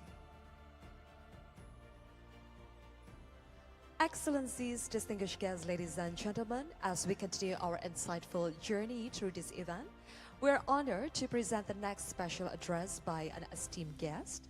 This address promises to offer us unique perspectives on a topic of great importance.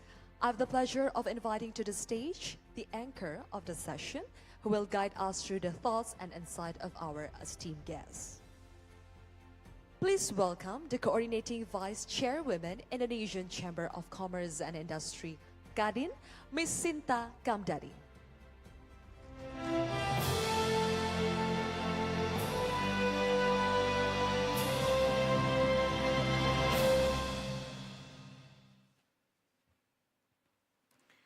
Ladies and gentlemen, esteemed guests and dignitaries, I stand before you today with great enthusiasm and pride as we gather to extend a warm and heartfelt welcome to a distinguished individual who has embarked on a significant journey in fostering stronger ties between ASEAN and its dialogue partner.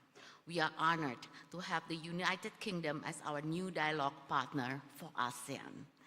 Moreover, we are extremely pleased to acknowledge this distinguished position held by Rishi Sunak as the first British Asian UK Prime Minister. This historic moment reflects the growing significance of the ASEAN-UK partnership and underscores the unique contributions that individuals with diverse backgrounds bring to the global stage.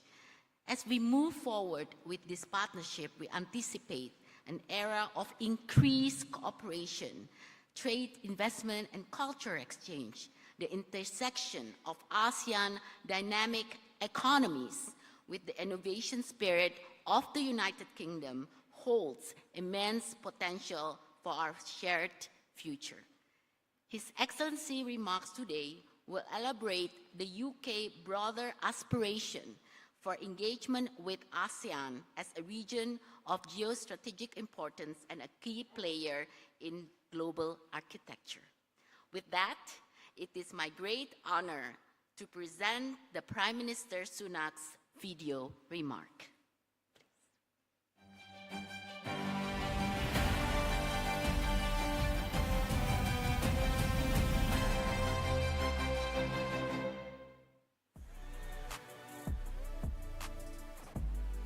I'm proud that the United Kingdom's links with ASEAN are stronger than ever. We're standing side by side in our support for Ukraine. And in difficult economic times, we're working together to boost our shared stability, security and prosperity. We're dialogue partners with ASEAN. The UK is a top investor in the region, and our trade is growing at a phenomenal rate. But we're not stopping there. In the clearest sign yet of our belief in the region, we've now signed our accession to the CPTPP, a trade bloc worth £12 trillion in GDP. And we're ambitious about what we can do together to tackle climate change. We're taking forward our just energy transition partnerships with Indonesia and Vietnam. We're supporting major green projects in the Philippines, Cambodia and Laos. And we're providing up to £500 million of climate finance in the region over the coming years. We're also ambitious about seizing the opportunity of new technologies from digital trade to AI. British tech unicorns like Darktrace and Wise are already in the region, creating jobs and opportunities in ASEAN countries. And this is just a glimpse of what we can do together in years to come. Our UK delegation is at the summit, showcasing our vision for this growing partnership. Your countries are part of the cutting edge of tech innovation. You will be leading global growth in the years to come, and the UK will be your strongest partner on that journey.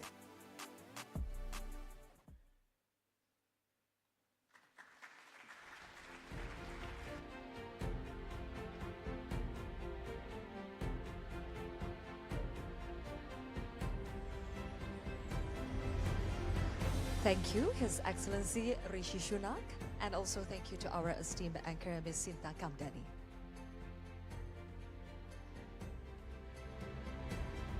Excellencies, distinguished guests, ladies and gentlemen, our insightful journey continues with our next special address by other distinguished guests.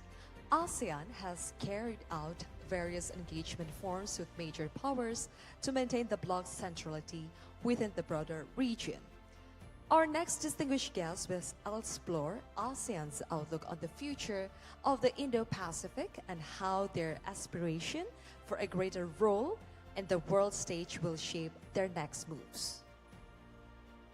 Please welcome to the stage the Deputy Minister of Foreign Affairs of the Republic of Indonesia, the esteemed His Excellency Pahala Mansuri.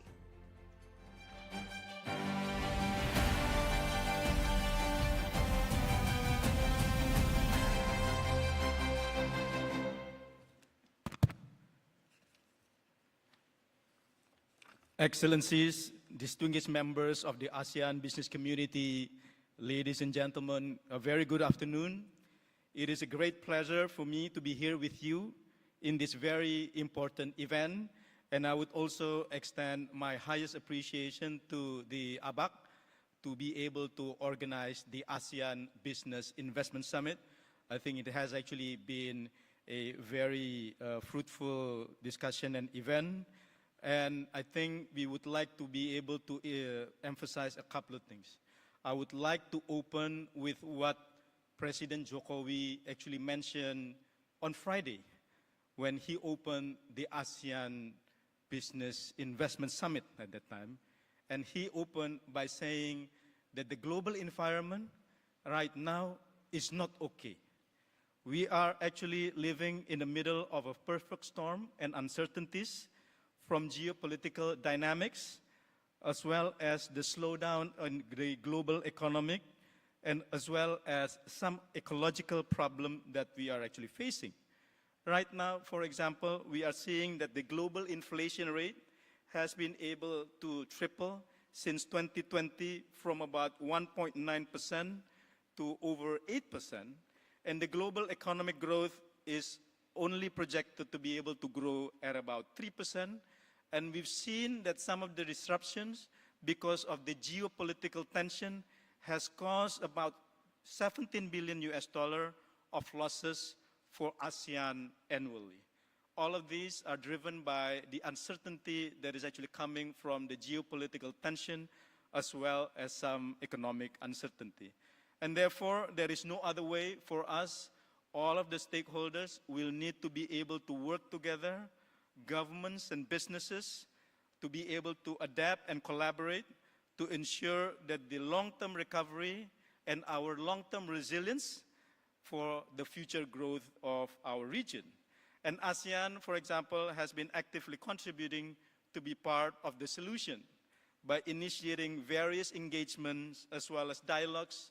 For example, for over 5 decades, ASEAN has been building an inclusive regional architecture based on the paradigm of collaboration and advancing concrete and inclusive cooperation. To be able to pave a way for such cooperation, ASEAN in 2019 has developed what we call the ASEAN Outlook on Indo-Pacific to put forward inclusive cooperation, aiming to be able to create stability. Rather than having the concept of Indo-Pacific as a security only, we would like to be able to also push for some economic collaboration to be able to support economic growth in the region. And this year, Indonesia assumes the chairmanship of ASEAN with the theme of ASEAN Matters, the epicentrum of growth.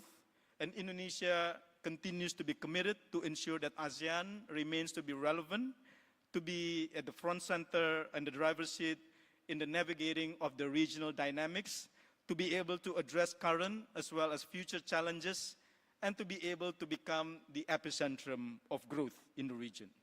Testament to our commitment to continue to nurture this habit of cooperation, tomorrow, between the 5th and the 6th of September, Indonesia will organize a flagship event in conjunction with the ASEAN Summit, which is actually named the ASEAN Indo-Pacific Forum.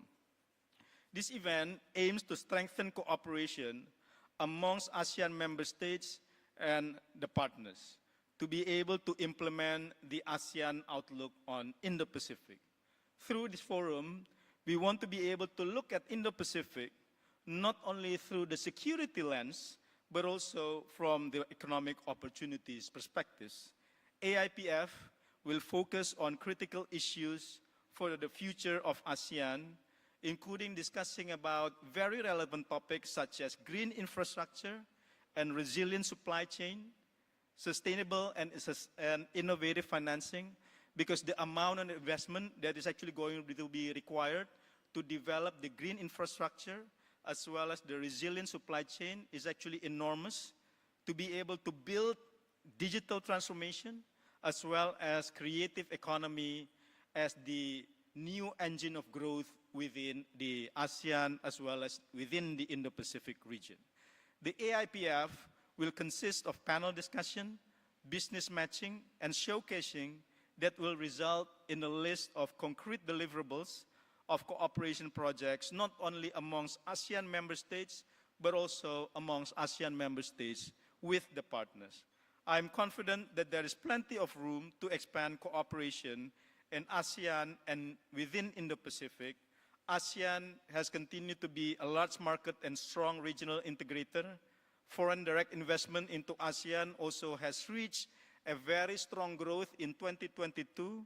We need to continue to strengthen ASEAN position so that ASEAN can be part of the global supply chain.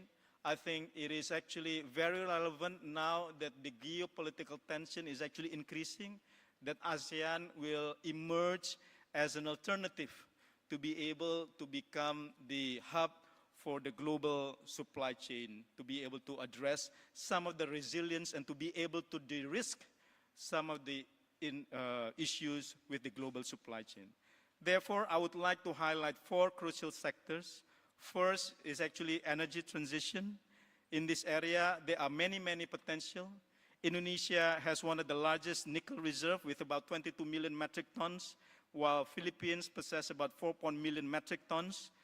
And this combined capacity can make ASEAN as a key player in the global supply chain of EV batteries. And Indonesia and Vietnam are already right now developing the ecosystem. Second is actually the digital transformation. It is projected that ASEAN to be able to generate over 1 trillion rupiah by 2025, or a quarter of the entire ASEAN GDP from the sector. And to be able to implement and to push for this, ASEAN will establish the Digital Economy Framework Agreement that is projected to even double the digital economy potential by the year of 2030, where the potential value to be unlocked reach about 2 trillion rupiah. Third, sustainable and innovative financing. We mentioned already that the investment that is actually required within the green infrastructure is actually enormous. It is predicted that around 210 billion US dollar of financing is required annually within the ASEAN country by the year, until the year of 2030, to be able to achieve the NDC of the various ASEAN countries. This financing, combined with the blended finance, will be required to be able to allow the country to achieve net zero by the year of 2060 at the end. And lastly, we also need to be able to increase the resilience of the supply chain within the food security, and to be able to improve the health security. The pandemic and the recent situation in Ukraine has taught us a hard lesson to be able to diversify the supply chain within the food sector. And going forward, I hope that we can further explore how ASEAN can continue to strengthen the internal food security as well as health security. Those are the key areas that we hope we can further explore, that will also be discussed during the summit tomorrow. I hope that these areas we can further elaborate through the forum, whether it is actually today or tomorrow during the AIPF. I also look forward any ideas to further enhance the cooperation between the government and the private sectors, as well as amongst the ASEAN member states. I'm keen to hear from all of you and to turn ideas in this meeting into concrete cooperation. Thank you very much.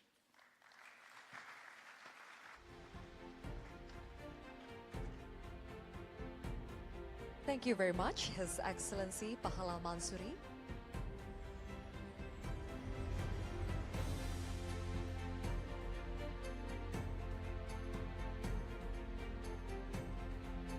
Thank you once again to our honorable speaker.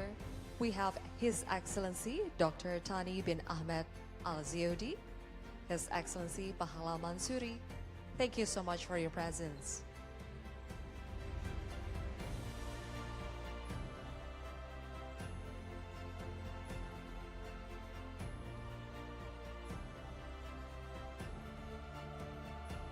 All right, ladies and gentlemen, we are going to have the final plenary session with the topic of ASEAN connectivity, a growth engine for the region. As we preparing the stage for you, please remain on your seats. Once again, we are going to have the final plenary session on the ASEAN Business and Investment Summit 2023. As we preparing the stage for you, please remain on your seats. Thank you.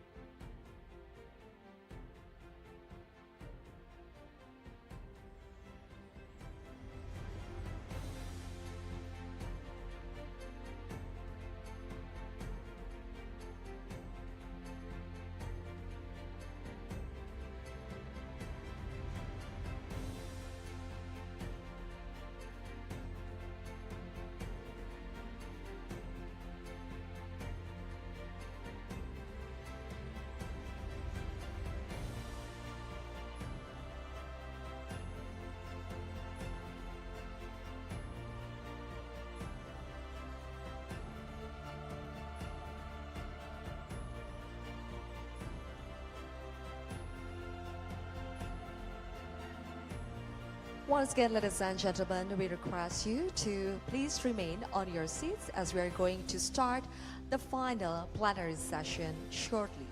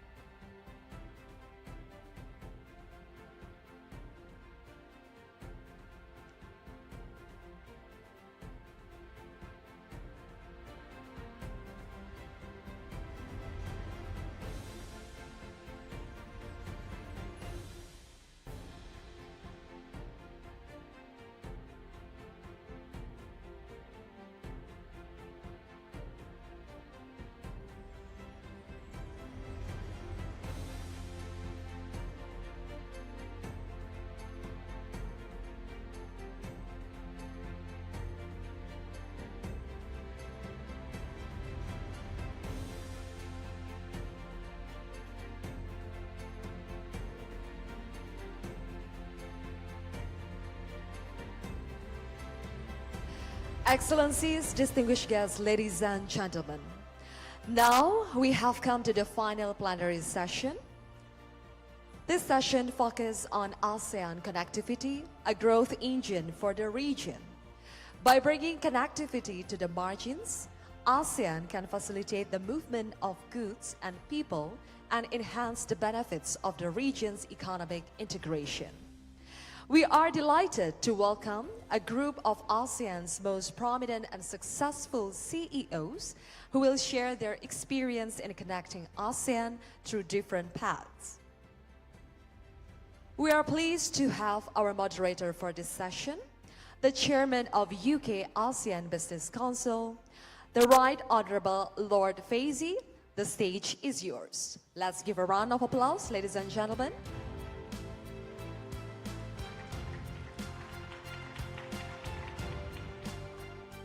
Well, thank you very much. It's a delight to be here. My name is Ed Faizi, and I'm the chairman of the UK ASEAN Business Council, and connectivity is a subject that is very close to my heart.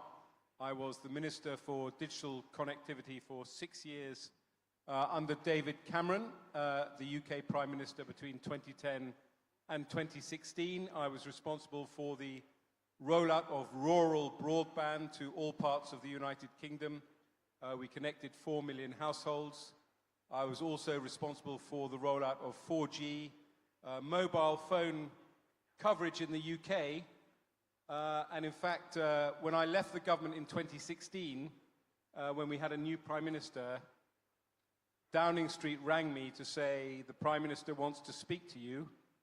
And I was in my car, and as I was driving, I noticed that I had no mobile phone signal.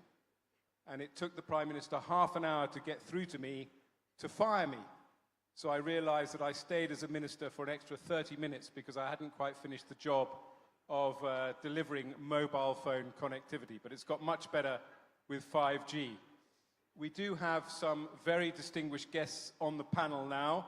We're going to cover a whole range of subjects, from renewable energy connectivity, financial inclusion, e-commerce connectivity, and transportation connectivity as well. So it's going to be a very lively and interesting discussion. I've met all the panel, and I can tell you they've all got very strong opinions and fantastic experience. Our first panelist is Chris Feng, who is the Group President of Sea, which owns Shopee, which is described as the Amazon of the region. And Chris is approaching now.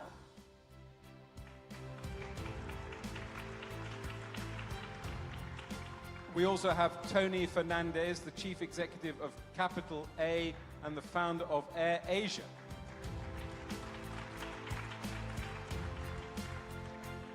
We also have Pak Satria, the Chairman of the Indonesian FinTech Association. Here he comes. I'm delighted as well to welcome Martha Saison, the President and CEO of GCash, which is now a duocorn in the Philippines. And last but not least, Jeremy Kwong Law, the CEO of Grok Ventures, which is the Australian billionaire Mike Cannon-Brooks' family office fund. Welcome to all our guests. So I'm delighted to have you all on the panel. And let's start just on my immediate right with Jeremy. Why don't you describe a bit about what you invest in from Grok Ventures and what we mean, as it were, by renewable energy connectivity? Hi, everybody. Nice to be here. At Grok Ventures, we invest... You want to hold it like this? Can you hear me? Is that a bit better? At Grok Ventures, we invest in 100% of things in decarbonisation, specifically technologies that will drive decarbonisation that also realises significant returns for investors like ourselves and our investment partners. One of the core pillars of that is investing in what we call lighthouse investments, which are things like technologies that people don't understand quite yet, we believe, and that can bring a step change in driving decarbonisation, energy delivery, and also to drive economic returns and outcome for countries. So I'm here as new owners for a company called Sun Cable, which is building the Australian Asia Power Link, which is connecting Australian sun to provide 15% of Singapore's electricity needs via a 4,200 kilometre subsea cable that goes around Indonesia. Why are we doing that? I guess that's like a seemingly audacious thing. In our minds, these lighthouse investments are very much inevitable. It's going to happen. In the 1980s, we didn't think fibre optic cables would happen in subsea, but now you look at fibre optic cables, there's hundreds of them everywhere in the world, providing the internet and powering the backbone of the phones that we're all carrying in our pockets today. And why is sort of the technology that we bring through Sun Cable sort of relevant? I think if you look at where the technology is today, solar is by far the cheapest form of electricity that we can generate in most places in the world. And to deliver that in the most cost-effective way, we believe high voltage DC cables is the future of that. These are big, deep submarine cables that can go for very, very long distances and connect a place with a lot of sunshine, a lot of renewable energy to a place where there is not much renewables but a huge demand centre. So if I can paint the story for you today of we're sitting here in Jakarta. This is 3 hours behind my home in Sydney in Australia. When folks wake up, go to school and go to the kitchen, turn the kettle on for their morning cup of tea, at Australia it's 9 o'clock in the morning. And at 9 o'clock in the morning today, Australia was at 50% renewables and the price of electricity in Australia was minus $25 a megawatt hour. So you're literally getting paid to use electricity as opposed to being charged electricity. If we can create long-distance submarine cables like what Sun Cable is doing to connect in Australia to Jakarta, we can provide really, really low-cost electricity to power households, businesses, and the like. And that's the real exciting thing that the Sun Cable is doing, and we're really excited about here. It's an amazing story, really. And what is the kind of timescale? Because what you're talking about here, potentially, if this works, is the ability to export renewable energy very cheaply to all parts of ASEAN, but also it's a global technology. I mean, we were talking earlier, Europe could be using this in terms of solar power generated in North Africa and so on. So this is inclusivity in the sense of providing reliable, cheap energy to millions of people. Yeah, these are big projects, right? Big infrastructure projects take a long time.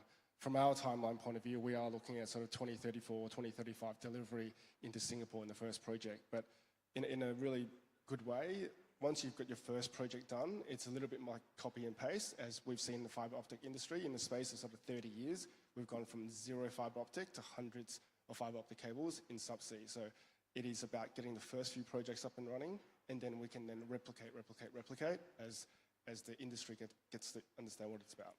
Brilliant. Well, let's move on to Martha, who's even now checking her GCash app. GCash is a phenomenal success in the Philippines, and you were telling me earlier the amazing statistics about how many people in the Philippines took out the app during the pandemic, and how basically, to put it slightly crudely, the pandemic really accelerated people going online and doing their digital banking, and therefore making a real impact in terms of financial inclusion. Yes. The GCash is our e-wallet. It grew significantly during the pandemic. We've tripled our registered base from before the pandemic. And we've also helped significantly the increase in bank population from 29% before the pandemic to now 58%. We have 86 million registered users, which comprises majority of the adult population in the Philippines. And what's good about it is we're able to help increase the formal financial account ownership, which allows not just for inclusion, but financial progress. Once people are enrolled into the GCash app, they get to use it more, and they can be journeyed towards getting savings accounts, investment, insurance, and even getting access to credit, especially for people who need it the most. Just some statistics in the Philippines, credit is very important because 57% really don't have access to formal credit. So they tend to be vulnerable to loan sharks or very predatory interest rates. And this is brought about by the fact that 50% don't have proper documentation or identity and don't have collateral. In GCash, we have our proprietary credit scoring model, which we call G-Score, that gives opportunity for people to get access to fair lending through their digital behavior rather than collateral. So your collateral in GCash is your behavior. And this is important in Philippines where there's still huge population that's excluded. In GCash, we believe that financial literacy and inclusion is brought about not just by formal education, but familiarity. Familiarity, which is about normalizing the use of digital services like GCash and other e-commerce services that we have here as well. And the more people use it, and the more people get to learn about it. And it helps alleviate and actually upgrade the lives of many Filipinos. During the pandemic, we were able to help the government distribute financial aid to more than 3 million Filipinos, and what would have taken the government more than 3 years to distribute financial aid, we did it in a few days. So that's how it helped many Filipinos during the pandemic. We continue to do so today by our very strong presence in the payment space. We're partnered, in fact, with Shopee Philippines and other e-commerce, of course, like Lazada and TikTok. And so we are used quite extensively in the Philippines, and not only in Metro Manila, but 70% of our customers are also outside the metro. So we serve even the rural areas. So we have the payments, we have the financial services. 1 out of 4 savings account holders in the Philippines has it via GCash, which is what we call GSave. We also have disbursed so far 100 billion pesos worth of loans to Filipinos, allowing people to have access to credit, especially those who need it the most. And most of these are unbanked. In investment space, we were able to help double the investment penetration in the Philippines just by creating an investment marketplace inside GCash. And we recently launched G-Stocks, which allows trading inside the app. This is the first ever service for any fintech in the Philippines. So what are your, in terms of barriers, in terms of financial regulation? I mean, I can see that connectivity and inclusivity, one thing is actually a mobile phone signal, people having smartphones and being able to connect to the internet. But a lot of the fintechs that we've talked to while we've been here talked about the UK's open banking regulations, for example. Is there more that can be done in financial regulation to make it easier to build apps like yours? First of all, I think our policies around criminalizing selling of identities. Because of the rapid growth of digitalization in the Philippines, some of our policies still need to get updated.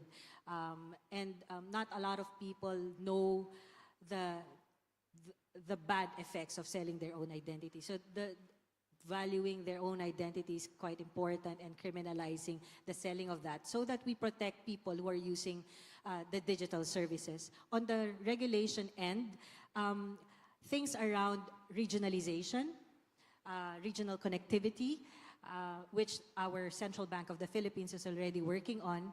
In fact, we're working with the Central Bank of the Philippines in terms of international connectivity. So we're doing a sandbox with them such that Philippines, GCash now is present in 6 countries like UK, US, Canada, Japan, Australia, and Italy, so that the Filipinos there can use their local SIMs in registering to GCash. It allows for easy remittance and takes out the friction.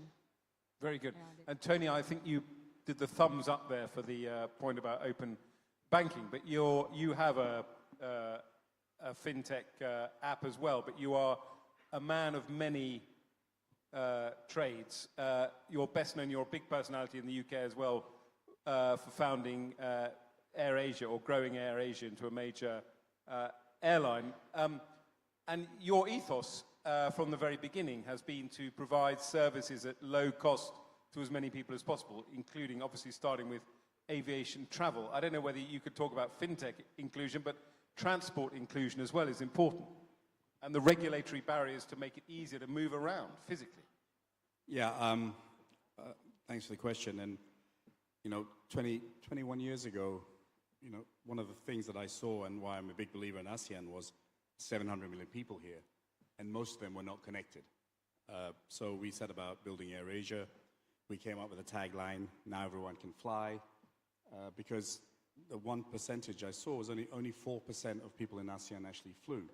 So we saw a huge opportunity. And over the last 21 years, 60% of our routes are routes that no one ever did before. So we really provided the physical connection for both people and now boxes through cargo, and created a whole new market by bringing prices down and really made travel inclusive, which was our major goal. And, ASEAN is a fantastic market. If you think just before COVID, and we're just about to get back to the numbers we were at COVID, we carried 90 million people, which made us the 4th largest airline in Asia. And that really came out of ASEAN. So I'm a huge believer in this market. There's lots to be done. But in the aviation side, we moved a lot of changes in terms of open skies, bringing down barriers that were there. In the Philippines, we were the first ASEAN government to allow us to own 100% of an airline. So I'm very confident about the way things are moving. And so we're now doing that on cargo. There's been great progress, but there's more to do. I mean, I said to you earlier that I sometimes see what happens in ASEAN through the prism of the European Union. They're 2 very different beasts, but the European Union did make a lot of progress in terms of open skies, and presumably there's more opportunity here in ASEAN to make it easier to build, as it were, ASEAN-wide airlines, which can then become global players. Yeah, I think that's the key. For us, we're really just focused on ASEAN and then flying to China and India and the rest of Asia. But if you look at aviation, and if you look at the way ASEAN's going with digital economy, etc., bringing down barriers that existed for many years, the potential is huge for our part of the world. Chris, you've got an e-commerce site, and the inclusion agenda as far as e-commerce goes is pretty massive. And Martha mentioned that one of the ways that GCash gained traction was by working with you as well. But e-commerce obviously provides access to cheap and accessible goods, but there are also presumably regulatory barriers in terms of moving goods around ASEAN. So what's your view on how e-commerce contributes to this agenda of including as many people as possible in this revolution? I think for us, the mission for us is to better the lives for the consumers and SMEs across the region through technology. And technology is definitely the key for us to enable that, to bring the inclusion, to bring the connectivity to the region and within the countries. For example, if you look at our e-commerce businesses, Shopee, as you mentioned, we bring access to many of the underserved consumers who didn't have access to the products before. We also bring the opportunities to the SMEs, especially in the remote regions who didn't have the access to the consumers they had access before. Not only within the country, we also bring this connectivity across the country in the region. For example, we have 20 million listings, products from Indonesia. We are able to enable them to sell cross-border, across the region to other countries. There are two elements of this, we believe. One is building the platform to enable people to have the connectivity. This have to solve the logistic issues, the payment issues, and regulation, as you point out. How do we make sure the product we sell online is regulated well? I think there are different rules and regulations within each countries and also cross-border. How can we make sure the listings are legit? We have a big team. We have to manage this both from technology perspective. We have a large tech team who look at the products and which one that might be not following regulations. We have to take it down, etc. But beyond that, we also have an operation team behind it. That's one, building the platforms. Second one is to enable the skill set of especially the seller side, the SMEs. How can we make sure that the sellers on our platform knows how to use the platform well? That requires training. That requires the tools we provide. As an example, like Indonesia, we call Shopee Campus to train the SMEs across the region. We have like 10 campus now, physical campus across Indonesia, and we've been training more than 20,000 sellers in the last 2 years. I think all the things are essentially the tools and platform we built through technology to enable the consumers and SMEs across the region to have better connectivities, to have better inclusions.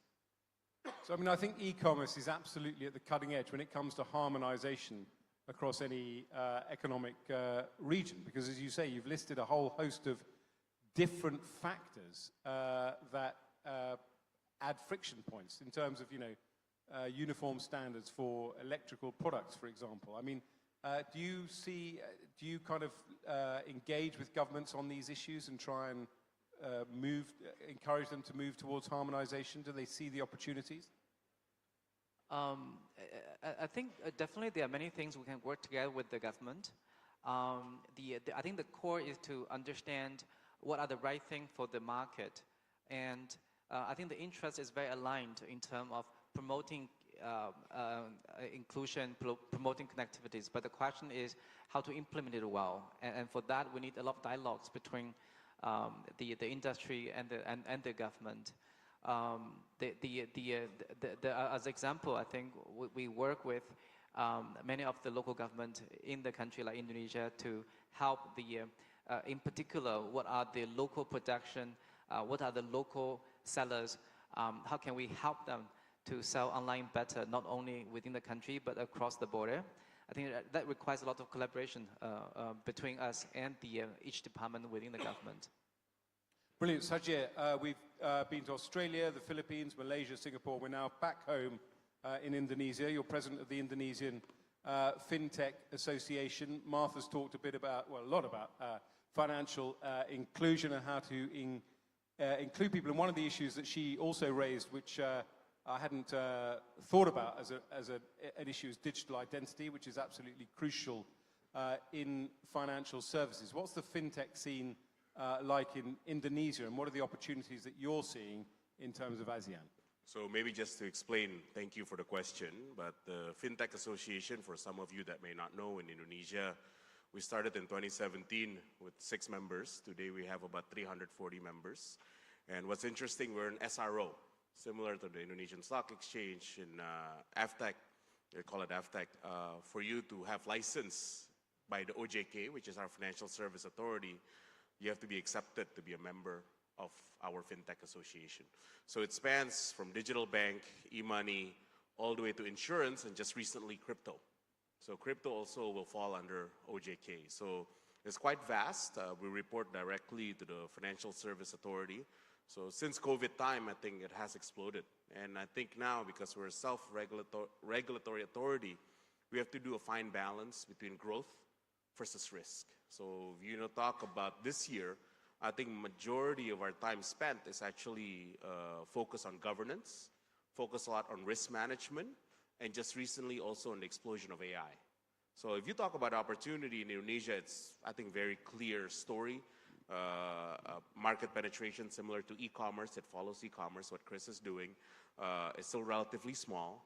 I would say the next few years, you will see the market essentially double in terms of fintech penetration as well. So what's interesting today in terms of some of the leading players in e-commerce, in terms of payment, it has consolidated quite a bit, but a lot of the growth actually related in the back end. Anything related to security, anything related to what is called digital ID, and now obviously anything related to AI. So that's probably some of the big theme that is happening today. But with respect to AFTEC, the theme for this year related a lot to governance and consumer protection. Because what you're seeing in a downturn today, there's also fraud happening in the market. So we're quite cognizant of it. We've closed a couple of our members. We essentially tell them to shut down because they have been quite naughty. So that's also another thing that we're quite focused on. So governance, I think, is the underlying theme for this year. Pandu, that's interesting. And what I love about this panel is everyone throws up an interesting topic that I hadn't thought we would cover. AI is actually, artificial intelligence is potentially a massively inclusive technology. We love to run scare stories about AI, but actually if you can talk to a bot and engage in terms of an issue, that's a great way of kind of extending a service to lots of people, isn't it? So majority of Indonesians are unbanked, similar to the Philippines. AI is probably something where people in this forum talk about, right? What does that mean to the everyday people? To be honest with you, I'm both excited from a business perspective, but I'm also terrified from a societal perspective. And the reason being is related in terms of education. The education level in countries such as ourselves, Indonesia, and maybe Philippines and a couple of others, the STEM level is relatively very low. That's where we need to catch up, right? So if you compare Indonesia, we have to compare ourselves versus India versus China. There's a lot of room for improvement in terms of learning. The applicability in the short term is nothing short but amazing. But we have not yet talked about risk and in terms of policies.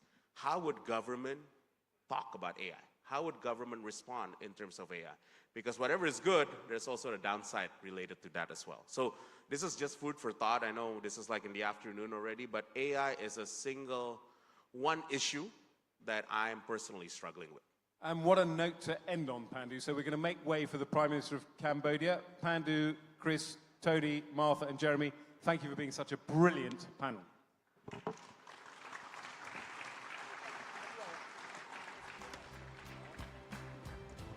Thank you very much, moderator and all panelists. Let's have a photo session together. We invite the moderator and also the panelists to have a photo session.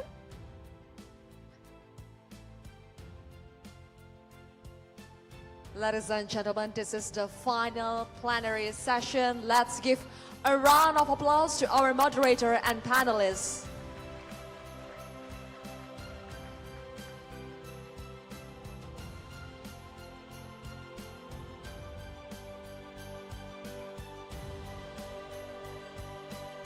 Thank you so much for the valuable insights.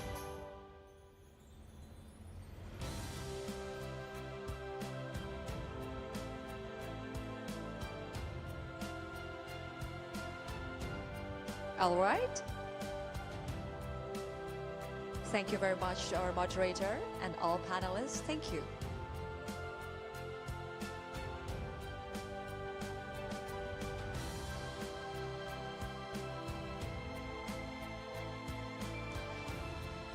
So, ladies and gentlemen, in a very short moment, we are going to have another special remarks on the topic of ASEAN in pursuit of peace and prosperity. As we're preparing the stage, we require you to remain on your seats. Thank you.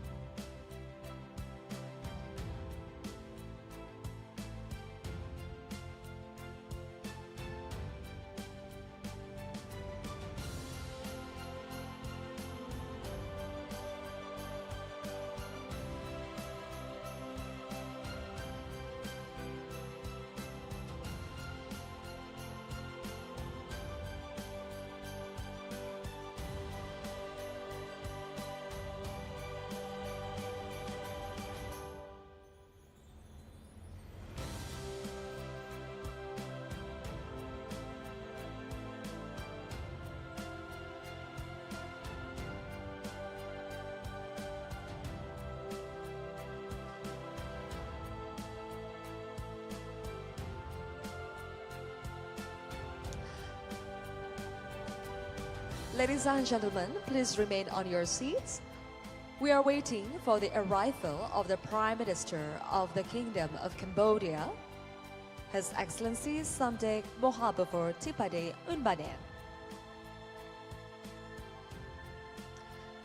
We're going to have another special remark by the Prime Minister of the Kingdom of Cambodia, and we are still waiting for the arrival, so please remain on your seats.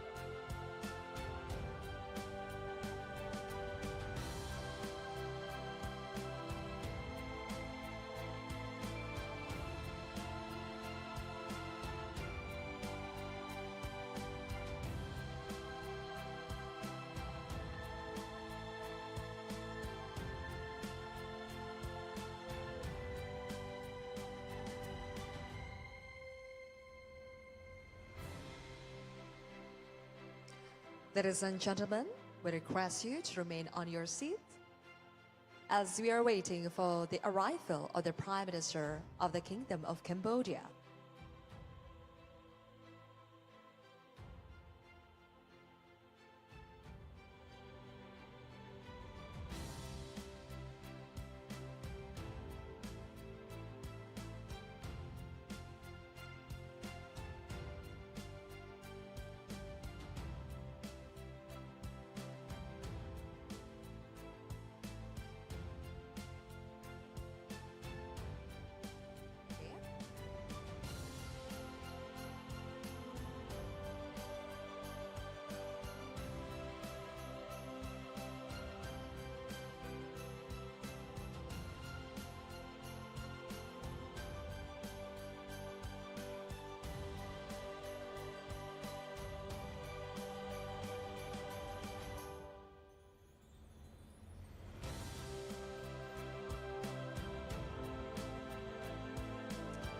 A very warm welcome to the Prime Minister of the Kingdom of Cambodia, His Excellency Samdech Mahabubor Tipade Unmanye.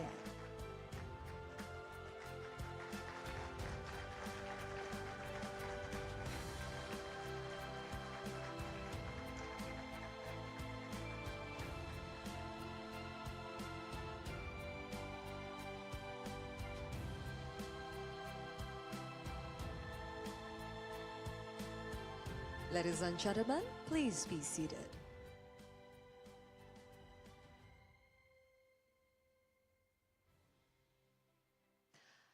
Excellencies, distinguished guests, ladies and gentlemen.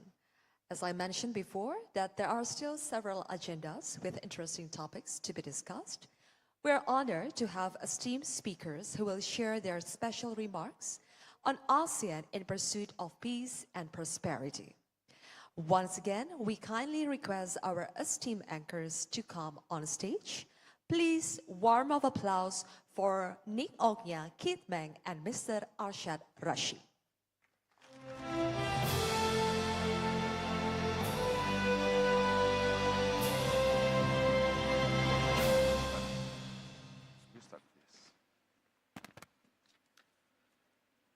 Your Excellency, ladies and gentlemen, I'm honored to introduce to you Samdech Thapadei Hunmanait, Prime Minister of the Kingdom of Cambodia.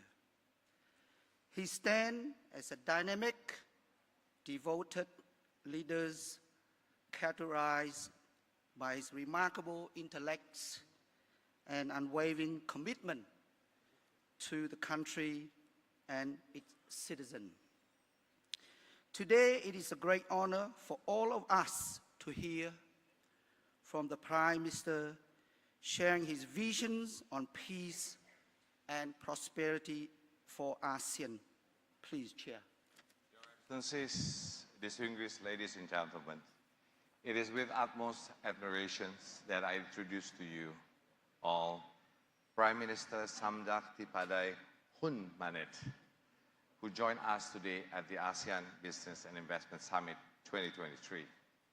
We will hear from the Prime Minister on how ASEAN can support businesses and maintain peace and prosperity together in this region, two of the most important values of our society. With that, it is my great honor to hand the stage over to His Excellency to welcome us with his thought. Your Prime Minister, please.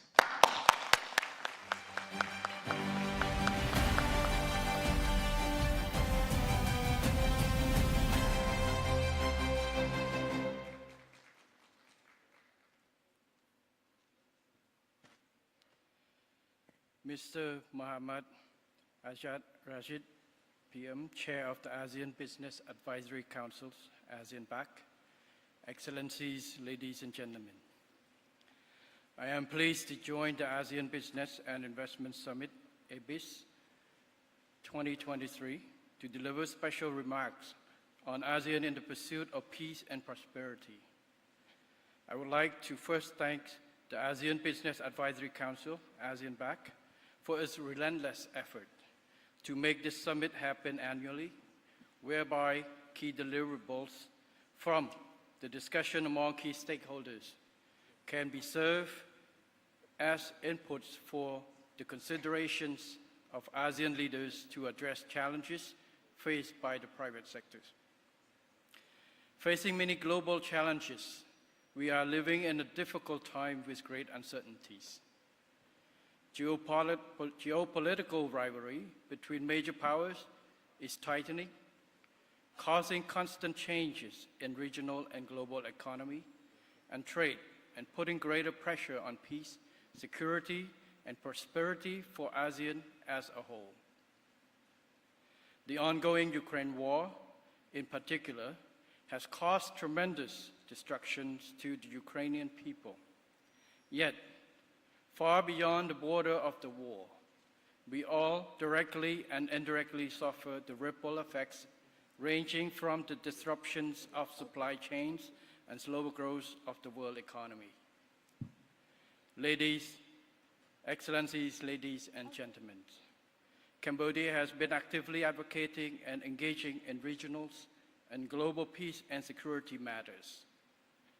On regional levels, as Cambodia assumed its ASEAN chairmanship role in 2022, Samdech Techo Hun Sen, the former Prime Minister of the Kingdom of Cambodia, led a high-level delegation to the Republic of the Union of Myanmar to advocate the escalating tensions and enabling constructive dialogues among relevant stakeholders to achieve enduring peace and national development, and shared win-win policy success drawn from lessons learned in Cambodia. On global levels, we have transformed ourselves from a recipient country of the UN Blue Beret deployment to become an active contributing country in UN peacekeeping operation in some hotspot countries of the world, as evident by UN peacekeeping and mine clearing missions in Africa and Middle East. We strongly believe that war cannot end by war. True peace and prosperity would only stem from peaceful settlement of conflicts through dialogue and consultations based on win-win approach, whereby it is imperative to have the participation and agreement of all parties involved, in a spirit of mutual understanding, setting the well-being of the people as a top priority.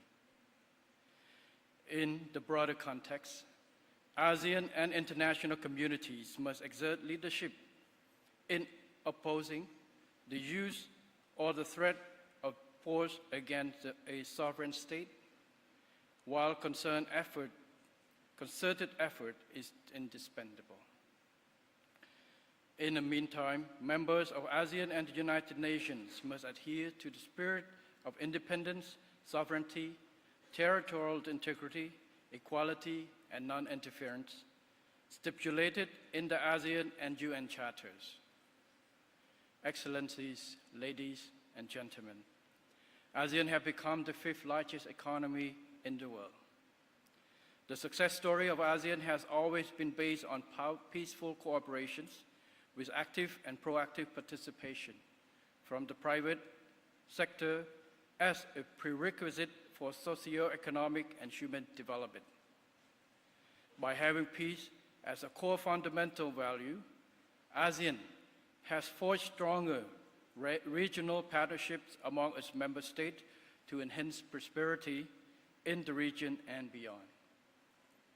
In this spirit, ASEAN must strive to strengthen its unity and centrality and advance the ASEAN economic community building process to sustain ASEAN as a region of critical importance and major center of prosperity, which can be equally and inclusively shared. In the current regional and global context, to achieve common prosperity, it is imperative that the strengthening and deepening of ASEAN economic integrations further contribute to narrowing the development gap within ASEAN itself. The promotion of intra-ASEAN trade and investment, in particular, ought to be meaningful and leave no one behind. To realize these visions, ASEAN must strive in a concerted effort to secure a timely conclusion of a better forward-looking and more practical ASEAN trade in goods agreement upgrade. Equally important, we ought to fully and effectively utilize the Regional Comprehensive Economic Partnership Agreement, or RCEP, while ensuring that the existing ASEAN Free Trade Agreements and economic cooperation with all ASEAN dialogue partners are still of critical importance and relevant for businesses and investors. Moreover, ASEAN should take full advantage of the change in economic architecture to become more resilient by accelerating inclusive ASEAN digital transformations, enhancing and participation of MSMEs in the regional and global supply chain, and being more forward-looking and adaptive to emerging issues such as climate change, food security, pandemic, and others. ladies, excellencies, ladies and gentlemen. Cambodia attaches crucial importance to peace, political stability, and security. From a country marked by decades of wars, Cambodia has been enjoying peace, and through peace has graduated into the lower middle income country status, having sustained its economic growth of 7% per annum. Cambodia therefore holds true that peace, political stability, and security are the prerequisites and core establishment for socio-economic and human development, without which basic rights and freedom of the people cannot be protected, much less prosperity and development. As I assume the premiership in this 7th term, the royal government of Cambodia has recently launched a new national overarching strategy called the Pentagon Strategy. The overall strategic mission is to safeguard and nurture hard-gained peace, and to accelerate national development to achieve the milestones of becoming a high-income country by 2050. This strategy has set out 5 strategic pentagons, including 1, human capital development, 2, economic diversification and competitiveness enhancement, 3, development of private sector and employment, 4, resilience, sustainable and inclusive development, and 5, development of digital economy and society. Taking this opportunity, I would like to emphasize the importance the royal government plays an essential role of private sector in contributions to Cambodia's remarkable prosperity. Improving the business and investment climate has always been one of the top priorities of the royal government of Cambodia.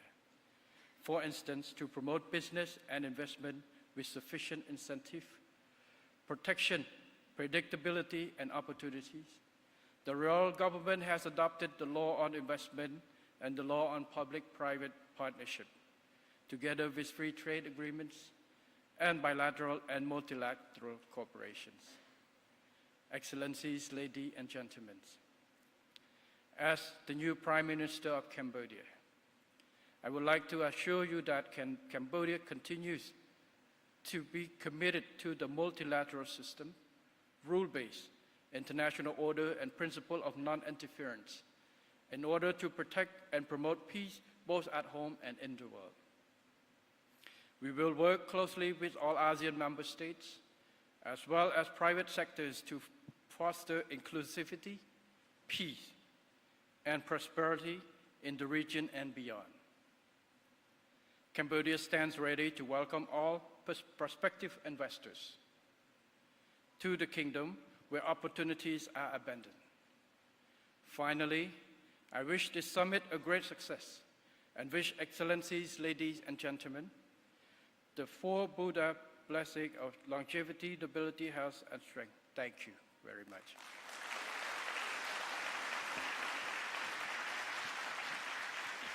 Thank you. The Prime Minister of the Kingdom of Cambodia, His Excellency Samdech Mohawapo Tipade Unmanye.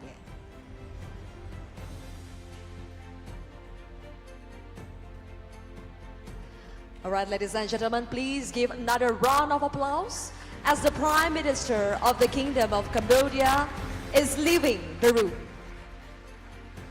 We extend our deepest gratitude for the presence of His Excellency Samdech Mohawapo Tipade Unmanye. Or in Cambodia, we say Okun, Prime Minister.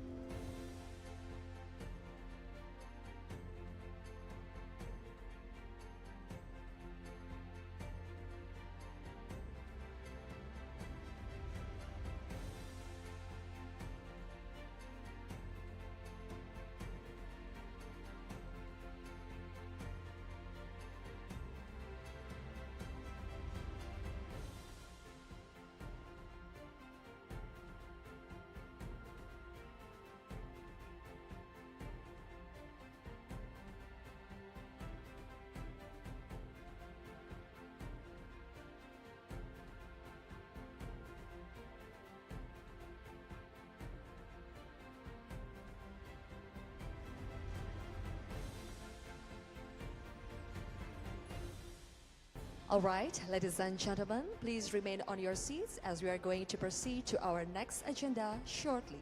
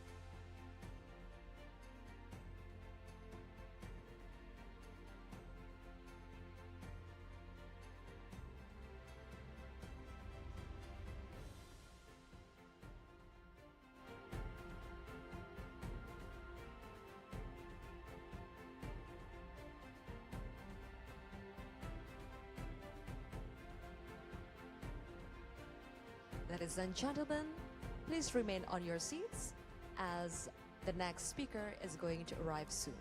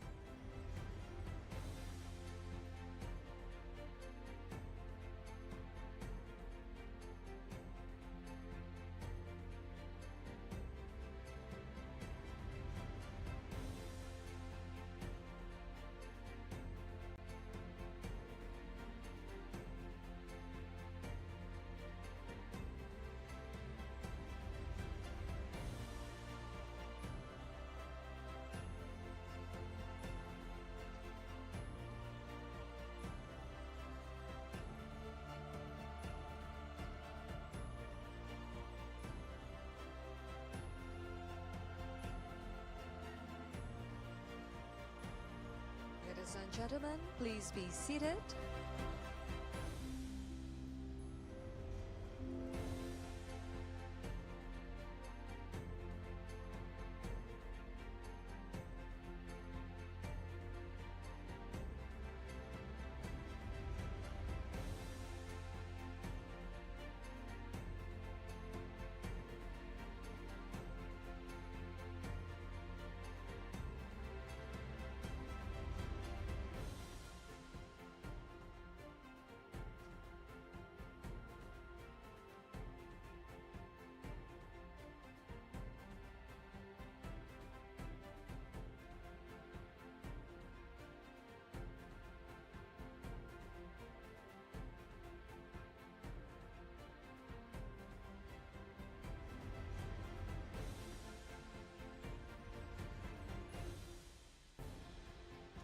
Excellencies, distinguished guests, ladies and gentlemen, it is with great anticipation that we look forward to the next segment of our event.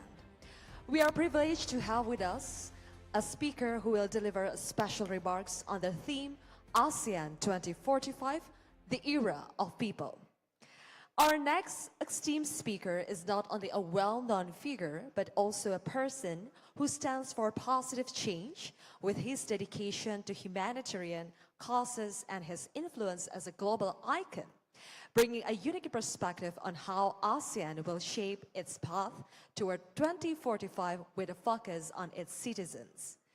He was recently inaugurated as an honorary ambassador at the 50th anniversary of Indonesia-South Korea relations. In his special remarks, he will share his vision of ASEAN in 2045 and highlight the role of mutual trust and understanding of people-to-people relations, the cornerstone of the international business and investment. I'm delighted to welcome to the stage the Ambassador of UNICEF East Asia and Asia Pacific Regional, Mr. Choi Siwon.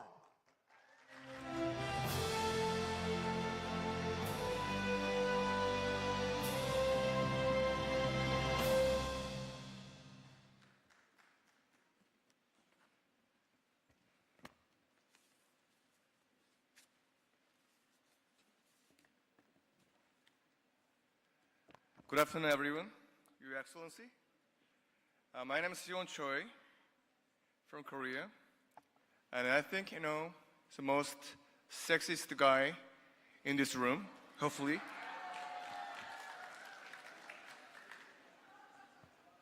Well, it has been 4 years since I became a part of this great journey. And I always feel very grateful to have the role of the UNICEF Regional Ambassador for East Asia and Pacific. So one of the most honorable jobs on earth is to advocate for children and their rights.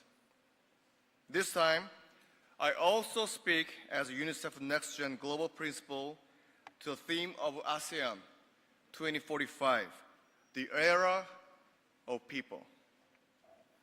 So I would like to start by sharing my vision. It's a vision of a region where every child grows up healthy, well-nourished, and safe from disease.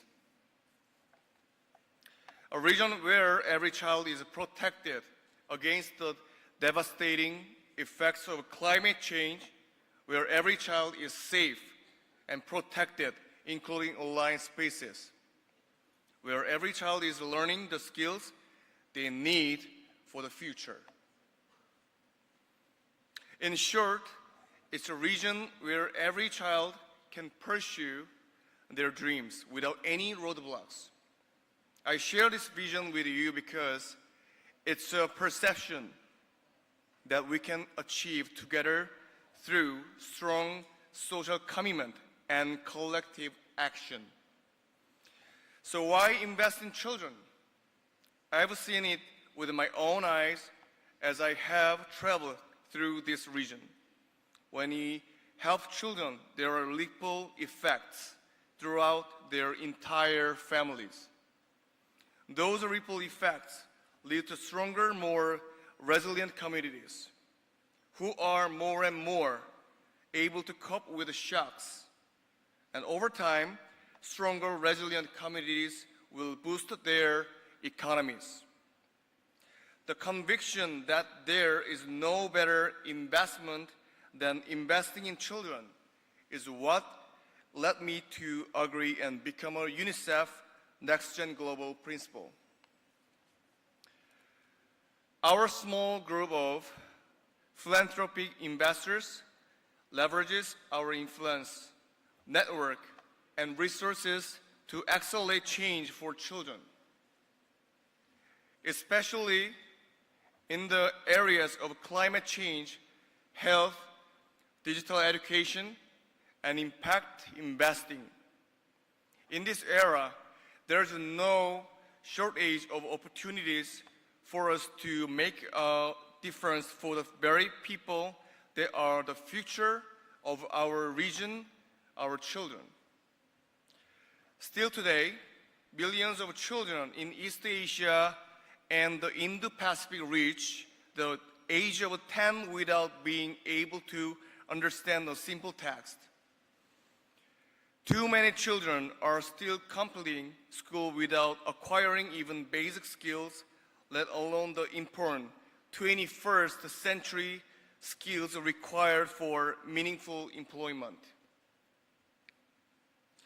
Despite progress made in vaccination, millions of children in this region have yet to receive a single dose of vaccine, exposing them to life-threatening illnesses like measles.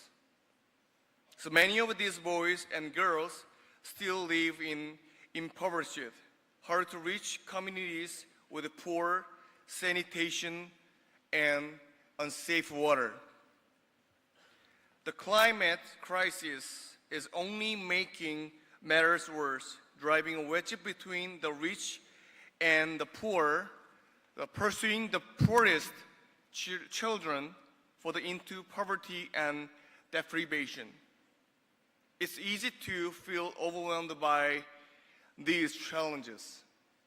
But the good news is that together we have the power to change the realities of those girls and boys through strong social commitment, collective action, and the right investments. Investing in children does not only make ethical sense, it makes economic sense. We know, for example, that the US $1 invested in the pre-primary education of the youngest children gives society 10 times in return. These kinds of investments promote sustainability and resilience and open up long-term prospects for ASEAN. But they need to be made now. Personally, I have chosen to partner with UNICEF because I have seen firsthand how their interventions change lives. UNICEF is the only organization working in over 190 countries with the ability to shape government policies, reach the most remote places, and deliver emergency supplies anywhere on Earth within 84 hours. UNICEF vaccinates almost half of the world's children every year, and over the last 20 years, we have reduced child mortality by 50%. More children are enrolled in schools with primary enrollment up to around 90%. UNICEF could not have achieved any of this without the mutual trust of the children and communities we serve. However, we need to take it a step further. Now is the time to not just think, but to take action. Children are our future, and you and your meaningful actions only can change the world, because we are change makers. Thank you, everyone.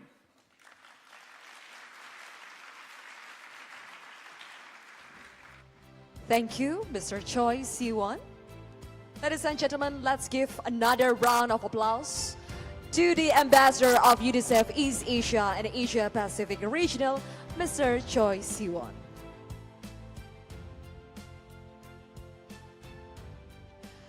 Thank you for the powerful words. Thank you for giving your time in ASEAN Business and Investment Summit 2023.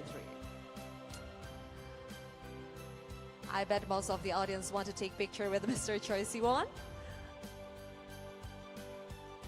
All right.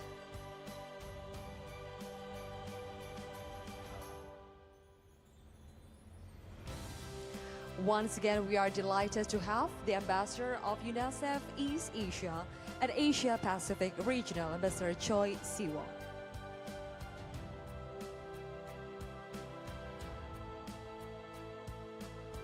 Thank you for your time. Thank you for your presence. 감사합니다, Mr. Choi Si-won.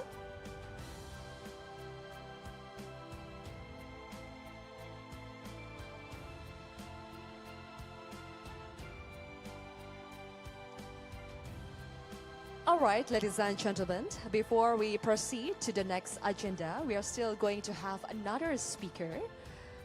We require you to remain on your seats because we are still waiting for the arrival of the Prime Minister of Laos PDR to join with us. Once again, ladies and gentlemen, please remain on your seats. We are still waiting for the arrival of the Prime Minister of Laos PDR.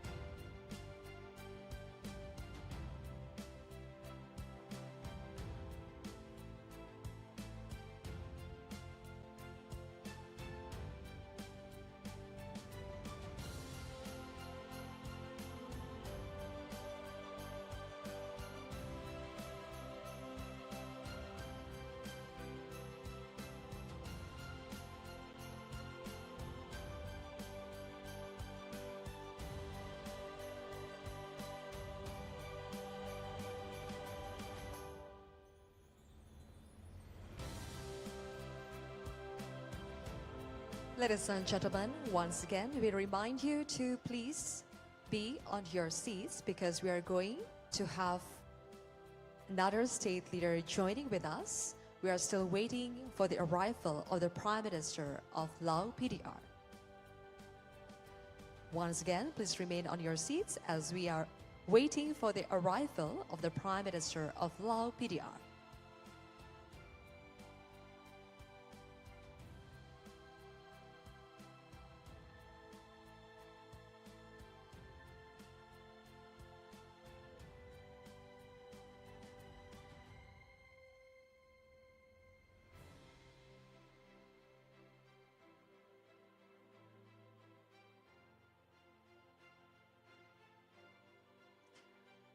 Ladies and gentlemen, please rise.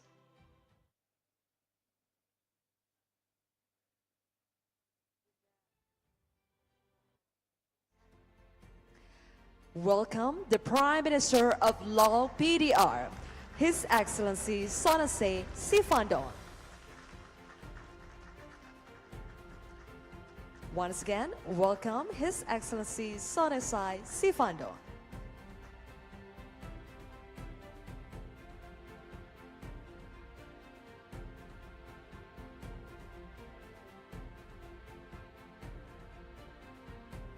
Ladies and gentlemen, please be seated.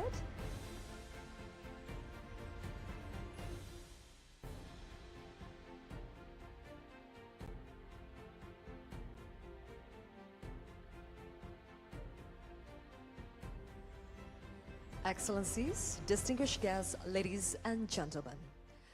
We have now reached a significant moment in our event as we prepare to hear our final special remarks that will address the theme, Forging a Path of Progress, Giving Real Impacts of ASEAN Chairmanship.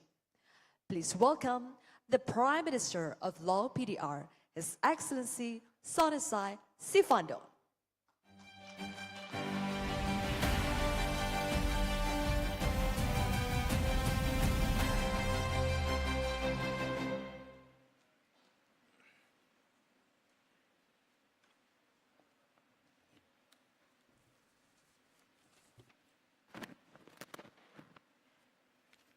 ท่านประธานที่นับถือ Excellency บรรดาท่านผู้ตั้งหนาสภา members ที่ปรึกษาธุรกิจอาเซียน of ASEAN Business Advisory Council and external partners, ladies and gentlemen.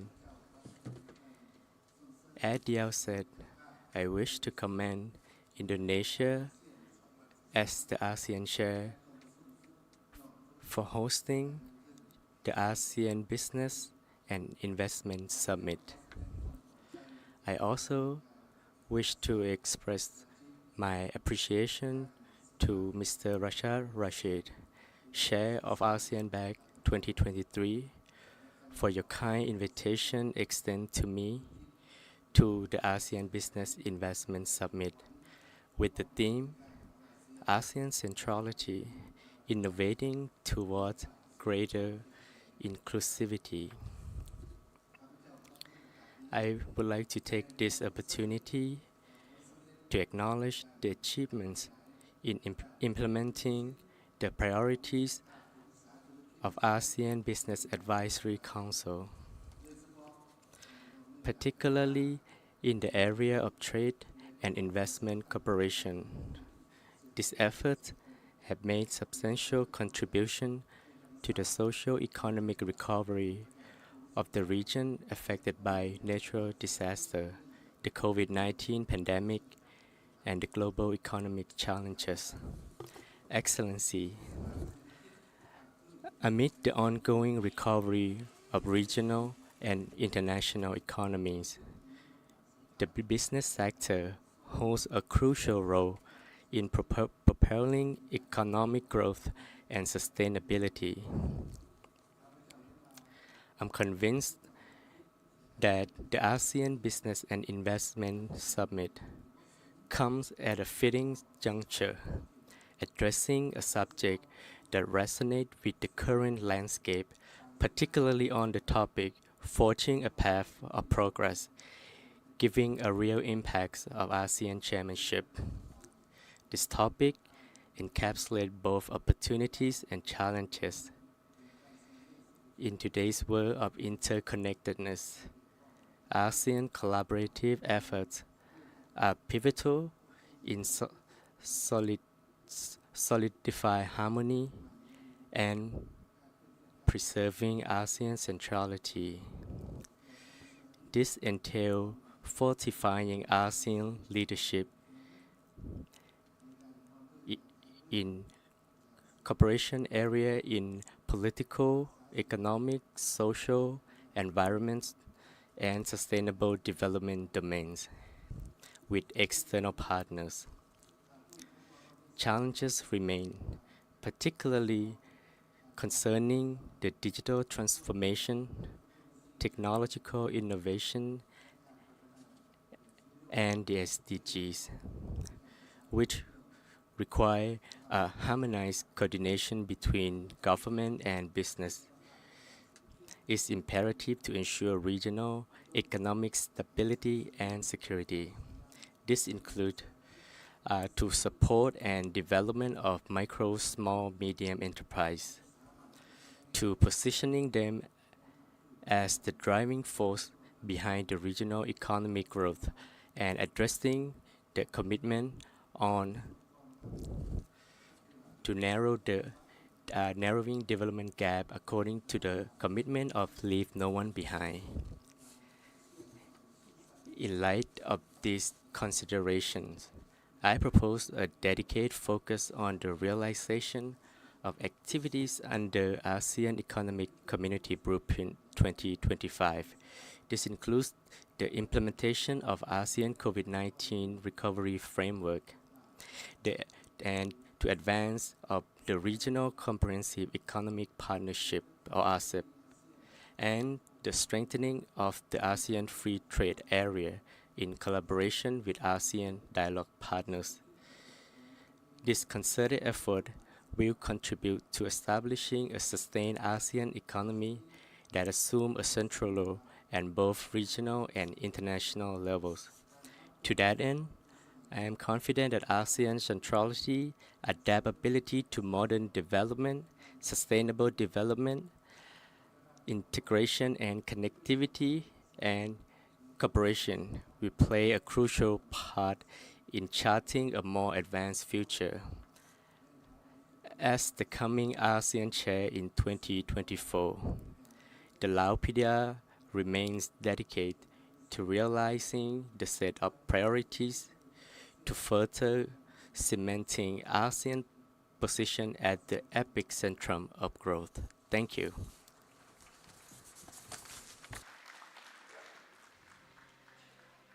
Thank you, the Prime Minister of Laopedia, His Excellency Sonexay Sifandon.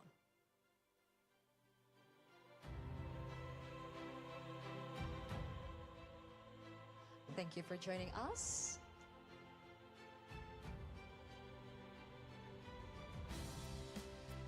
Once again, ladies and gentlemen, let's give another round of applause for the Prime Minister of Laopedia.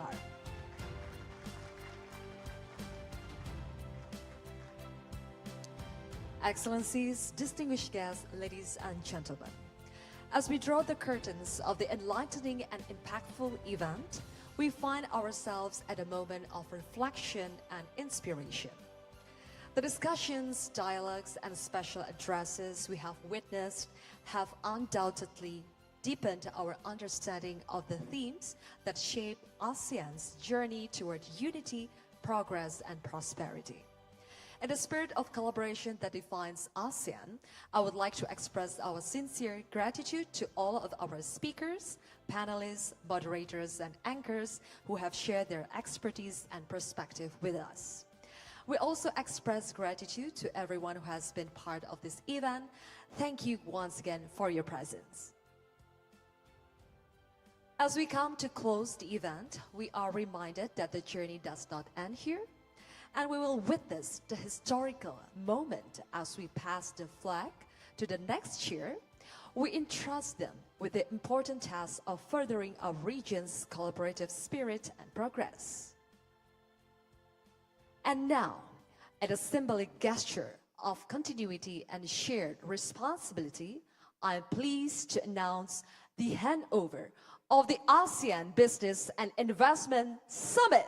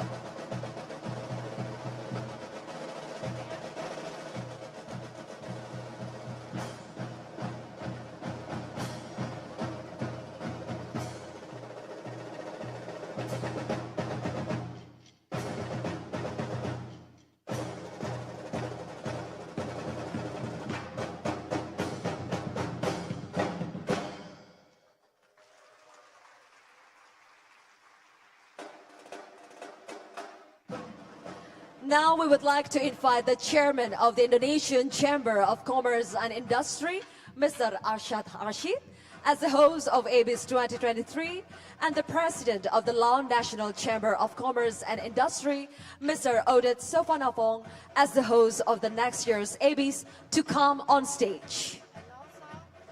And also we would like to invite the Prime Minister of Laos PDR, His Excellency Sonesai Sifandon, to witness the handover of leadership.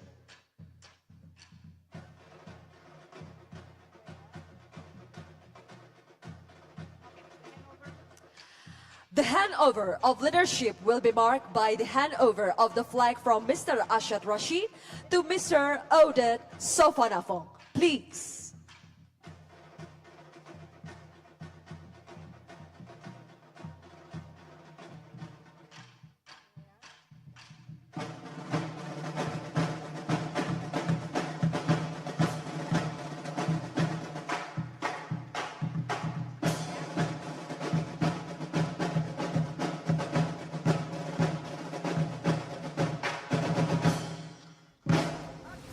Congratulations to Laos PDR as the next year's host of ASEAN Business and Investment Summit. Please take a photo session together.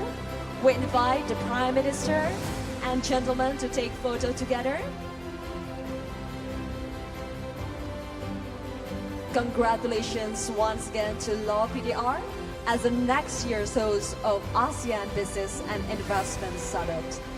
Mr. Dino, please join us on the stage. So ladies and gentlemen, we just witnessed the handover of leadership from Mr. Ashad Rashid to Mr. Odin Sofanamo. And now we are going to do the ASEAN Way pose. Let's give a round of applause for the gentleman. Congratulations once again to Law PDR as the next year host of ASEAN Business and Investment Summit. We wish you good luck and success for the next ASEAN Business and Investment Summit. Thank you, Prime Minister, for witnessing the handover. Thank you, Mr. Oded. Thank you, Mr. Rashid, and also Mr. Dino.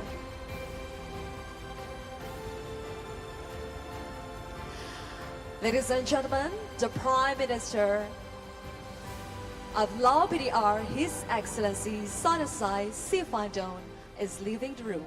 Please raise.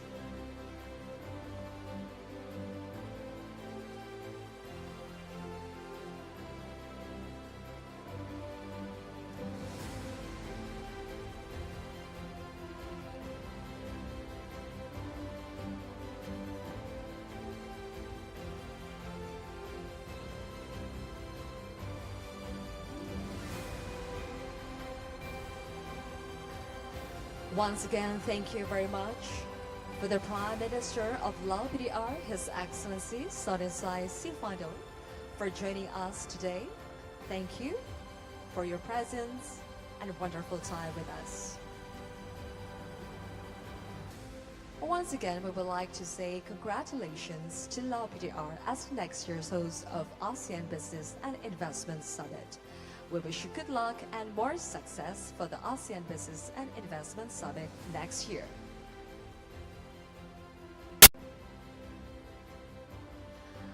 Ladies and gentlemen, we would like to inform you that we are going to have a dinner and ASEAN Business Award. We kindly invite you to join the ASEAN Business Award in the Ritz-Carlton Pacific Hotel. For those who have already had the reservation, please take your invitation at the media registration desk at foyer area.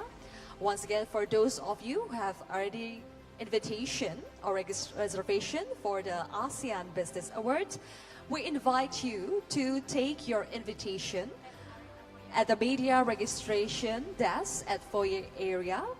And we also provide a shuttle bus for you in front of Golden Lobby. Once again, after this, we still have the ASEAN Business Award.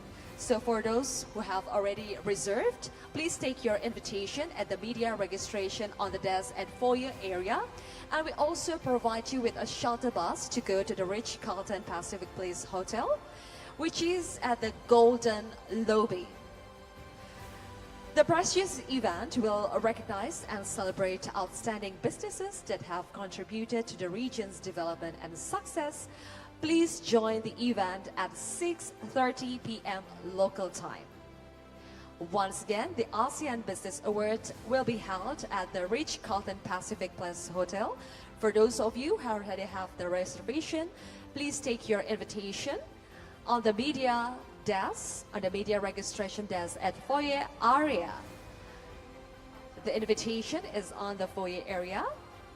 And we also prepared the shuttle bus for you at the Golden Lobby.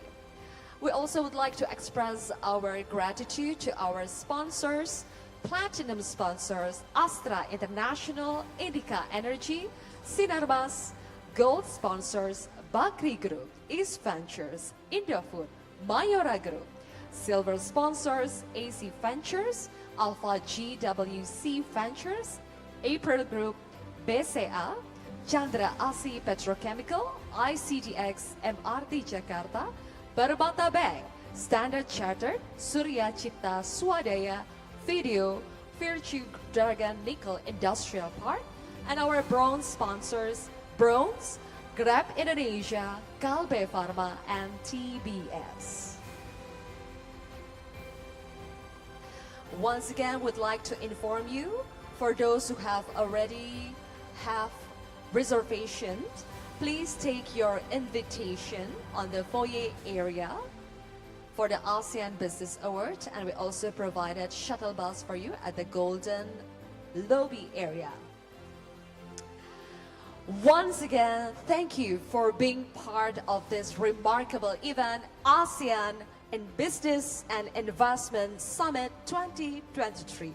We look forward to continuing our journey toward a prosperous and united ASEAN. I'm Zilfia Iskandar signing off, and have a great evening. Thank you very much. Assalamualaikum warahmatullahi wabarakatuh.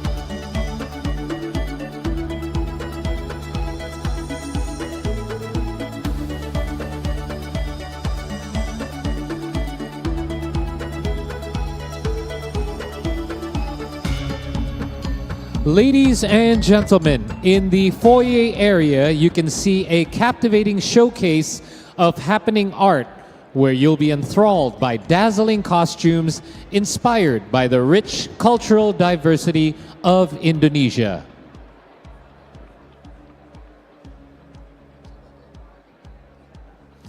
Bunaken, inspired by the enchanting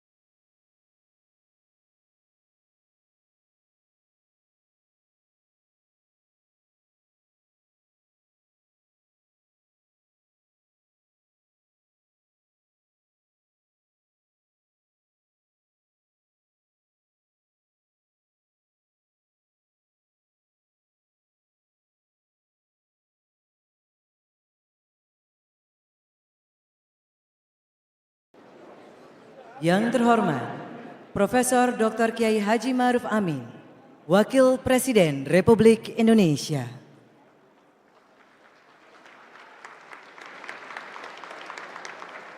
Yang kami hormati, para perwakilan Duta Besar Negara Sahabat.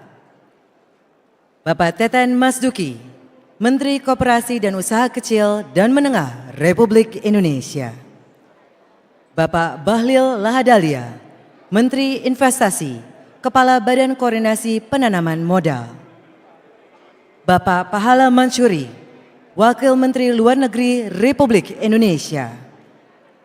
Bapak M. Arsyad Rashid, Ketua ASEAN Business Advisory Council. Bapak Bernardino Vega, Wakil Ketua ASEAN Business Advisory Council 2023.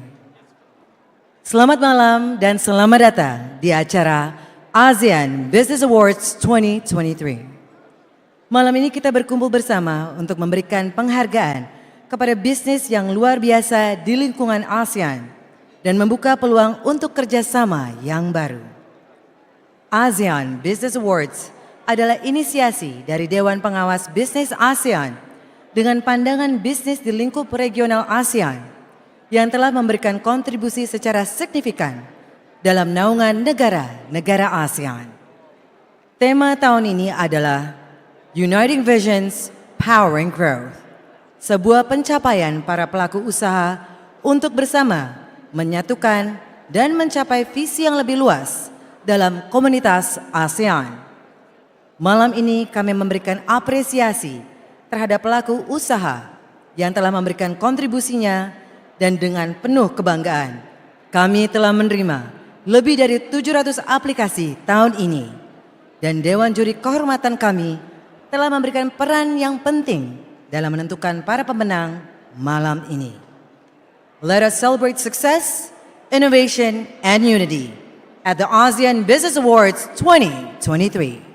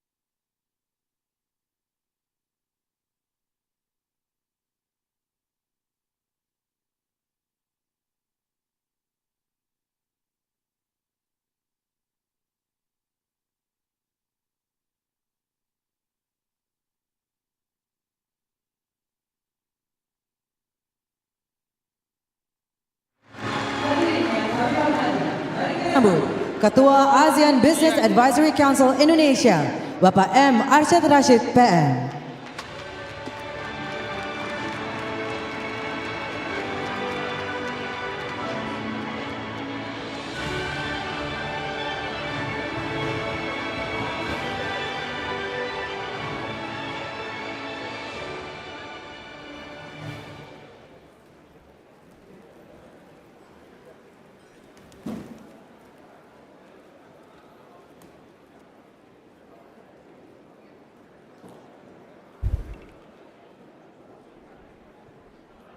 Bismillahirrahmanirrahim. Assalamualaikum warahmatullahi wabarakatuh. Salam sejahtera untuk kita semua. Shalom, Om Swastiastu, Namo Buddhaya, salam kebajikan. Pertama-tama, mohon maaf Pak Wapres yang saya hormati, saya akan nantinya harus menggunakan bahasa Inggris Pak, karena saya hadir sebagai Chair daripada ASEAN Business Advisory Council. Izin, Pak Wakil Presiden. Esteemed delegates and excellencies, Bapak Ma'ruf Amin, Vice President of Indonesia,